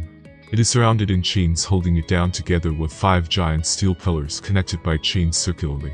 All of that is holding the creature down. As soon as it sees me, it tries to send some dark chakra towards me, but it is blocked by all the seals. Then a mouth on the mask and a mouth in the mask moves and it says, "I see that you only have 1 arm now. I can heal it for you. If you want, I can give you unimaginable power that can strengthen you. The stronger your enemy is, I can make you stronger, the strongest. I see that you only have 1 arm now. I can heal it for you. If you want, I can give you unimaginable power that can strengthen you. The stronger your enemy is, I can make you stronger." So he can talk. I just look at it, smile and say to the Zero Tails in a calm voice, "I always assumed that you had some sort of intelligence, but I am surprised to know that it was so low. Let me explain." Then I make a hand sign, and the pillars shine with lightning around them, and then boom, it started shocking the Zero Tails. The Zero Tails gets shocked, and his body tries to move because it's in pain, but the seals don't allow him to move at all. His body just shakes a little, and he screams. I keep the lighting going for 20 seconds and then stop. I get close to the Zero Tails. He now has smoke come out of his burned flesh. I look at it and say in a cold voice, "So have you come to your senses now? Do you understand now? Our relationship isn't as equals." I then look at his face and say, "You're my pet and I am your master, so never misunderstand our relationship. Little leech, another temper tantrum like this, and you get demoted to a lab rat." Immediately, as soon as I say that, it doesn't move. I have plans that when I go into the Konoha clan head meeting, there is a chance, however small, that they might be unreasonable, or maybe by my influence I have changed the canon timeline, and the Hokage is under Jinjutsu. So they might try to silence me, or even someone like Madara, who currently should be in a cave in an unknown location, might do something unexpected and ruin my plans. So if I need to run away, I will release the Zero Tails in the middle of the village, and become a missing nin. Maybe go over to the village hidden in the grass, kill its leader, impersonate him, and continue lurking in the shadows researching, and then come out and join Akatsuki. Assassinate Obito and impersonate him in the 4th Ninja War. Get the 10 tails, and the rest will be history. That I will write, as I will be the victor, so if I see that there is no other option than to become a missing nin, that is the day Yami Inuzuka will die.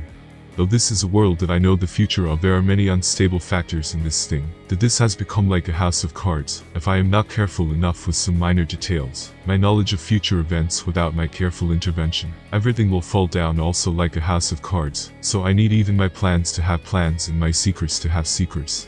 I have to keep my mind open to numerous possibilities and options, never let myself get tunnel vision and concentrate on only one enemy.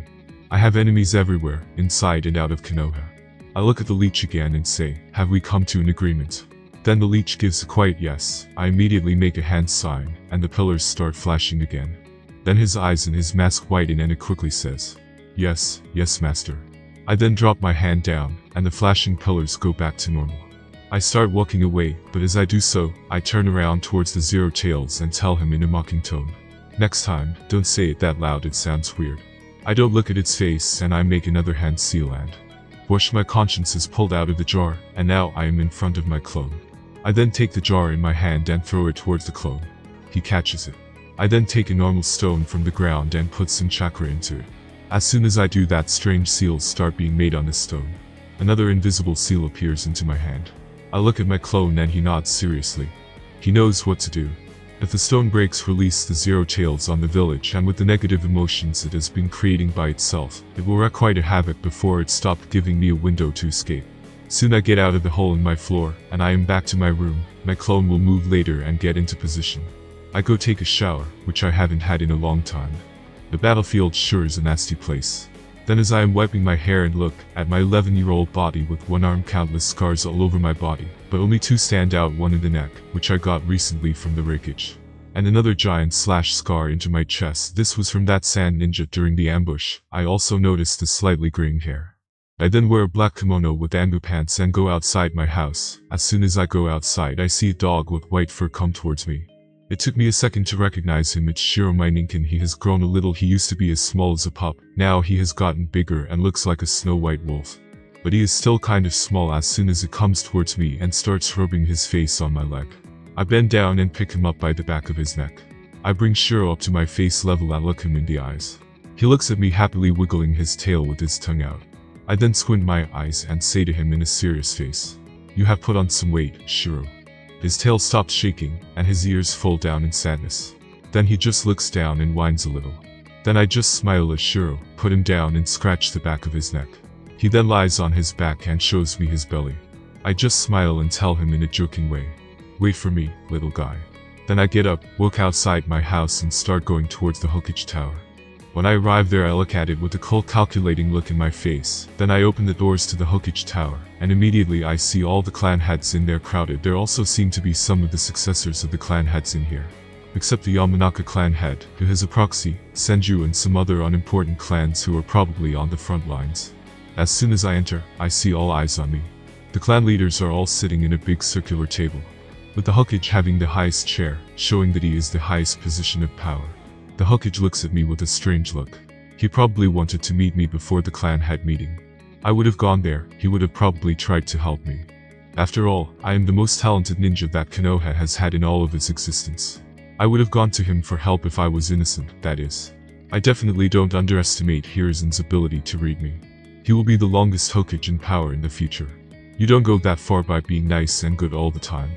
I am not saying he isn't kind, but if he knew I really did steal the Sharingan, well, that would backfire on me. By not going to him, it might make him suspicious, and it will definitely make Danzo doubt me. But I am still only a kid, an 11-year-old kid who just was in a death battle, and is just having a temper tantrum. Third POV, the Uchiha clan leader sits to the right of the Hokage. He looks at his successor, 19-year-old Fugaku, sitting to his right, and his young daughter Mikoto to his left. He communicated with hand signs with Fugaku, telling him to not cause a ruckus or anything like that. When all the clan heads sit down, they don't whisper anything or even talk. They all communicate between each other by using hand signs. Yami looks around and sees that there is no seat for him.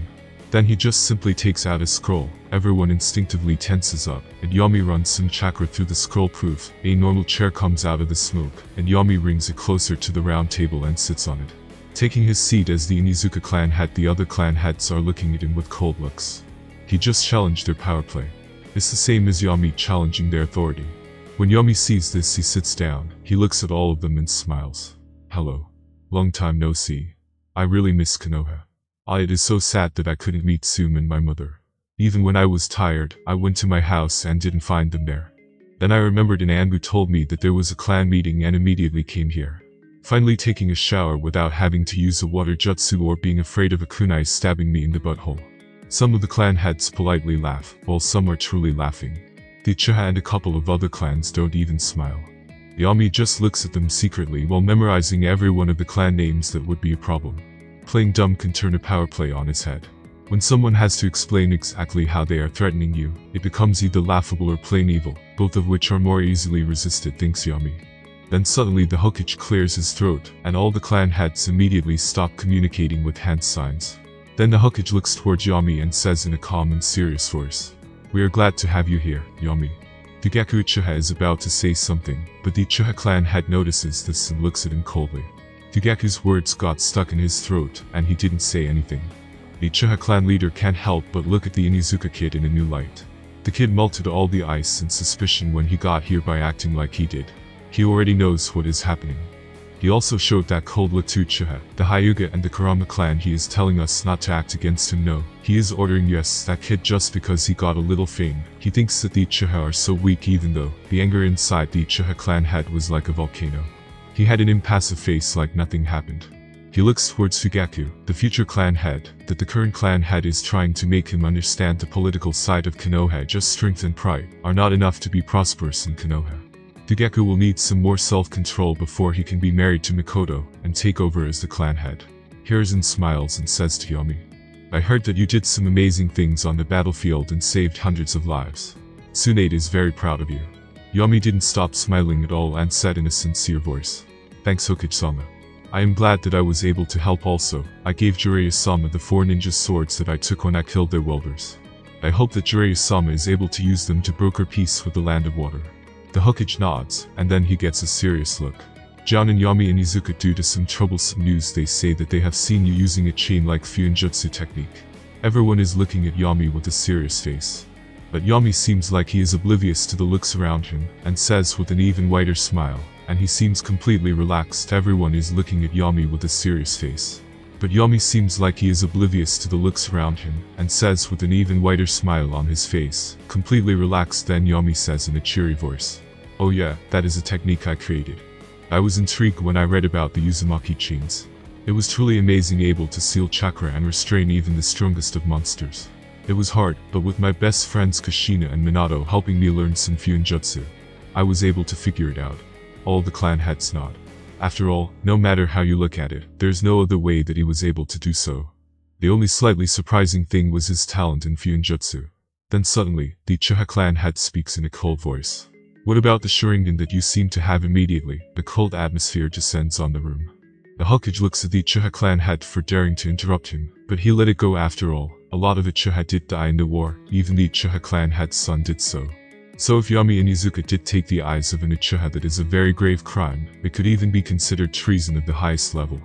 Then there is the possibility that the mother Yami Inuzuka cheated on her husband with another man, and Uchiha more specifically.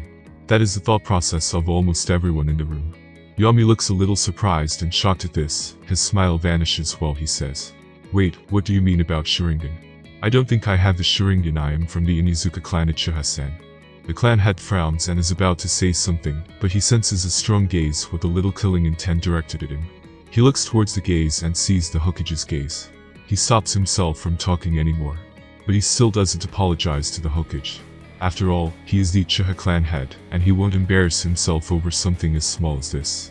The Hokage, even though he is a little angry about this, he doesn't show any emotion in his face, and says to Yami in a calming voice, "Due to some secret intelligence, we now know that you somehow were in possession of the Sharingan, and were able to use another secret technique of the Sharingan that only the strongest of Uchiha should know how to use it." Yami looks at the Hokage weirdly, and then Fugaku covers his eyes with his hand as if rubbing them. Yami then says in a serious tone, "Is that so-called secret informant the Raikage? Did the Raikages say of how I killed all of his teammates in front of him, and that he couldn't protect them? And how I escaped him?" The people in the room seemed confused at something. Then Yami gets up from his chair that he was sitting during the hearing, and he points towards his missing arm. "I lost this against the Raikage, but he lost all of his subordinates, and one of them who was a censor and another was the S-rank shinobi Dodai, the rubber man." Then Yami dramatically spreads his arm to the side and says, "Why? I used a genjutsu in my eyes that made them look like the Sharingan." Then there seems to be some dawning realization in all the people in the room. Then Yami continued with a smile on his face. "And that gave me a big advantage over them. They were afraid of looking into my eyes. The teleportation was also a clone of mine, creating illusions for the Raikage to kill, while I was taking care of his teammates." The Hokage seems to physically relax a little, and he said to Yami, "Truly an ingenious tactic. Though, it seems like the Raikage underestimated you for it to work on him. But it truly was a genius plan. Not only did you eliminate some strong enemy ninja, you also were able to hold back the Raikage, and you notified the camp of his presence and to prepare for it. Also, you were exterminating the mad dog of the Mist, the Kagaya clan, and that will give us a huge advantage in the war against Mist. Though I know you are hiding something, Yami Inuzuka." Then the Hokage takes a breath and says, "Down in Yami Inuzuka, you are awarded 17 S-rank missions to your record, also another 15 rank to your record, due to your good leadership on your part, and another 20 B-rank missions will be added to your record. You will also receive pay for the B-rank missions." Yami just nods towards the Hokage.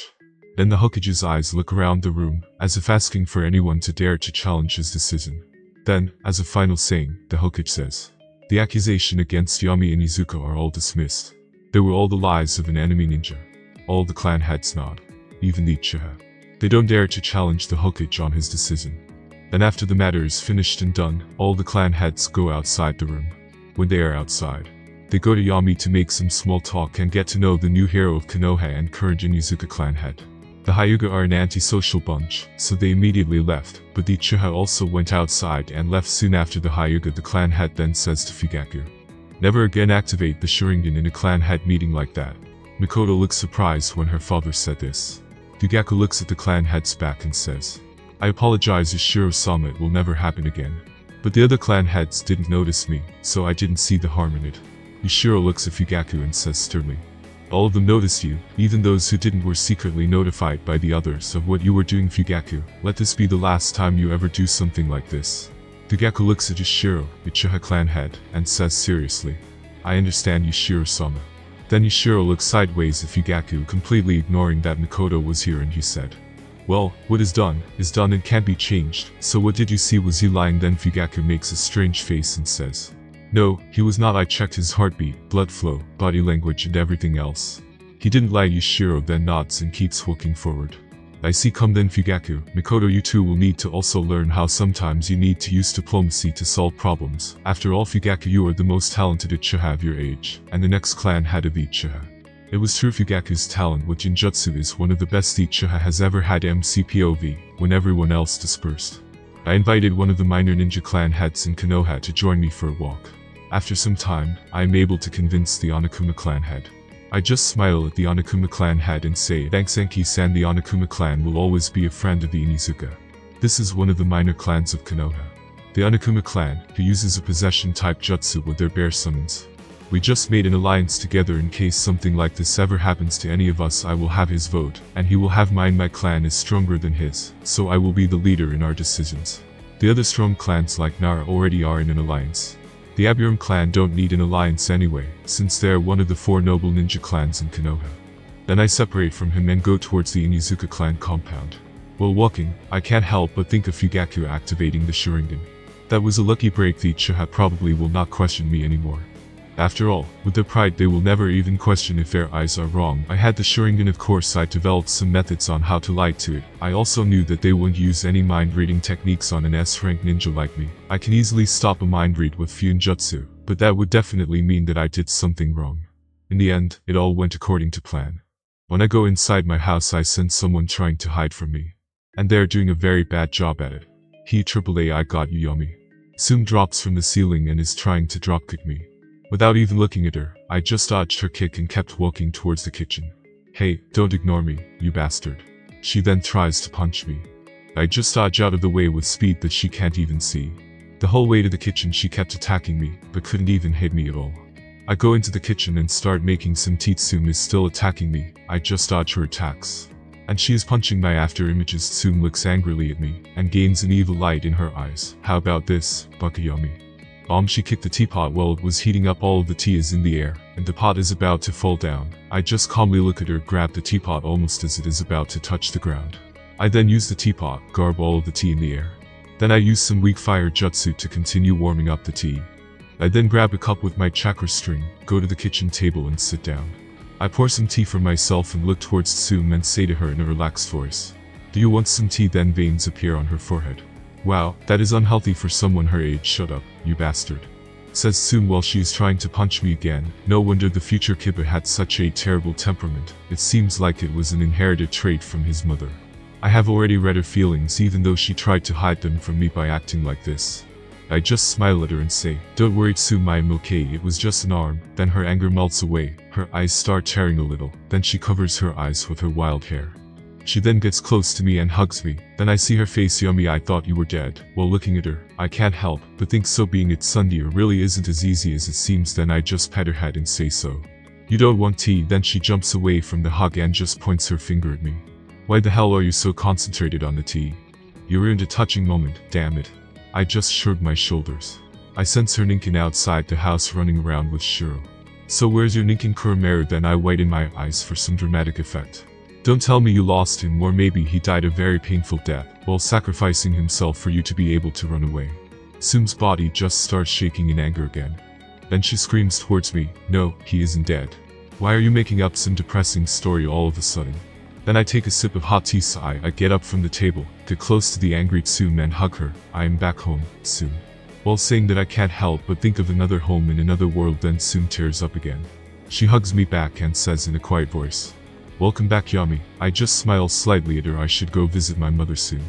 Soon, Yami's mother, POV. While lying here in bed not knowing whether today will be the day that someone comes to the door with the news that my son is dead, my hair is a little disheveled, and I have gotten thinner from the stress. When I was younger, I used to consider myself the luckiest woman in the world. I was married to a shinobi who made a lot of money and was very powerful, and during the peace times, that of the Chunin in missions was almost non-existent. Then in a day just like this, the news came of my husband's death. I recently heard stories of Yami's achievements, how he ended the war against Sand Village and all that, but he will always be my little baby boy. When he was younger, he was always such a nice kid. He never cried too much, neither was he too naughty. He was just a normal sweet kid. I remember like it was yesterday when he came and asked me to teach him how to write and read. He was only 3 back then. I was so proud of him, but also a little curious what my little angel was doing with that knowledge of his. I got that answer the next week when during my birthday he gave me flowers and a card with his bad handwriting: "To the best mother in the world, love you from Yami." I can't help but some tears fall from my eyes. He is such a sweet kid. I don't want him to die in this war. I knew I shouldn't have let him go to the ninja academy. I knew something like this would happen by guiding him in a career that he is destined to die. It's the same as killing him with my own 2 hands, all alone in this empty house. Tsume, who is such a sweet child, comes around, but lately, when I asked her about Yami, she seemed a little nervous. And she kept stuttering. Tsume is an amazing girl, but she is also a terrible liar. Something happened to Yami and she isn't telling me. I am now expecting every day to hear the bad news. Yami POV. I am walking together with Tsume towards my mother's house. Tsume looks at me and says, "You know, I asked her multiple times to come live with me, but she always said that she likes it in this small house and that it reminds her of you." I then act a little sad and nod towards Tsume. After I finish this greeting with mother, I need to go and start working on a prosthetic arm. Then with me at 100%, I can confidently ask Danzo about the thing. I still have some blueprints from when I studied Chiyo's puppets. I will look through the research scroll and try to make an arm that will be able to allow me to at least use Tsunade's super strength technique with it. When I get closer to my house, I can sense my mother's chakra weakening. Shit, is that bitch about to die? She can't die yet. I need her to be alive for dangerous people like Danzo and the others to think that they have an advantage against me. I need them to think that I have a weakness and an attachment to the village. I then start running towards the house, leaving Tsume behind, and I hear Tsume loudly tell me, "Hey Yami, why are you rushing?" But I leave her behind to follow me. As soon as I arrive in the house, I immediately go inside a room and see her there. Disheveled hair, thin body and void eyes. Holy shit, is she depressed or something? I can guess that she is probably depressed about me, but come on, can't she be a little more strong-willed? I am not even dead yet. I mean, I don't even have my family in this world, and you don't see me bitching about it. I immediately use a diagnosis jutsu on her. Okay, so she is healthy, but just a little weak. Then when she sees me, her eyes gain life again. And she immediately sits up from her bed and envelops me in a powerful hug. I could feel her tears falling on my shoulder. I just hug her back and smile while telling her, "You shouldn't have worried for nothing, mother. Your son is powerful and a hero, so there is no need to worry about me. Also, I am not going to war anymore." I then use a subtle genjutsu on her before she notices my arm. I don't want her to have a cardiac arrest or anything like that. It would be very troublesome to heal her back. Then Tsume finally arrives while breathing heavily. Then, when my mother sees Tsume, she just smiles at her. "I see, so you are back from your C-rank mission, Tsume." Then my mother looks at me and says while smiling, "Isn't she cute, Yami? She was so nice to me while you were gone, Yami. She even helped me cook." Then I notice mother secretly making an okay sign towards Tsume, who blushes profoundly. I just smile slightly while seeing their interactions. Wasn't she very depressed a couple of seconds ago? What a drag. After some catching up and me still maintaining my genjutsu and my mother for her to not notice my missing arm, then I look towards Tsume while eating some food that mother made. I then say to Tsume, "So you have become a genin now, huh?" She just nods while eating. Then she tilts her head like she remembered something, and she takes something from her ninja pouch and ties it around her neck. Then she looks at me and while smiling she says, "Ta-da." I just look calmly at her and go back to eating without saying anything. It's really fun to mess with Tsume. When she sees that I didn't say anything to her, she then gets a little nervous and says, "So, how does it look?" I look away from my food and back at Tsume. "It was a smart decision to put it in your neck." I unconsciously touch my neck, where the scar that the Reikage left when he almost chopped off my head. But like all of my scars, they are covered under my transformation jutsu that I keep on at all times to cover my ugly scars. Then I notice Tsume smiling slightly at me and she says, "I know, right? Most people put in their forehead, but that would cover my hair, and that wouldn't look as good." "Oh? Right, I am used to ninja war veterans doing everything to protect their weak points." Tsume probably hasn't even gone in one war mission. If my dates are correct, her graduation should have been just recently. My mother just looks at Tsume, and me talking, she keeps smiling in silence, while seeing us act like this. Like this, we all keep having some small talk until it becomes nighttime. Even though I don't want to keep up my act, I still ask my mother if she wants to come live with me and she says yes. So, sigh, this will be such a pain. Then, when we arrive at the house, I look at my mother and tell her, "You can choose any guest room you want, mother." She just smiles and nods, then she goes upstairs. Tsume goes to do her own things in her room. Most likely fall asleep. I should sleep too. This has been a very stressful day, but before that I need to reorganize some plans for the prosthetic arm. I go into my lab door and put my hand on it, and a seal area appears all around the door, and the seal burns off, allowing me to go inside. I look around and all seems normal. The self-destruct sequence is not broken, and neither is the alarm, and the barrier seal is also not broken, and neither is the notification seal, nor the second self-destruct sequence. There is some dust around, but everything else seems okay. I guess no one was able to break in. Even if they tried, they wouldn't really get anything from it, except a destroyed room. Then as I summon 3 clones to clean this up, after 5 minutes everything is clean again. Then suddenly I hear a knock on the door. "Can I come in?" So it's Tsume. What does she want at this time? "Sure, come on in." When she comes in, I see that she is wearing a green kimono, and she seems to be blushing. I see that she's nervous, so she then pulls down her kimono on one shoulder, then while stuttering she says, "So since you lost an arm, I understand that you might die one day. So since you are the most talented in Keikinoha, I have read some books and so let's have a baby together." I just look at her seriously, go towards her and grab her by the back of her neck, lift her up soon, then gets a shocked look in her face. I go towards the door, open it with my chakra strings and swoosh. I threw Tsume outside. She falls on her butt, and while closing the door I tell her, "Kids shouldn't stay so late, go to sleep, Tsume." And I close the door. Tsume then is knocked off of her shocked state. She says nothing and just walks away. Though, I can hear her quietly say to herself, Bakatsume, that was so embarrassing. Why? How will I talk to him tomorrow? Then I just deactivate my spying seal that I have all around the house. Kids are really weird in this ninja world. I know that Tsume is a kid. Her affection for me is definitely not love or anything like that. It is mostly a childhood crush and a huge amount of admiration that she has for me, and I should know this after all. Admiration is the emotion furthest from understanding or love. I then open the storage scrolls and poof, a lot of different books and scrolls come out of the scroll. Then I search for some of them, and I finally find the one that was a study upon Chio's puppets that I did a long time ago. I open the book and start doing some light reading. Sigh. I really miss the Sharingan. I will need to get another one soon. 1 month later, I am currently in my yard lying in a beach chair while drinking some horrible tasting medical juice that I made. I am wearing sunglasses with black shorts and a loose white t-shirt. The juice helps my body develop faster strength and dexterity. Also, it helps my hair roots produce black pigmentation. I don't want other people to know of my weakness yet. I then pick up the juice with my arm, the one who used to be only a stump. Now it looks like a normal arm with the same skin color as the rest of my body. And all that, it's not even a transformation jutsu, though the arm is a prosthetic that I made by myself of fake plastic skin, to make it look like my skin. Then I look at the genin team in front of me, who are cleaning the grass as a D rank. Mission, poor bastards. They're doing the job all by hand, while their Naruto sensei is lying down on the porch cloud watching. I look at the genin team. 2 of them are civilian ninjas, so totally unimportant, but the third genin is Tsume. Ever since that day, I keep teasing Tsume about what she did, hahaha. It's just so fun. Tsume POV. I just look at Yami, who is drinking his gross juice. I asked him once what it even was, and he with a serious voice told me it was the source of his strength. Then, when I secretly tried it once, I immediately threw up and had to stay all night and clean it, so Yami wouldn't notice. And in the morning he just had that knowing smirk in his face. Then there was that time when one morning he just came out for breakfast with a new arm like nothing happened. Then Washington, he is so annoying. Tsume, what are you doing? Then when I get back to my senses, I look at my hands and see that I have pulled the grass together with the root. Sensei looks at me. He is lying down. Then he just sighs and turns the other way with his back facing me. Damn it, I didn't know Yami was this annoying. I used to admire and think of him as a hero, but now even I see that he is a dork. I mean, he is only a little older than me, and he is still amazing. Only recently he bought 5 dango shops, 1 small clinic, 1 veterinary, 10 new shops that make something called Pika, and 5 apartment buildings.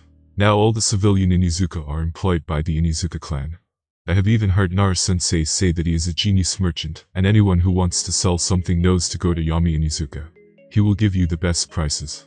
I don't know where he got the money, but apparently it is all legitimate. I mean, I know nothing about money, but even I can sense that he did something very fishy. Naru-sensei says that if Yami continues like this, the Inuzuka clan's wealth will surpass the Uchiha and Senju clans in only 5 years. Also, I have only done D-rank missions since I came back. That is also very suspicious, and 99% of those missions are from Yami. Clean his yard, helping Lady Miss Yoon with grocery shopping, entertaining Shiro, giving a full body massage to Shiro, washing Shiro, playing catch with Shiro. He spoils his Ninken Shiro way too much, and the little bastard Shiro, as if reading his master's mind. When my genin team went to buy him his dog food, he just hires us all around Konoha trying to find his favorite food, which changes every 3 days. I look at Yami, and he, as if sensing my gaze, looks at me. He takes his sunglasses off and with an obviously fake blush on his face, pulls his shirt down on his shoulder, while badly acting embarrassed. This bastard is so annoying. Yami POV. After having some more fun with Tsume, I wait until nighttime. I am in my lab. During this time I look at my prosthetic arm and say, "Go get me a drink." Suddenly the arm dispatches from me and a rocket-like black flame comes from the place where it used to be connected to my arm. Then the arm goes and gets me a glass of water, and comes back. I usually control it remotely, but I wanted to see if it works like this too. I check the seals and everything seems in order. This new arm has risen my combat ability by at least 50%. I then look at the arm and smile at it. Good work, everything seems good, isn't that right, little leech? Yes, I have sealed the 0 tails inside the arm. With a lot of seal modifications, I can use its full ability without any drawbacks. I did also learn the body revival technique, but it was not as good as I thought. Anyone who knows or can see where the chakra points in a human body are will be able to completely cripple and easily defeat a user of the technique, kind of like Sasuke did to the guy who used this in Naruto. Though I do use it to train my body by just sitting down. Then I look at the clock, 10 PM, just 2 more hours to go. Then, when it is immediately midnight, I wear my Anbu pants and a black shirt, and start going towards an old building in the outskirts of Konoha. I go inside, and immediately I notice Anbu with blank masks hidden in the shadows. Then I soon arrived in front of a rundown door. I open it and inside is Danzo waiting for me. Then I look at him in the eyes. Well then, let's see how you played the game, Shimura. Danzo looking at Danzo in front of me. I am absolutely calm. I am stronger than I was in the fight against the Reikage, and I could kill Danzo together with the 73 root ninja that he has with him. At max 3 minutes also I have shed off all the stress that has been accumulating since all 11 years of my life in this world, always without a break. Now that I have relaxed and again remembered why I wanted to become immortal in the first place, that was a goal I had in my last life, I now kind of understand myself much more when I become immortal. I know I wouldn't be satisfied with just that. I will want more and more. As soon as I get something I will want something else even more precious. That is my expression of human greed and will, never satisfied with what I have anyway. I sit on the chair in front of Danzo, and I know that he won't appreciate any jokes or dull conversations, so I immediately go to the point and say to him, I want some Hashirama cells. Can you find that for me? Danzo's eye just whitens a little, and he says calmly, what would such a thing be useful for to you? He didn't even ask how I know that he is in possession of Hashirama cells. I just calmly calculate all of the risks and say the most appropriate response. It doesn't matter to you what I use them for. I know that as long as it doesn't hurt Konoha you won't care. He looks at me with his emotionless eye. Even though he acts cold like this, I know that deep down Danzo wants to be acknowledged and appreciated for doing his duty to Konoha. I know that he feels inferior to Hiruzen, and I will use that against him. He just looks at me coldly for a couple of seconds and says, let's say that you are responsible with them, and you somehow gain my trust. What does Konoha village gain from it? Trying to figure me out, aren't you? Then I just act like I am thinking of something, and like I have finally come to a conclusion. I then calmly said to him, I promise you that in 1 year Konoha will have a wood-style user. Danzo then looks at me a little surprised. After all, there hasn't been a wood-style user since Hashirama Senju. Even his children and grandchildren haven't been any wood users. Then after some quiet thinking Danzo sighs and says with a deadly calm voice, I will accept your offer, but you will owe me a favor of my saying in the future. Yes, checkmate. Even though I am excited in my head, I just calmly look at him calmly. I frown a little and say, I will accept if it's favor which won't go against my morals. He just looks at me for a while. I could see him thinking hard on this, but he doesn't know that I have already won this game, old man. Now I am just acting to not make him suspicious or anything like that. Also, I am definitely not going to keep any promise or do any favors if they don't suit my needs.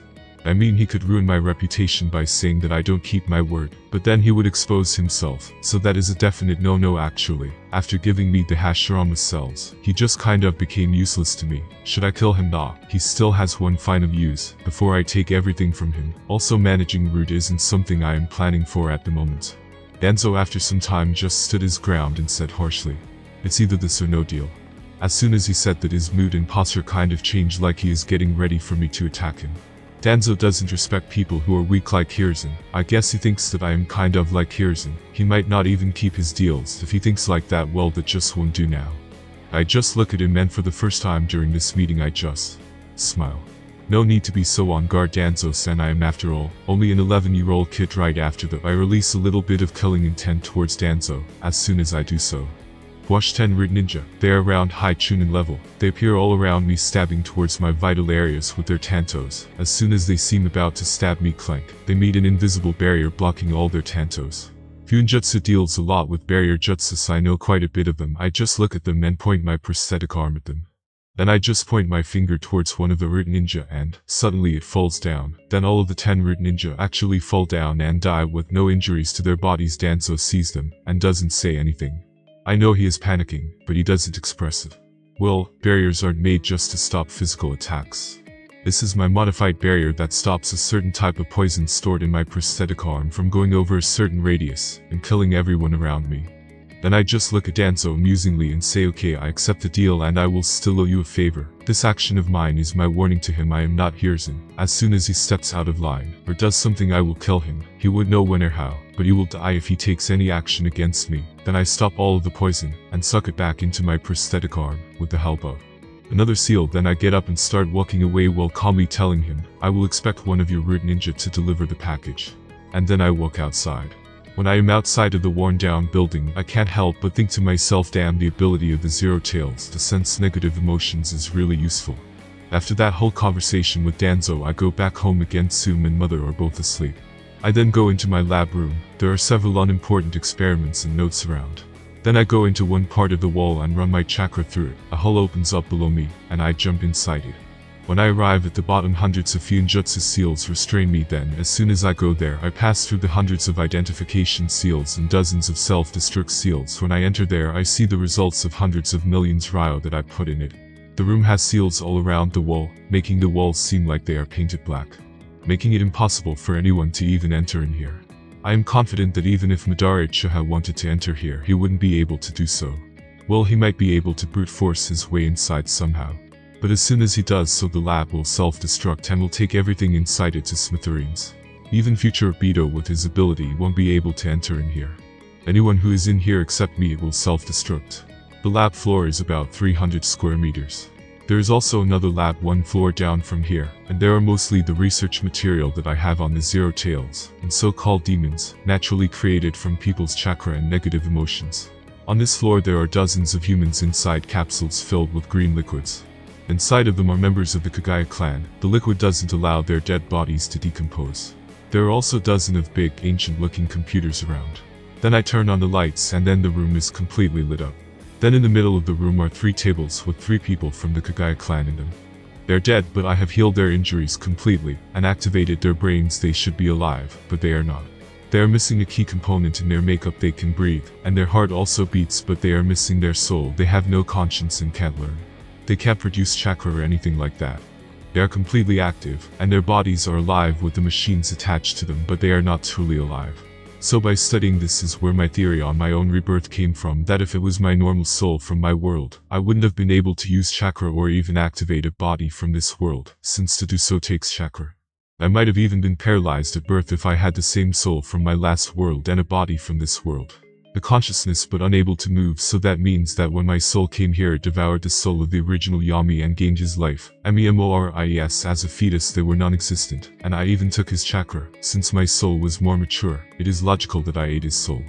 But how did my soul move from my world to this world death? No, that's not it. By some energy. No, that's not it either. There are only 2 current possibilities that I know of how I came here in death: by some complete accident that generated enough energy to create a crack in the multiverse death system. The only thing I know about it is that it exists, or I was brought here, or more specifically someone brought me here. I will assume the worst case scenario, which is the second option. Then I instinctively start biting my nails. That means that, okay, I need to calm down since this is out of my power. I will just keep getting stronger until I can start getting answers. It's useless to worry about something out of my power. If it was some god or anything else, I won't think about it anymore. Everything that exists has a logical explanation to it, so I will just experiment until I discover it. Anyway, now I have learned all that there is to know about the Kekkei Jinkai of the Kagaya clan, the Shikatsumiyaku. Users of Shikatsumiyaku possess 3 unique skills. The ability to control their osteoblasts, cells responsible for producing bones. The ability to control their osteoclasts, cells responsible for breaking down bones. The ability to regulate their bones' calcium density. So long as their body does not tire out, users can take advantage of these abilities without limit. Quite a good ability. Then after I check that all the bodies are stable and I go downstairs. This is a totally different room. There are different flesh parts from the body of the Zero Tails. They sealed in tubes with green liquid. I have studied that every part that I cut off, it creates some type of mini Zero Tails, but they die soon after they are cut off and turn into chakra. I keep them always fed with chakra on tubes, so that they can even stay alive a little longer. I have created some techniques that incorporate Fuinjutsu and dark chakra. They are surprisingly very compatible together. I can't wait to use them against a real opponent. Then I look at the middle of the room where a giant cube made out of glass filled with green liquid on the inside. There is also an animal and it as big as a lion attached with a breathing mask, and tubes attached to it. The creature has dark fur. Damn, I really should have chosen a better name for him. 3 months later, I am currently eating breakfast with my mother and Soon, who just looks at me, and in a bored manner while she says, "So when is Shiro going to finish his secret training?" I don't look at her and just look at the eggs that I am eating. Shiro should be done soon. Shiro, before the experiment, was a Chunin level. For him to go beyond that, he would have to wait for another 5-10 years, and at max, he would only be able to go up to low-level Jounin. That might seem good, but to me that is pretty much useless. I thought that he might die during the procedure to nourish him with the flesh and dark chakra of the Zero Tails. I have already put numerous Fuinjutsu all over Shiro's body. From anti-corruption seal to the clear mind, anti-possession seal and all that. I even put a seal in him so that I could summon Shiro whenever I might need him. Kind of like a summoning animal, but not really. Then I firmly replied to Tsun. Soon he should be done. Then I get up from my seat and thank my mother for the food. Then I go to the bathroom while I am washing my hands. Tsum comes in after finishing her breakfast. When she looks at me, she just smiles a little. Yeah, she has gotten over the phase of me teasing her. She knows what I am doing is just for fun, so she doesn't want to give me the pleasure, but I also know her weak point. I just smirk at Tsum a little and say, "So anyway, how are your missions going?" Her team hasn't been in a C-rank mission ever since I came back. Obviously, I am manipulating the system a little. It isn't all fun and games as it seems actually, and I am doing this for a reason. Since my link to the village, which is currently my mother, she is my weakness that keeps people from thinking of me as a greedy monster with selfish aspirations. I have seen that my mother is a person with a weak will that might just die from the stress of me being in danger. I need to train Tsum as my next weakness. I mean, Danzo hasn't done anything to me even when I threatened him. Because he thinks that he knows my weaknesses, he thinks that he is in control. Well, they're all dancing in the palm of my hand, the ninja are looking underneath, but I just keep building more and more layers. Then Tsum just looks at me a little angrily, and she just fumes off and goes away without even washing her hands. I just smile a little and say how unruly she is, and how dumb she doesn't understand that she is being manipulated all along. Although this teasing seems like it is 90% for fun, which is true. It is mostly for fun. Then there is also the other 10% which is for Tsum when she grows up and understands that I teased her because I had a crush on her and didn't know how to express my feelings. Also, she isn't pretty enough for me to try so hard to get her. She is like a 5/10, and if she really tries hard, she might be like a 6/10. I then take a shower to get ready for a very important procedure today. Then I again go into my underground laboratory in the new 3rd floor. I put 100 mil Ryo in it. This floor is meant for Uchiha and Hashirama cells experiments. I had almost 1 billion Ryo from the stealing during the war, but with all of the expenses I only have about 230 million Ryo left. It isn't bad, but it also isn't good either. My clan treasury, me, has an income of 8.5 million Ryo a month, with all of the clan taxes, restaurants, 1 clinic and the 6 apartment buildings that I own. After the first big buyout for me, there are no longer enough people that want to sell things in Konoha. Though my clan treasury income is up there with the best of the clans in Konoha, but my clan members still aren't as rich as the others, like the Uchiha clan members. Since their clan mostly has ninja, which is a good paying job, and there were a lot of jounin in the Uchiha clan. When I enter the 3rd floor, there are 6 capsules with dead Uchihas in them. Of course I took their eyes and even transplanted a pair of them to myself. How did I even get a Sharingan? Well, I had my clones go out of Konoha from the solar system, which is the only place where there is a weakness in the barrier, and someone can go out undetected. It took me a long time to find that weakness. And a lot of ninjas die in the war, even Uchihas, and some bodies not being found is a normal thing in this chaotic war. Also in the middle of the room there is a smaller capsule filled with green liquid, and there is an arm in that. The arm has thin wires and tubes attached to it, getting and pumping red blood into it, so in about 20 minutes all of the preparations should be completed. I then go to the 2nd floor of the laboratory. There are no stairs, so I just chakra walk. Third is my little puppy Shiro. He has full dark fur as black as darkness. His eyes have now become red. Then I press a button at the side of the giant glass cube filled with green liquid. The liquid is all drained from it, and Shiro, who is now the size of a horse, I sense his chakra levels, and I am quite pleased with his progress. He has the chakra levels of an elite jounin. Nice, but let's see if I need to kill Shiro or not. I look Shiro in the eyes. I couldn't sense any malicious intent from it. But since he was recreated from the Zero Tails flesh and chakra might be able to somehow cheat the chakra sensing, then I just look at him, extend my hand towards Shiro, and say to him, "Call me paw." Whine. Shiro just whines a little and puts his now giant paw into my hand. I immediately ran a full diagnostic jutsu on him. He is perfectly normal. The Zero Tails chakra only changed him physically, so no special chakra stealing ability, and all that. It just simply gave Shiro a stronger body and some more chakra. Then I tell Shiro to use the Inuzuka man beast transformation to transform into a small dog. He does so, and after I order him to go outside of my lab, he listens to me. As soon as he is out, I let out a sigh of relief. After all the seals that were around the room were about to obliterate Shiro, as soon as he gained consciousness, damn, I really put too many seals in here. I had to remote control thousands of them to not kill Shiro. Then I go back into the 3rd floor again. I activate my new Sharingan and see that the arm is stabilized. Then I take out my prosthetic arm and link it to my shoulder blade to be able to be summoned whenever I want, so I now have like 3 arms once I finish the transplant, though the 3rd prosthetic arm will be in a seal most of the time. But I will still be able to use the abilities of the Zero Tails, and I know how useful the abilities of the Zero Tails are, from chakra stealing to me being able to sense up to 3,000 meters clearly, and even being able to sense negative emotions. I need to keep it on just in case, at least until I figure out how to be able to use those techniques by myself.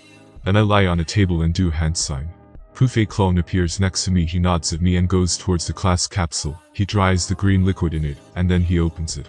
He then takes the arm, which is a pale color, and he looks at me. He then activates his Sharingan, and my clone says to me, "Let's see if this procedure will be a success." I just nod and activate my own Sharingan, while looking at the pale arm that my clone is holding. I can't help but think every person in this world is born with a certain amount of talent. The world truly is unfair, but it doesn't end there, because the world is even crueler when we are born. We also have a limit both physically and chakra-wise. My studies showed that when I studied myself that my natural physical limits were physically at max. I would be a mid-elite Jounin, and chakra-wise, when I tried to do the test, it would be at max high elite Jounin rank chakra amount. Though with techniques this could be negated, but for me who chases after something perfect, I wouldn't have my body be so flawed. So this transplant will truly help me extend both of my limits. Naruto truly was born great with a mother, who even amongst the Uzumaki clan, she had a huge amount of chakra. His father is the Hokage. Naruto is also the child of prophecy. Also, let's not forget that he has the strongest tailed beasts inside of him. He is also this world's Jesus Reborn.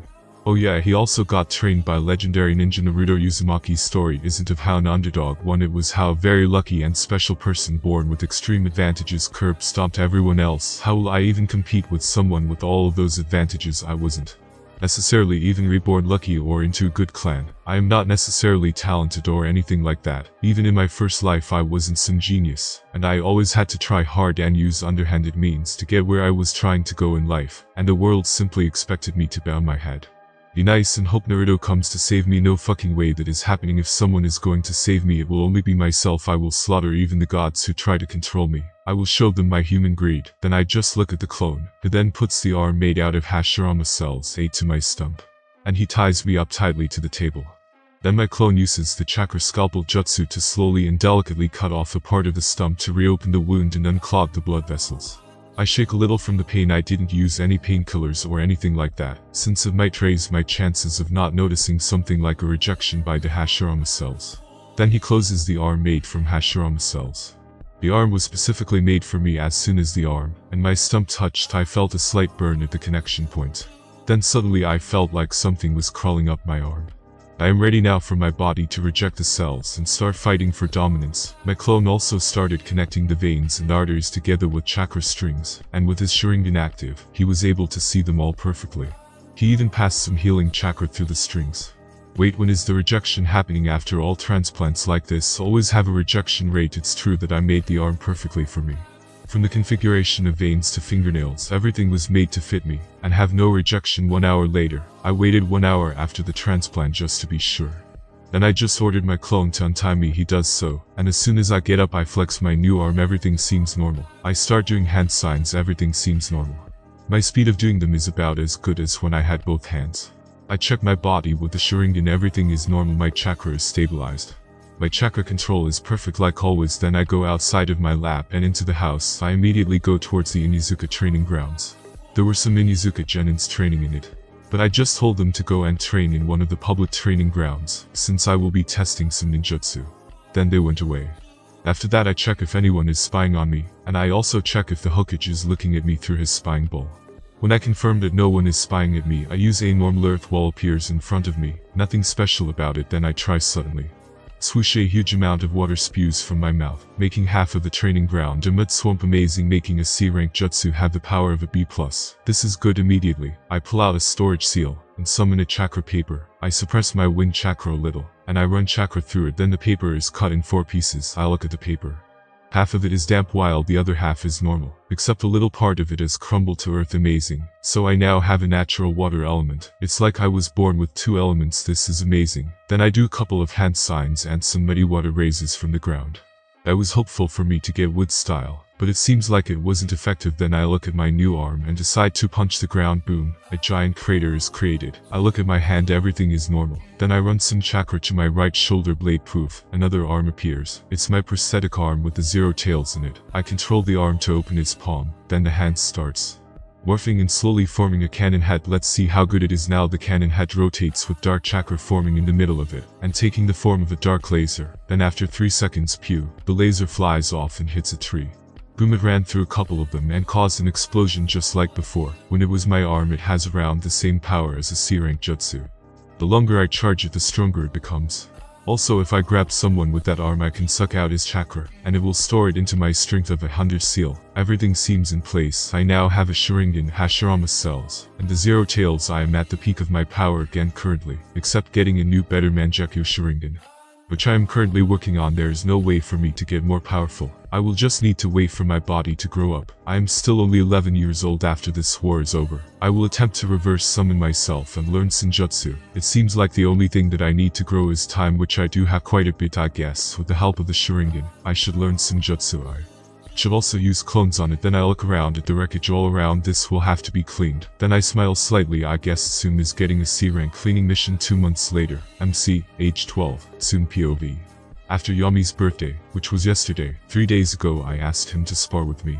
I know that he always says that a ninja must be prepared, so I have booby-trapped this whole training ground. Also, I have started getting C-rank missions since 2 months ago, and I am definitely not happy about it. It's just cleaning Yami's mess. He practices ninjutsu, and my team has to clean and fix the whole Inuzuka training ground. 2 hours later, where the hell is that bastard? It's been 2 hours since it was the meeting time. Then suddenly I catch Yami's smell. I look towards the direction of where it is coming from, and there he is walking casually with a dango stick in his hands, and a bored look on his face. Then he looks at me, he just sighs. Then he waves, and then he says in a bored tone, "Hey, sorry I am late, I just didn't want to come." Okay, control yourself. Tsum breath in. Then why did you accept the spar? I just couldn't control myself and screamed at him. Then Yami looks at me and cups his chin and makes a thinking position. I was drunk during my birthday. I just narrow my eyes at him. You never drink. Then he takes another thinking pose. And then Yami points a finger at the sky like he had an idea. Then he smirks and says, "I did this to test your willpower." Then I can't help but scream at him again.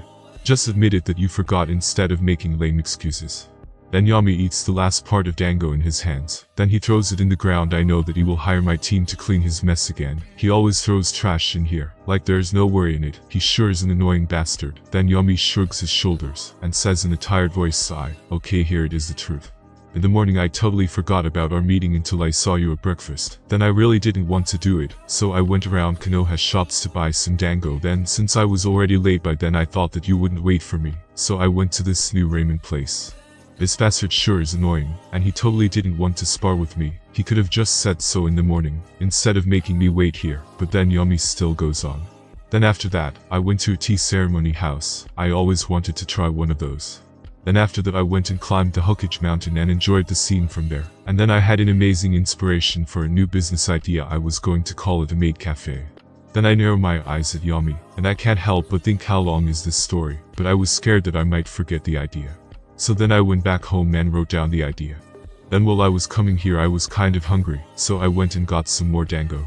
Then I thought surely you must have been gone by now, so I came here to enjoy the quiet atmosphere. But then you know this bastard. My body is shaking from anger at him, this bastard. My body is shaking from anger at him. Then I immediately run towards Yami. He just yawns a little. And while he is yawning, four-legged technique, my nails sharpen and my hair stands on point. I then get close to him and am about to kick him in the head. Then he just brings the back of his fist to stop the strike.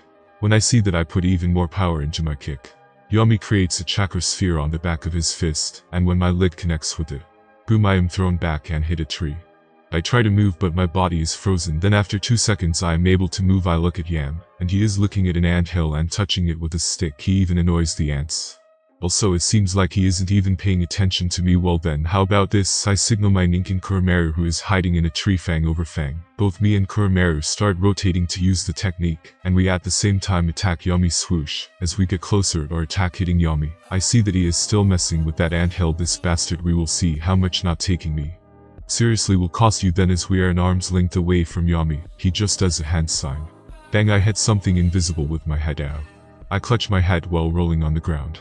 What the hell even was that? Some invisible barrier or something? After the pain subsided a little, I get up, jump back towards a tree, and I look at my Ninkin to see if he is ready to. What the hell? Kuromaru is on his back, while Yami was rubbing his belly. Then Yami says in a ridiculous voice, "Is a good doggy." Then I take out 3 kunai and am about to throw them at Yami, but I stop myself. I change my target and throw my kunai towards another tree. I hit a rope and cut it, which drops a rock on a seal, and it activates the trap I have been working on for 3 days. Then I hide behind a tree. Whoosh whoosh, thousands of kunai come from all of the trees and go towards Yami's general direction. Then I do some hand seals and proof, I summon Kuromaru to me. This is something that Yami gave to the Inuzuka clan. We are now all able to summon our ninkin to us. This is an attack that I prepared for 3 days. I will make Yami acknowledge me. I will let him know that I am not a little kid. I had a storage scroll maker come here and paint storage scrolls all over the trees, and plus buying the kunes. This cost me a lot, plus the projectile throw seal, this cost me almost all of my savings. Then the kunai go towards him and hit him. How is that possible? I didn't want to kill Yami, only impress him. No, then. Proof where Yami should be, there is a log. Then suddenly I hear someone whisper into my ear. The kunai were thrown very slowly. I turn around and try to backhand Yami. Fwash, then he disappears from there and appears on the ground again. He is treating this as a game. I jump down from the tree and land in front of Yami. I frown and in a serious voice I say to him, "Take this seriously and no fooling around." Yami is still just smirking towards me, not even hiding my words. Then I just continue and tell him, "Do not hold back." Then Yami just sighs and says, "Sigh, are you sure you want that?" I just narrow my eyes at me before I can even finish what I am about to say. Yami disappeared from my line of vision. Fwash, then I hear Yami say from behind, "A ninja should also know when he is outclassed and run away." I turn around, and the only thing I see is a giant fist coming towards my face. I can feel the wind pressure almost suffocating me. I close my eyes. I could feel the scythe of the Reaper across my neck. I don't want to die. Food, then I feel as the wind pressure is about to hit me, it goes around me and boom, I feel a giant explosion. I open my eyes and I see a fist in front of my face. It had stopped about 3 centimeters in front of my face. Yami then lowers his fist, and I see him turn around and start walking away. I am going to try some sushi. I will be home a little late today, so don't worry about it. I can't help but think back on what my father always said, that only the strongest survive, while the weak die. I am prepared to do almost anything in order to become stronger. Then I look behind me. But I can't picture myself even approaching Yami's power. I think that as I see half of the forest behind me destroyed minus third POV. Then as Yami is walking away, as soon as he's out of Tsume's sight, proof he dispelled himself. It wasn't Yami, it was just a shadow clone all along. Yami wasn't even here. Yami POV. I am currently in an Akamichi restaurant, eating some very delicious beef. This is good. I look at a certain woman who is sitting alone on a table far away from mine. She is drinking and crying at the same time. Then I look at the person in front of me. He is an average looking man with black hair and black eyes. He also just Chunin, who just keeps rambling on. Then when I get the memories of my clone, I just blink a little and analyze all of the information. Well, that was a waste of time even for my shadow clone.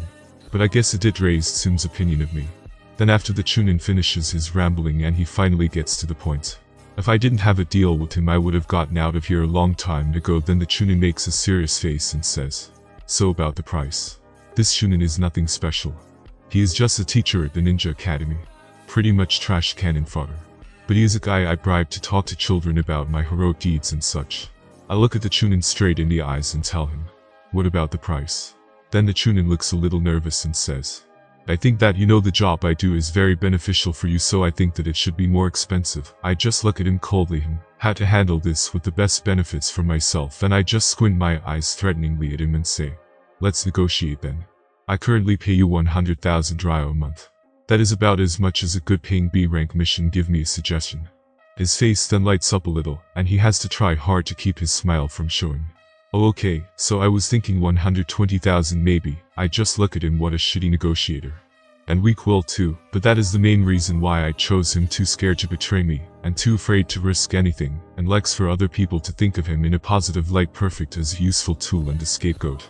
Then I interlock my fingers and release a minor genjutsu to make him more nervous and make me seem more intimidating. Then I say to him in a normal voice, 90,000. The Chunin just looks at me confused and says, what? Then I just look at his eyes and coldly say to him, "You go up, I go down, 0.80.00. Then he starts panicking. Okay, I am sorry for bringing it up. I continue to look at him coldly. "You will get paid 80,000 ryo this month. I never want to hear about this again, or I am going to find someone else." I immediately get up without even giving him a chance to answer. I go towards the drinking woman. She has tears in her eyes as she takes another shot of sake. I then sit in front of her. She doesn't even bother to look up. Her hair is disheveled and she smells of sweet sake. She is my teacher Tsunade. I look at her outfit. It isn't her jounin outfit. It's her casual green kimono. When she looks at my eyes, I can see my reflection in them. Yes, a teacher flashback. MC, age 12 -2 months after his father's death, -6:40 AM. Like always, I get up from my bed early, go into the bathroom and look at my face in the mirror. Brown eyes, with a hidden sadness in them, and black hair slightly above average in looks. When I see that sad look into my face, I just smile at myself in the mirror. I need to be happy. Mother already has enough problems now. I know that she is worried about our poverty. My brother is only 3 years old, and she has to go to work. She doesn't need to see me sad. When I look at my smile showing too much teeth, I smile in the mirror again. This one looks fake. Then I smile again in the mirror. Minus 10 minutes later, I come out of the bathroom with a natural happy smile on my face. Then I go towards my school bag and grab it. Then I go into the kitchen and I see my mother, who is already in the kitchen cooking food. When she looks at me, I smile at her, and she gives me a weak smile back. Then when I arrive at school, I greet everyone and they greet me back. I look at Linda and I wave at her, then she waves back. I go towards her. Before my father's death, I used to joke around and ask her out. We are friends. She always used to tell me that she will accept to go on a date with me when I really mean my confession. She is so pretty, intelligent, and she has a nice personality. Then when I get close and look at her blue eyes, well, I say to her with a smile on my face, "How is my princess today?" Since my father's death, I haven't asked her out anymore. It would just feel awkward to ask her out, since I know that she would pity me and accept. I don't want a useless thing like that. I want it to be real. She just smiles slightly and twirls her blonde hair. "If you keep saying things like that, I might just fall for you." Then I smirk and say to her, "If you fall, I will catch you." She just smiles slightly and says, "Cringe." When she says that, we both laugh at it. After school, as Linda is picking up her stuff, she just waved at me and said while smirking, "So it seems like the perfect student isn't so perfect anymore, is it?" I just smile at her and say, "I am a bad boy, I will be whatever you like." She smiles a little and soon her smile drops. Then she comes close to me and grabs my hands, looks into my eyes and says, "I know it's been hard on you and your family, you know that. If you need anything, you have me here." I just smile at her. She truly is kind. Be good, and good things will happen to you. My mother says I am sure that good things will follow Linda. Then after Lisa goes away and school is finished, milliseconds, Johnson opened the door and came into the classroom. She is wearing jeans and a plain white shirt. She has curly black hair and brown eyes. Then when she sees me sitting on my desk, she leaves her bag on the teacher's table. Then she comes close to me and sits on the chair next to mine. Then she turns around and looks at me in the eyes. "You were always a straight-A student, Andy. You mustn't let yourself go like this. Life goes on. I am sure that your father was a good man. He didn't get killed by anyone and didn't leave any grudge behind for your family. He is in a better place now." I start to tear up a little, and she just hugs me comfortably and says to me, "Every day after school I will stay behind and help you catch up to the others." Then she grabs my face and makes me look into her eyes. Then she smiles and says, "You're smart, so I am sure that you will surpass them in no time." Change, POV Yami. I just look at Tsunade's eyes and I can see myself in them. When I think back on those times, always looking at the best in people. How naive. Understood that later when my teacher seduced me. I always thought that she loved me. How idiotic I was. Never in control of anything, always afraid of everything. Then when she got run over by a car right in front of my eyes. The world is a number of infinite possibilities that must try to control. I will be in control now. Also, I remember Linda flashback MC. Age 15, I just look at Linda in front of me, her blonde hair swing in the wind. I look at her blue eyes, and see myself in them. I have changed so much. The world is a cruel place. Death is inevitable. I can't change that, so I want to know how the world works. My eyes have gotten a little colder. My face now most of the time has a fake smile on. My good uncle who tried to help me died from a rat bite that he thought that it was just nothing, but the rat had a deadly disease in its teeth. Humans are truly fragile. Being's life is way too short, so I must have no regrets. Then Linda looks at me, and she says in a cold voice, "I see that you don't have those whores who always surround you." I just give her a weak smile while trying to act sorry. "Hey Linda, how have you been? Haven't seen you in a long time, so how about we go and grab some coffee together and catch up?" Then her face goes from indifferent to angry. Then she says in a soft voice, "Andy, let me ask you a question." I just raise an eyebrow. Then she continues, "Who are you right now?" My eyes just whiten slightly. But she just continues saying, "The Andy I knew was smart, caring, and someone trustworthy. Then there is the other you, the one who has his little whores all around him, and every word that comes out of his mouth is a lie. Fake promises, manipulation. I don't know you anymore. This is getting serious." Then I try to defuse the situation by smiling at her and say with a joking voice while smiling, "I will be whatever you want, princess." Then I see that her eyes have started tearing up. I notice that it is not out of happiness, it's out of sadness. Then while crying she says, "I can't even hate you. No matter what you do, I just pity you." This bitch, even with all that anger inside me, my eyes just narrow a little. Then my face becomes indifferent while I turn around and say to her, I would say that it has been a pleasure, Linda, but it hasn't. Then I start walking away. Then Linda says, wait. I said, wait, Auntie, I want to help you. My eyes go cold for a second, then I turn around and tell her, who are you, Linda? You don't need to answer that. I already know you better than you do yourself. You're a little girl who has abandonment issues, also a girl who no one wants, even your parents abandoned you. Then I give her a fake sincere smile. So please shut the fuck up, trash. Yami POV Tsunade banging a sake cup on the table wakes me up from my thoughts.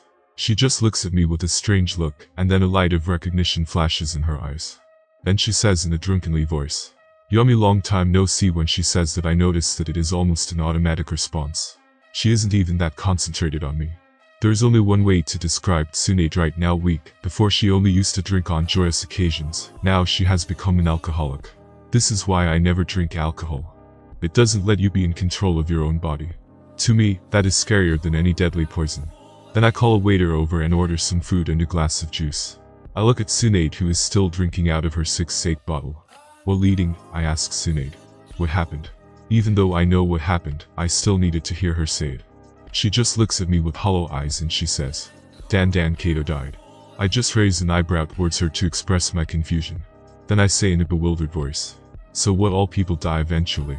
Except me, that is. She just frowns a little and says in a slightly annoyed voice, sigh, you are truly inconsiderate sometimes, Yami. Then she leans her head down on her hand, which is on the table. Her hair also falls down a little. She still has a sake bottle in one of her hands when I look at the bottle. I can't help but think about my teacher in my last world control. Then I secretly summon something from my wristband summon scroll. Then I pick the thing and drop it into the drunk Tsunade's sake bottle. This time I will be in control.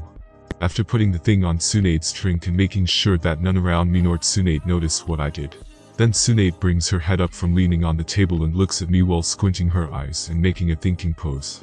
She must be really drunk. Then Tsunade just looks at me while thinking something, and she finally says, sigh, I am thinking of leaving Konoha for a vacation. I will also be taking Shizune, the niece of Dan Kato, with me. Do you want to come with me, Yami? When Tsunade finishes saying this, she takes another sip of her sake bottle. She actually drinks the whole bottle in one fell swoop. Yes, plan complete. Even though I am ecstatic of what just happened, I still had a calm face, and my body language doesn't give out anything. Then I say to her in a calm voice, I see that you have already made your mind, but I am sorry, Tsunade, I won't be able to come with you. Then I also noticed Tsunade's slight rise in body temperature. She is also blushing a little. Then as she is about to open another bottle of sake, I immediately grab it out of her hands and say to her with a slightly forceful voice, you have had enough for today, Tsunade. She just looks at me and extends her body over the table, trying to grab the bottle. Give it back, Yami. Then as she is about to grab the bottle, she accidentally slips and falls on top of me, with her breasts all over my face. Then as she gets close, I just sneakily and without anyone noticing, I activate my Sharingan. Then as soon as Tsunade gets off of me, she instinctively looks towards me, and she drunkenly slightly sees my Sharingan. Then as she is about to say something, due to allowing herself to get drunk in her venerable mental state, Tsunade immediately fell on my Jinjutsu. Then when she gets up and stands in front of me, Tsunade grabs my face with both hands and says to me, sorry, are you okay, Yami? I just nod and say to her again, I think that you have had enough for tonight, Tsunade. She just nods and I call for the bill. I pay for our meals and then we go outside of the restaurant. As soon as we are outside, I make a hand sign and poof, I transform myself into an older teenage version of me. Then I put Tsunade's arm over my shoulder with her breast feeling against my chest. Now I am about the same height as Tsunade. I then take her to a good hotel, and when we go inside I pay for the room and tell the receptionist to not bother us. She just nods when we go to our room. I go inside and see that it is a luxury room with a bath and a king-size bed. First I just touched the wall once, and an anti-sound seal array was conjured all around the room. I put a half-awake Tsunade on the king-size bed. Then as I am about to take off my shirt that now smells of alcohol, 2 slender arms come around my neck, and I can feel Tsunade's breasts on my back. Yami, she doesn't even need to say anything as I just turn around and kiss her. I can feel the alcohol in her breath. I start using a little tongue. Tsunade is a little surprised in the beginning, but then she grabs the back of my head and brings me down to lie on top of her while we make out. Then one of my hands goes towards her blouse and I untie it, sneaking it in and gently twisting her nipples, while my other hand goes towards her inner thigh and close to that other place near her thigh. Tsunade also moans a little, clearly aroused by the situation. Her moans are muffled by me kissing her. She can't even think straight from all of the alcohol in her system. Then my hand slowly sneaks in her pants and under her panties. When I feel her pussy, I slowly rub it and start teasing around it with my finger. Then when I suddenly feel Tsunade's muscles around her vagina contracted a little. That is when I decide to put my finger inside. Tsunade moans loudly on my mouth, while I can feel her orgasm on my fingers. Then her body goes kind of slack. Then I separate my kiss with Tsunade. When I do that, she starts breathing heavily. Then I start kissing her neck and whisper to her, "Come on now, Tsunade. Are you all tired already? I didn't even get the chance to try you." She just looks towards me with half-closed eyes. I take off my pants and then I just take her hand and put it on my shaft. Her eyes immediately widen and she looks towards me, though I notice that she is still drunk. Then she gets up and also takes off all of her clothes, slowly and sensually. After she is all naked and in her full glory, I can't help but admire her beautiful perfect body. Her breasts, even with their size, are perfectly firm. Even in my past life I haven't had a girl this good. She then gets on all fours on the bed. I get on the bed again, and I also start fondling her breasts sensually. She then grabs my shaft and starts running her hand up and down, while with her other hand she is touching my face. I then decide that this is enough for play, and I push Tsunade laying on bed under me. Then I line my shaft with her pussy. She is already wet enough. I grab her hips and push my shaft inside of her. Some tears fall off Tsunade's eyes during the insertion. Then I feel a type of warmth and pleasure I haven't felt in a long time. So I don't even wait for Tsunade and hold my grip on her hips while I keep pushing in and out of her. Ah. After some time Tsunade gets used to the rhythm and she starts moaning louder and louder. I can feel myself coming ah. Then I paint her womb white. Then I can still feel myself hard, so I just turn her around for some doggy style. We keep this up until late at night, and we both fall asleep on the arms of each other. Morning Tsunade POV waking up in the morning. I sit up and pull my arms up for a stretch when I notice that I don't have my nightgown on. Then like a dam that was broken, memories of what happened last night come flying back. Oh no, what have I done? I look towards the other side of the bed and see Yami, a 12-year-old boy, naked. What have I done? I asked him for this last night. I shouldn't have done that. Then as I get up, I wince a little at the pain on my hips. Damn it, we did it all night long, me the last hair. But the Senju clan have seduced my 12-year-old student. Even while thinking all of this, a darker part of me enjoyed it, the forbidden fruit of having sex with a student of mine. Damn it, I instinctively punch the wall next to me. But I control myself. I don't want to destroy half of the building. I just look at Yami's back, and I can't help but think, it seems like I truly do need to go on the vacation. I started putting on all of my casual clothes from last night, and with a D-rank jutsu I got rid of the smell of the alcohol all over me. At least a console to myself is that Yami probably wasn't a virgin, and I didn't take his first time. He showed an experience on the act, so I am sure that I am not his first time. At least, I didn't take something special from him. Then I think back on all of the girls that he knows. Was it that Tsum girl, or was it some other woman who took his first time? Sigh. I better stop thinking about stuff like this. When I finish putting on all of my clothes, I use a transformation jutsu to make myself appear as an average looking woman, and then I go outside. It seems like I will have to notify Shizune that we will be setting off today. Yami POV. As soon as I sense Tsunade leave, I let my breathing and heartbeat go back to normal. Tsunade also has a slightly different memory of how we hooked up. She was the instigator from her perspective. Then I get up from the bed and think about all of the effort that I put into trying to make her romantically attached to me. That obviously didn't work out. I wanted to try at least once how good Tsunade was. From now on I am sure that there will be no romantic feelings between each other. I am not a man patient enough to chase after only one woman. Love, that to me is a very complex feeling. I know what love is, and I have experienced it before. I still love my mother and little brother from my first world. After all, family is everything. Also to me, romantic love doesn't exist. Love is a pure emotion, but romantic love, it is just a fleeting emotion, usually just mutual lust disguised as affection. In that way I did and still do love Tsunade, but not really. Real love is something pure. If I truly loved Tsunade, I wouldn't care if she is pretty, or even if her face is carved and her skin is all peeled, even if she had a grotesque, terrifying appearance. If I can look her in the eyes and still not even flinch, and my love for her be unwavering by neither time or distance, then I can truly say that I love her. The only thing that I love about Tsunade is her physical appearance. So in a simple manner, I lust after Tsunade. After I finish putting on all of my clothes, I get up and touch the wall. The silencing seals start receding back into my hand, and they cancel as I go outside of the room. I think about the future. Tsunade will definitely move away, especially after what she and I did. She will start her drunken habits like Kanon again. We'll see if she comes back during the third ninja war. As I go outside of the hotel, I look at the sun shining bright on the buildings of Konoha. I can't help but smile a little. Finally I can start making some moves. Time skip. 1 year and 6 months later I am currently playing shogi against Sum's Jounin sensei, and I just lost again. Well, he is a Nara after all. I win, Yami-san. I just smile and nod. The Nara truly are intelligent. Playing this game against him will keep me sharp and never let me underestimate my enemies. Then as we are about to start playing another game, I sense the Anbu as soon as he enters my clan compound. As soon as he is on a tree he jumps down from it, and I see that it was actually a male Anbu with a weasel mask. Then he bows down in front of me and says, "Yomi-sama, I am here to notify you that the second ninja war is over. MCH13 second ninja war is over. I currently have sunglasses on, and am trying to get some tan on my skin by lying on the beach chair on my porch. I am drinking some horrible tasting juice that is healthy. I kind of like the grassy taste now, and it also helps my body growth, and I still have the whole shit with my lifespan still to fix. My hair has now started producing black pigment again, so now my limited lifespan won't show physically. But I know that even if I don't use creation rebirth anymore in about 10 to 15 years, I will start to show symptoms of weakness of muscles, slower natural regeneration, and such problems that are most common in old people. Though the Hashirama cells have pushed this limit to about 30 to 40 years later because of the crazy vitality on the cells. Then a clone comes from the inside of my house with a paper in his hand, and he gives it to me. Since there is no form of entertainment that I like in this world, I have made a new form of entertainment for myself. Then I look at the paper that he gave me. Inuzuka clan money. 230 mil income. Plus 60 mil month in members. 65 ninja. 0 elite jounin, 15 jounin, 2 special jounin, 9 chunin, 39 genin, 98 civilians. 62 academy students. I just smile at it. Inuzuka clan, my income is probably the highest of all the clans in Konoha. I could have already made the Inuzuka clan the richest clan in Konoha by stacking my money.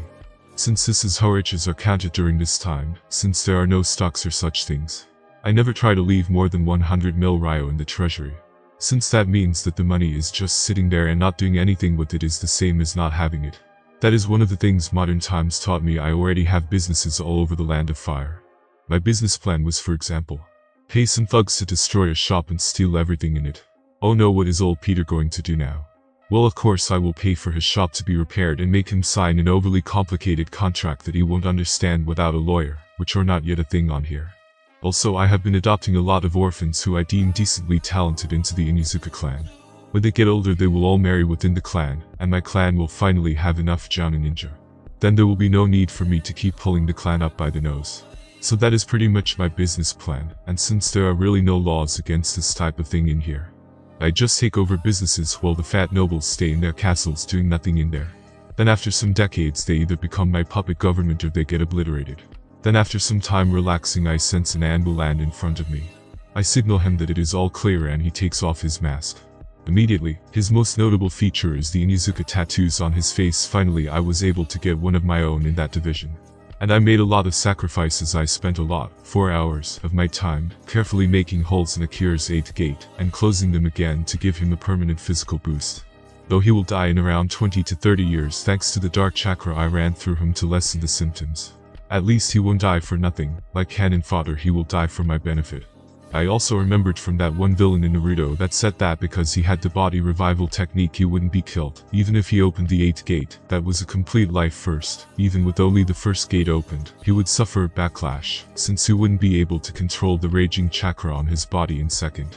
The 8th gate can be opened and then live to tell the tale. It will literally expend all of the lifespan, plus with the gate full opened it will destroy and burn your body from the inside. A death that is very painful, and only people like Guy who know pain from his extreme training and opening the previous gates would be able to handle the pressure. Yami-sama, there is a new development on the after-war plans. Then he explains to me how after the war the Hokage didn't take any territories over, and how he played passive on the Cage Sumidoke. So now I know why there will be another ninja war soon. It was because Konoha didn't flex its muscles. After the war, could this even be called peace? There will definitely be small skirmishes among the nations. It seems like Hiruzen was too soft against Sai. I can't help but sigh at this. A leader needs to have both compassion and cruelty to be a good leader. By doing this, we didn't even take any territory over, and let's be honest, the war was started for more territory and resources. We should have gotten that. At least the Hokage probably didn't want any more bloodshed, but by doing this, he undermined all of the sacrifices from the dead ninja. The reality of war is to exchange the life of soldiers for resources. That was true in my last world, and it still holds true on this one. So at least honor them by trying to get a good deal out of their lives. After that I dismiss the ninja. I have already placed numerous seals on him in case of a betrayal, so I am sure he isn't dumb enough to do that. After all, I gave him his power, and I can take it away by writing my seal on his 8th gate and killing him. I have already checked if he is a double agent, and all that. I don't want an Itachi in my clan after all. Then it seems like it's time to start the next phase of the plan. I notify my mother that I won't be back for some time, since I have something to take care of like usual. She started asking if it was dangerous or anything like that. After reassuring her, I went towards the Inuzuka training field. Then I did some hand signs, and I slammed my hand on the ground. Poof! As soon as the smoke surrounds me, I can feel myself sucked in by the space around me. Then for 1/10 of a second, my vision goes dark. Then poof, I again see myself covered in smoke. I also see that I am high up on a tree. Immediately I have my senses on 100%, and then I sense a big creature as big as a truck flying towards me. When it was only an arm's length away from me, I dodged by using Shunshin to travel a couple of meters to the left, just enough to be out of its range. Then as soon as it was at the position where I was, I activate my Sharingan and see that it was a giant bat. Then I go for a karate chop towards its neck. I use the technique on my right hand, and I slash towards the bat's neck as I am about to cut off its giant neck. Fwash! It manages to maneuver himself mid-flight away from my slash. I just look at its appearance, and think that is right. As a bat, it was probably able to sense my attack with echolocation. I just immediately analyze my surroundings. It is a dark, shadowy environment. It is not a cave since there are trees in here, and there is a small amount of light coming through the barren trees. Everything around here seems so out of life. I look down and it seems like a red swamp. Sniff sniff, is that blood a bloody swamp? And even though I can't sense any chakra from the swamp, but using the power of the Zero Tails can still sense countless negative emotions from at the bottom of the blood swamp. Then the bat lands on a tree upside down. It looks at me and it says, "Human, just let me eat you." I don't even answer it. The bat is a flying enemy. Let's see if that new technique works. I point my 2 fingers towards the bat. I generate dark chakra on my fingers, with a black dot appearing on my fingers with some kanji to it. Then I throw it at the bat and it gets absorbed in the bat's body. The bat just looks at me strangely when he himself starts releasing dark chakra, which envelopes him with a powerful torrent of gravity. The bat has an ugly look on his face, and he says desperately, "W, what is dot?" But then the chakra that he himself is expelling starts taking the form of a box of black energy, covered in several spear-like protrusions which pierce the box, lacerating the bat inside from head to toe. Then when the bat is dead, the coffin dispels into nothingness, and the body of the dead bat, punctured with countless holes all around, it starts falling down, leaving a trail of blood behind. Splash! As soon as it falls into the swamp, I just look at the body with my Sharingan to see what the thing in the blood water in the swamp is. Suddenly I see a giant figure move in there, and there seems to be thousands of other minuscule small figures around it. I try to see the true form of this creature. When I see the creature close to it, should be a leech. Interesting, her size is also pretty big. It is around the size of the Sannin summons, maybe a little larger. Also with this hiding ability, it is quite good.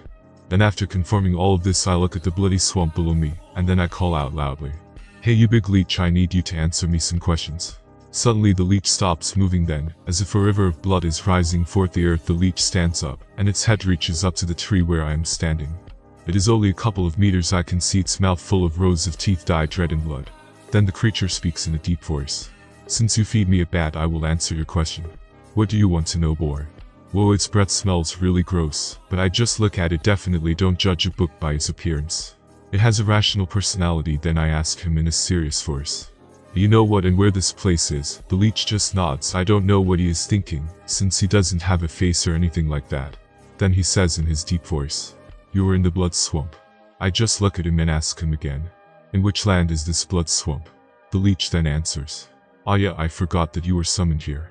Well, it is in the land of waterfalls, I not, and I have noticed that here in this place there are multiple summons, unlike Mount Maiboku, where the frogs dominate, or the Ryuchi cave where snakes dominate." After analyzing all of this information, I say to him, "I see that the situation in this place isn't that simple. Can you tell me the situation of what is going on here?" The giant leech has a moment of silence, and it then says, "I see that the situation in this place isn't that simple. Can you tell me the situation of what is going on here?" The giant leech has a moment of silence, and then it says, "You are asking too many questions, boy." I just look at him and I get a certain idea with a smile and say, "I just want to help you." Then with a little anger on its deep voice, the giant leech says, "I can sense your chakra, kid. Although it is good for your age, we have been living since the time of the Sage of the Six Paths. You are too weak and inexperienced to help me. I have answered all of your questions. Now let me return to my slumber, human." Then the giant leech turns around, and it is about to go back down to the blood swamp. These old creatures think that just because of their age, they have some kind of superiority against younger beings. Their pride wouldn't allow other people to help them. Well then, I guess only showing my power can change his mind. Well, I could probably coax him into it if I stay here for a week, but that is just a waste of time, and I don't like wasting time, and what is the use of power if you don't use it? Then my face immediately goes cold and emotionless. I start releasing dark chakra all around me, forming a tornado of darkness with me in the middle of it. The leech senses this and turns around to look towards me. Then, with a nonchalant voice, I say to him, "Anyone who uses their age to display some type of non-existent power is truly pathetic if you are as old as you say, and this is all of the minuscule strength that you have. Then you should be ashamed to tell other people your age. All this shows is that in the thousands of years of your life, you never really achieved anything significant." As soon as it hears this, the leech doesn't say anything, but it starts producing crazy amounts of negative emotions. Then poof, on my shoulder blade appears a third mechanical arm, which I use to fuel my dark chakra reserve, with the help of the zero tails sealed inside it.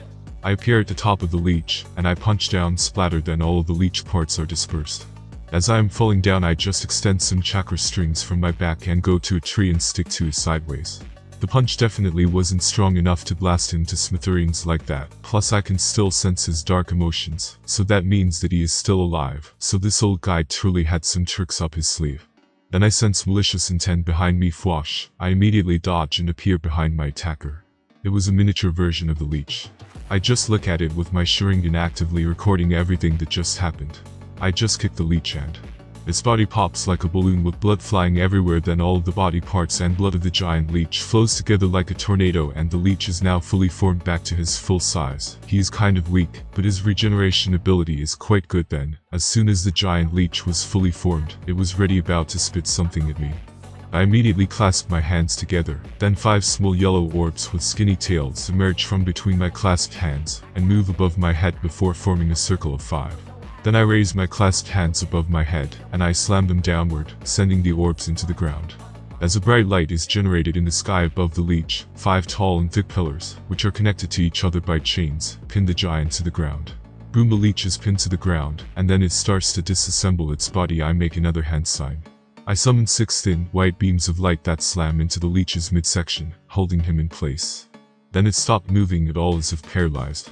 The leech becomes unable to move any part of their body, including the parts that were not struck by the beams. Dealing with a regenerative opponent is easy. You either obliterate them completely, which I won't do yet, since I don't want to kill this leech. The other method is sealing, which I am quite proficient at. I am sure that I am the best seal master currently alive, even better than Kushina or any Uzumaki. I already know all of the Uzumaki seals, and have even started creating my own, usually to combine with dark chakra. Oh yeah, I look at the giant leech. I should try that new sealing technique, since the leech has such a strong regeneration.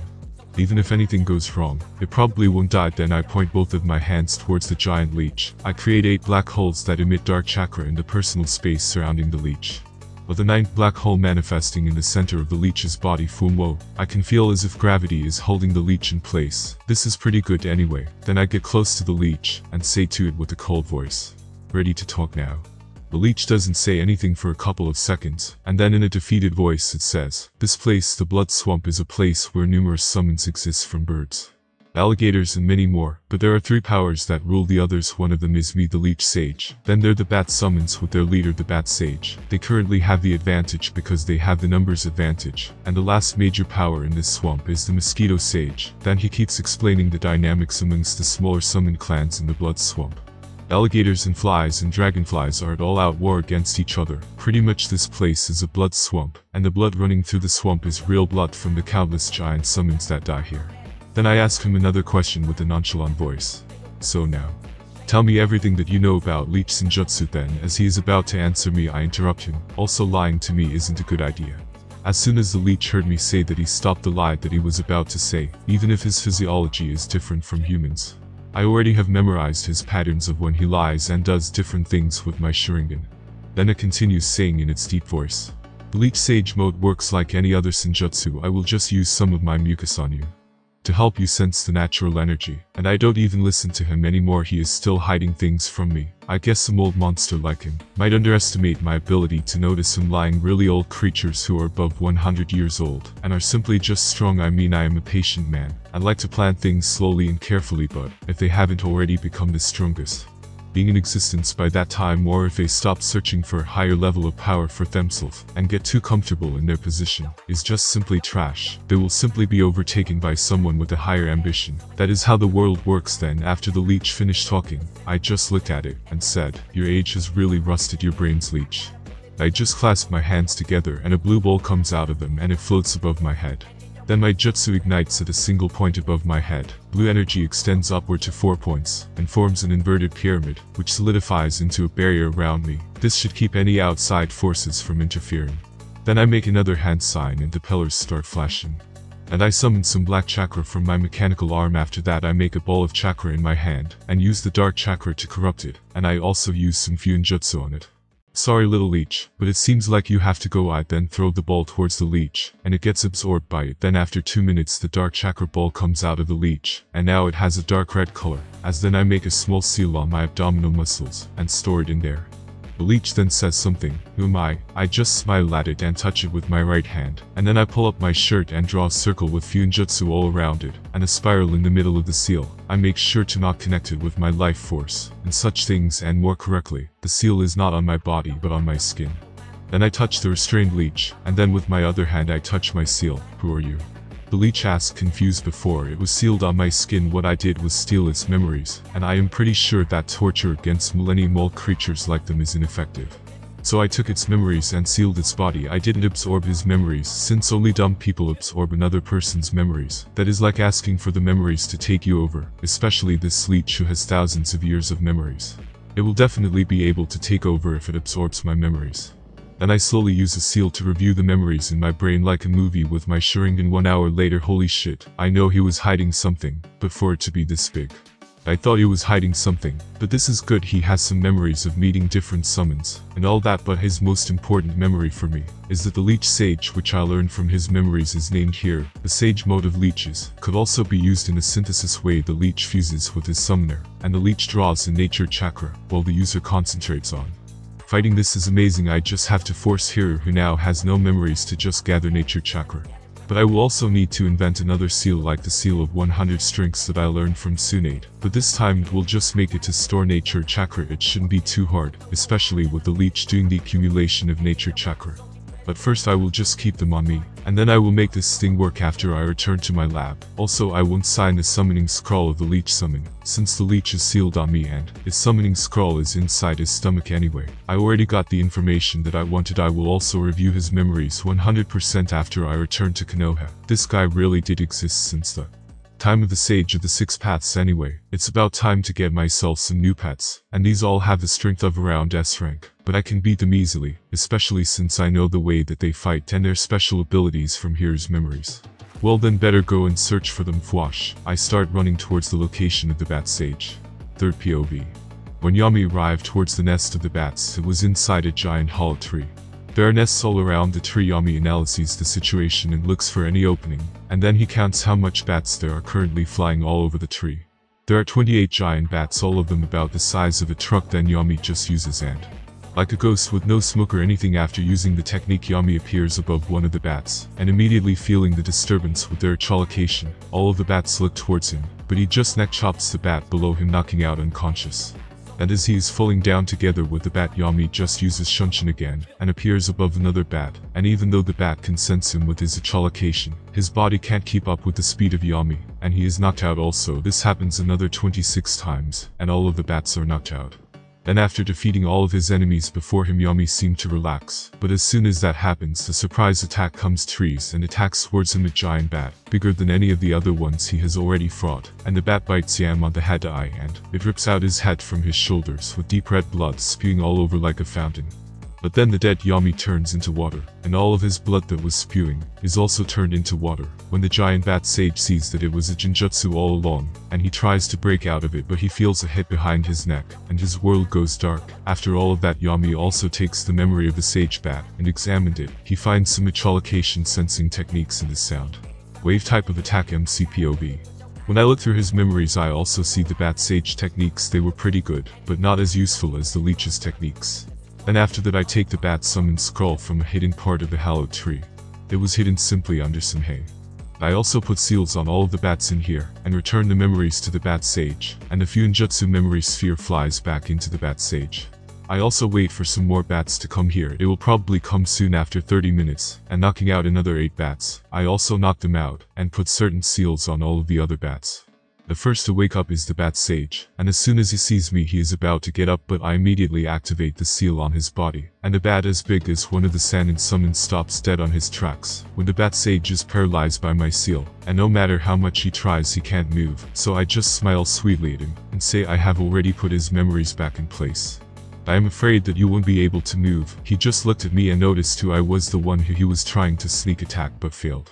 Then with my smile still on my face I say to him, I have put some seals on all of the bats in here, that if they disobey, they will just simply die, so I wanted to offer you all to become my summon animals. He just looks at me, and then with a neutral voice says, what happens if I refuse? I just raise my eyebrow in a questioning look and say, well obviously you will die. He just looks as if he has given up, and then he says, so not much of a choice is it? Then with my same still on my face I just say to him, well if you choose death, you won't have to serve me and teach me all of your techniques, and also better not try to hide anything. The last creature on this swamp that tried it, let's just say that it disappeared, and the leech was quite submissive at first. As soon as I say that I noticed that the bat noticed what I was trying to convey and said, yes, I accept the deal. The bats shall always be in service to you and your bloodline till the end of time. I just nodded him and smiled a little. I see he said my bloodline also, so they will most likely try something in the future, but by then, I will either be so far out of their reach that they won't even think of such possibilities. And just like that, after 2 hours, I had their whole Bat Summon clan under my thumb, to summon any of them whenever I like. Then I look at all of them bowing before me. They don't know that with just a thought I could obliterate their whole clan, even if someone new is born from them, and they might think that the newborn is free. Wrong. The newborn also has a seal automatically made into his brain just in case. Then after that I traveled while flying on the back of one of the bats, as it was taking me to the Mosquito Sage, and with my little army of bats following me. When I arrive at her territory, I see thousands or maybe millions of small mosquitoes. Apparently the Mosquito Sage is a single person controlling all of the mosquitoes in the blood swamp also.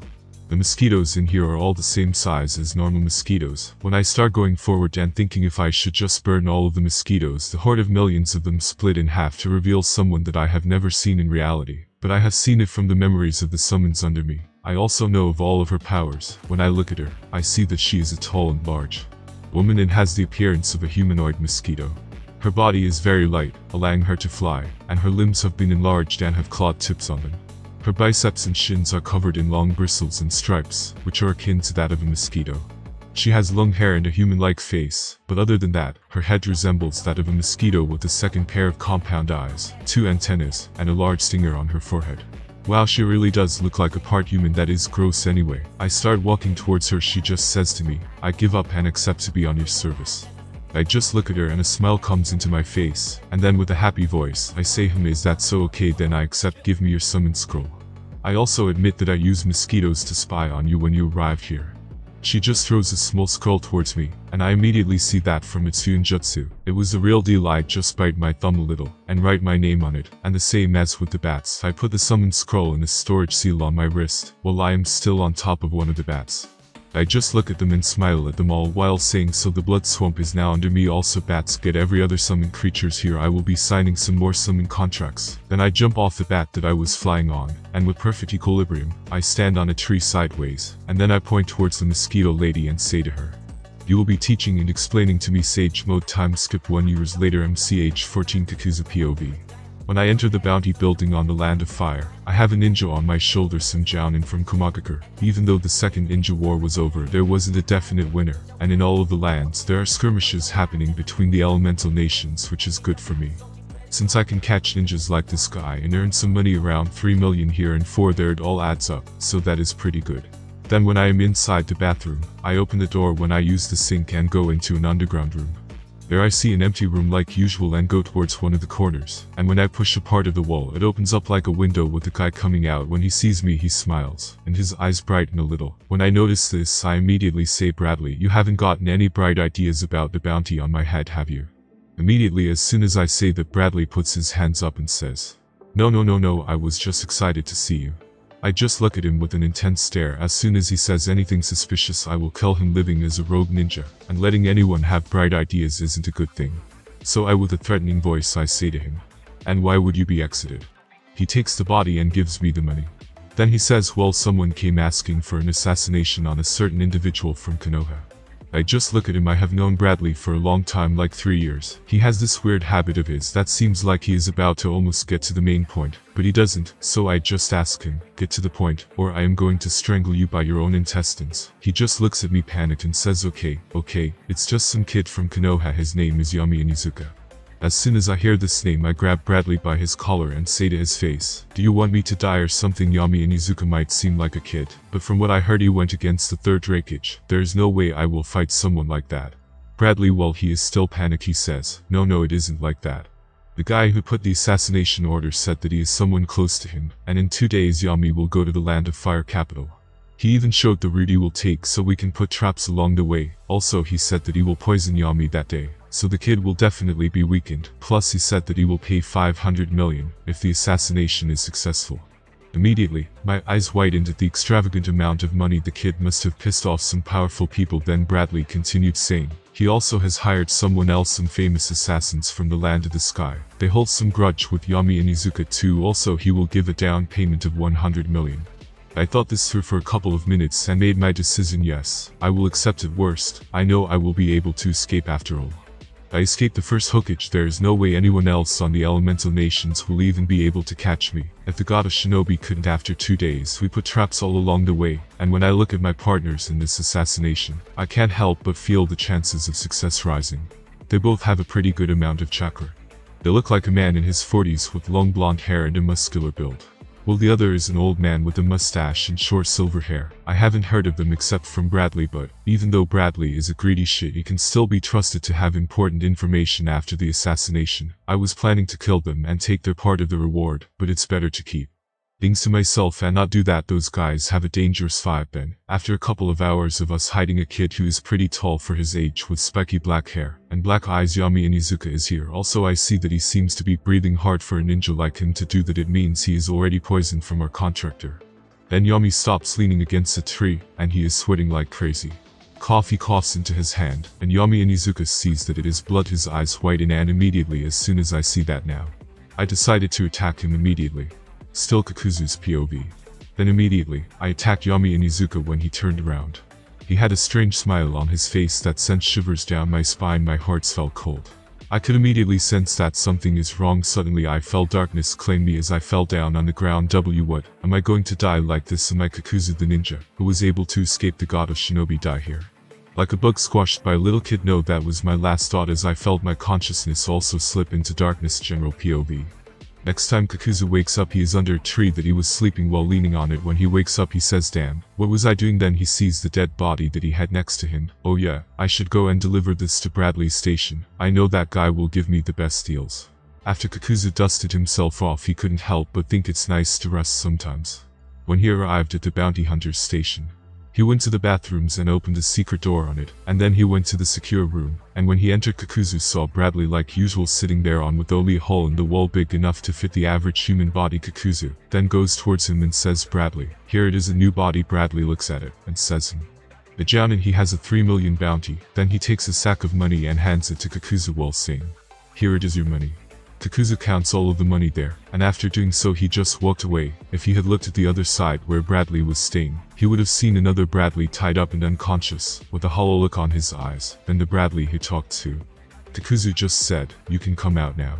The so-called assassins who were from the Land of Sky came out of the shadows. Then they all poof were back to their original appearances. They were all shadow clones of Yami Inuzuka. One of them then pulls out a sealed memory and puts it into the real Bradley's head. That was in case someone ever investigated this thing, and Bradley now has the memories of really he himself doing the transaction with Kakuzu. Then they untied him. Then they all poof to spell themselves. Yami POV. I come back to Konoha through the sewer system, and then I stealthily make my way towards the Inuzuka clan compound. I saw my clone just chilling and drinking green tea when my clone sensed me. He went to the bathroom and I went there too. Then we changed places when he dispelled himself. I have to be careful inside Konoha. A lot of spies watching me seem to have taken an interest in me. They're dangerously smart. Better teach them that curiosity killed the cat. It would be a shame for the same to happen to them. Then I go to the garden and sit down on my chair and drink the tea that my clone was drinking. After taking a sip of its salty tea, tastes horrible, but I kind of like it. I can't help but remember how easy it was for me to defeat Kakuzu. Just one bad sage Shinjutsu scream, and it was over. And I even planned so much and even had 2 of my clones act as assassins to backstab him. I sometimes guess I forget how strong I have gotten. I have always compared my strength with monsters like Kagai or Ten Tails Madara. I will always keep doing that, but then I pull out a small vial with black slithering goo inside of it. Earth, grudge, fear, a dream to immortality at last. Time skip 1 year later. I'm age 15. I am currently inside my laboratory. I can't help but laugh like a maniac. Ha ha ha ha ha ha. Yes, finally. I just look at my hand, then I used and cut off my hand when it falls in the ground. There is blood all around it. Then with a mental command from me, from my stump, or more specifically from inside my bones, black tendrils come out, and also from my cut off hand black tendrils come out, and then they connect together, and my hand comes back into my arm and I heal it perfectly like there. There's no problem. I can use this to extend my lifespan indefinitely and repair and revitalize my organs. Even when they get thousands of years old, I have combined it with the earth, grudge, fear, with the dead bone pulse, to create a metally strong bones that can have the properties to be as strong as metal, and as flowing as water whenever I want them, and I still have my fleshy body with blood and all. That plus now I can remotely control every single part of my body manually if I want. I will never need to train, and my body will always and forever remain. Yes, I finally reached immortality. I reached my dream to immortality then. An uncontrollable maniacal smile appeared on my face while thinking, but I want more. And that concludes this episode. If you enjoyed it, I'd seriously love it if you guys could leave a like on the video, as it genuinely helps out so much, and it keeps me going, plus it takes only 1 second. That said, have a wonderful day. Catch you in the next one.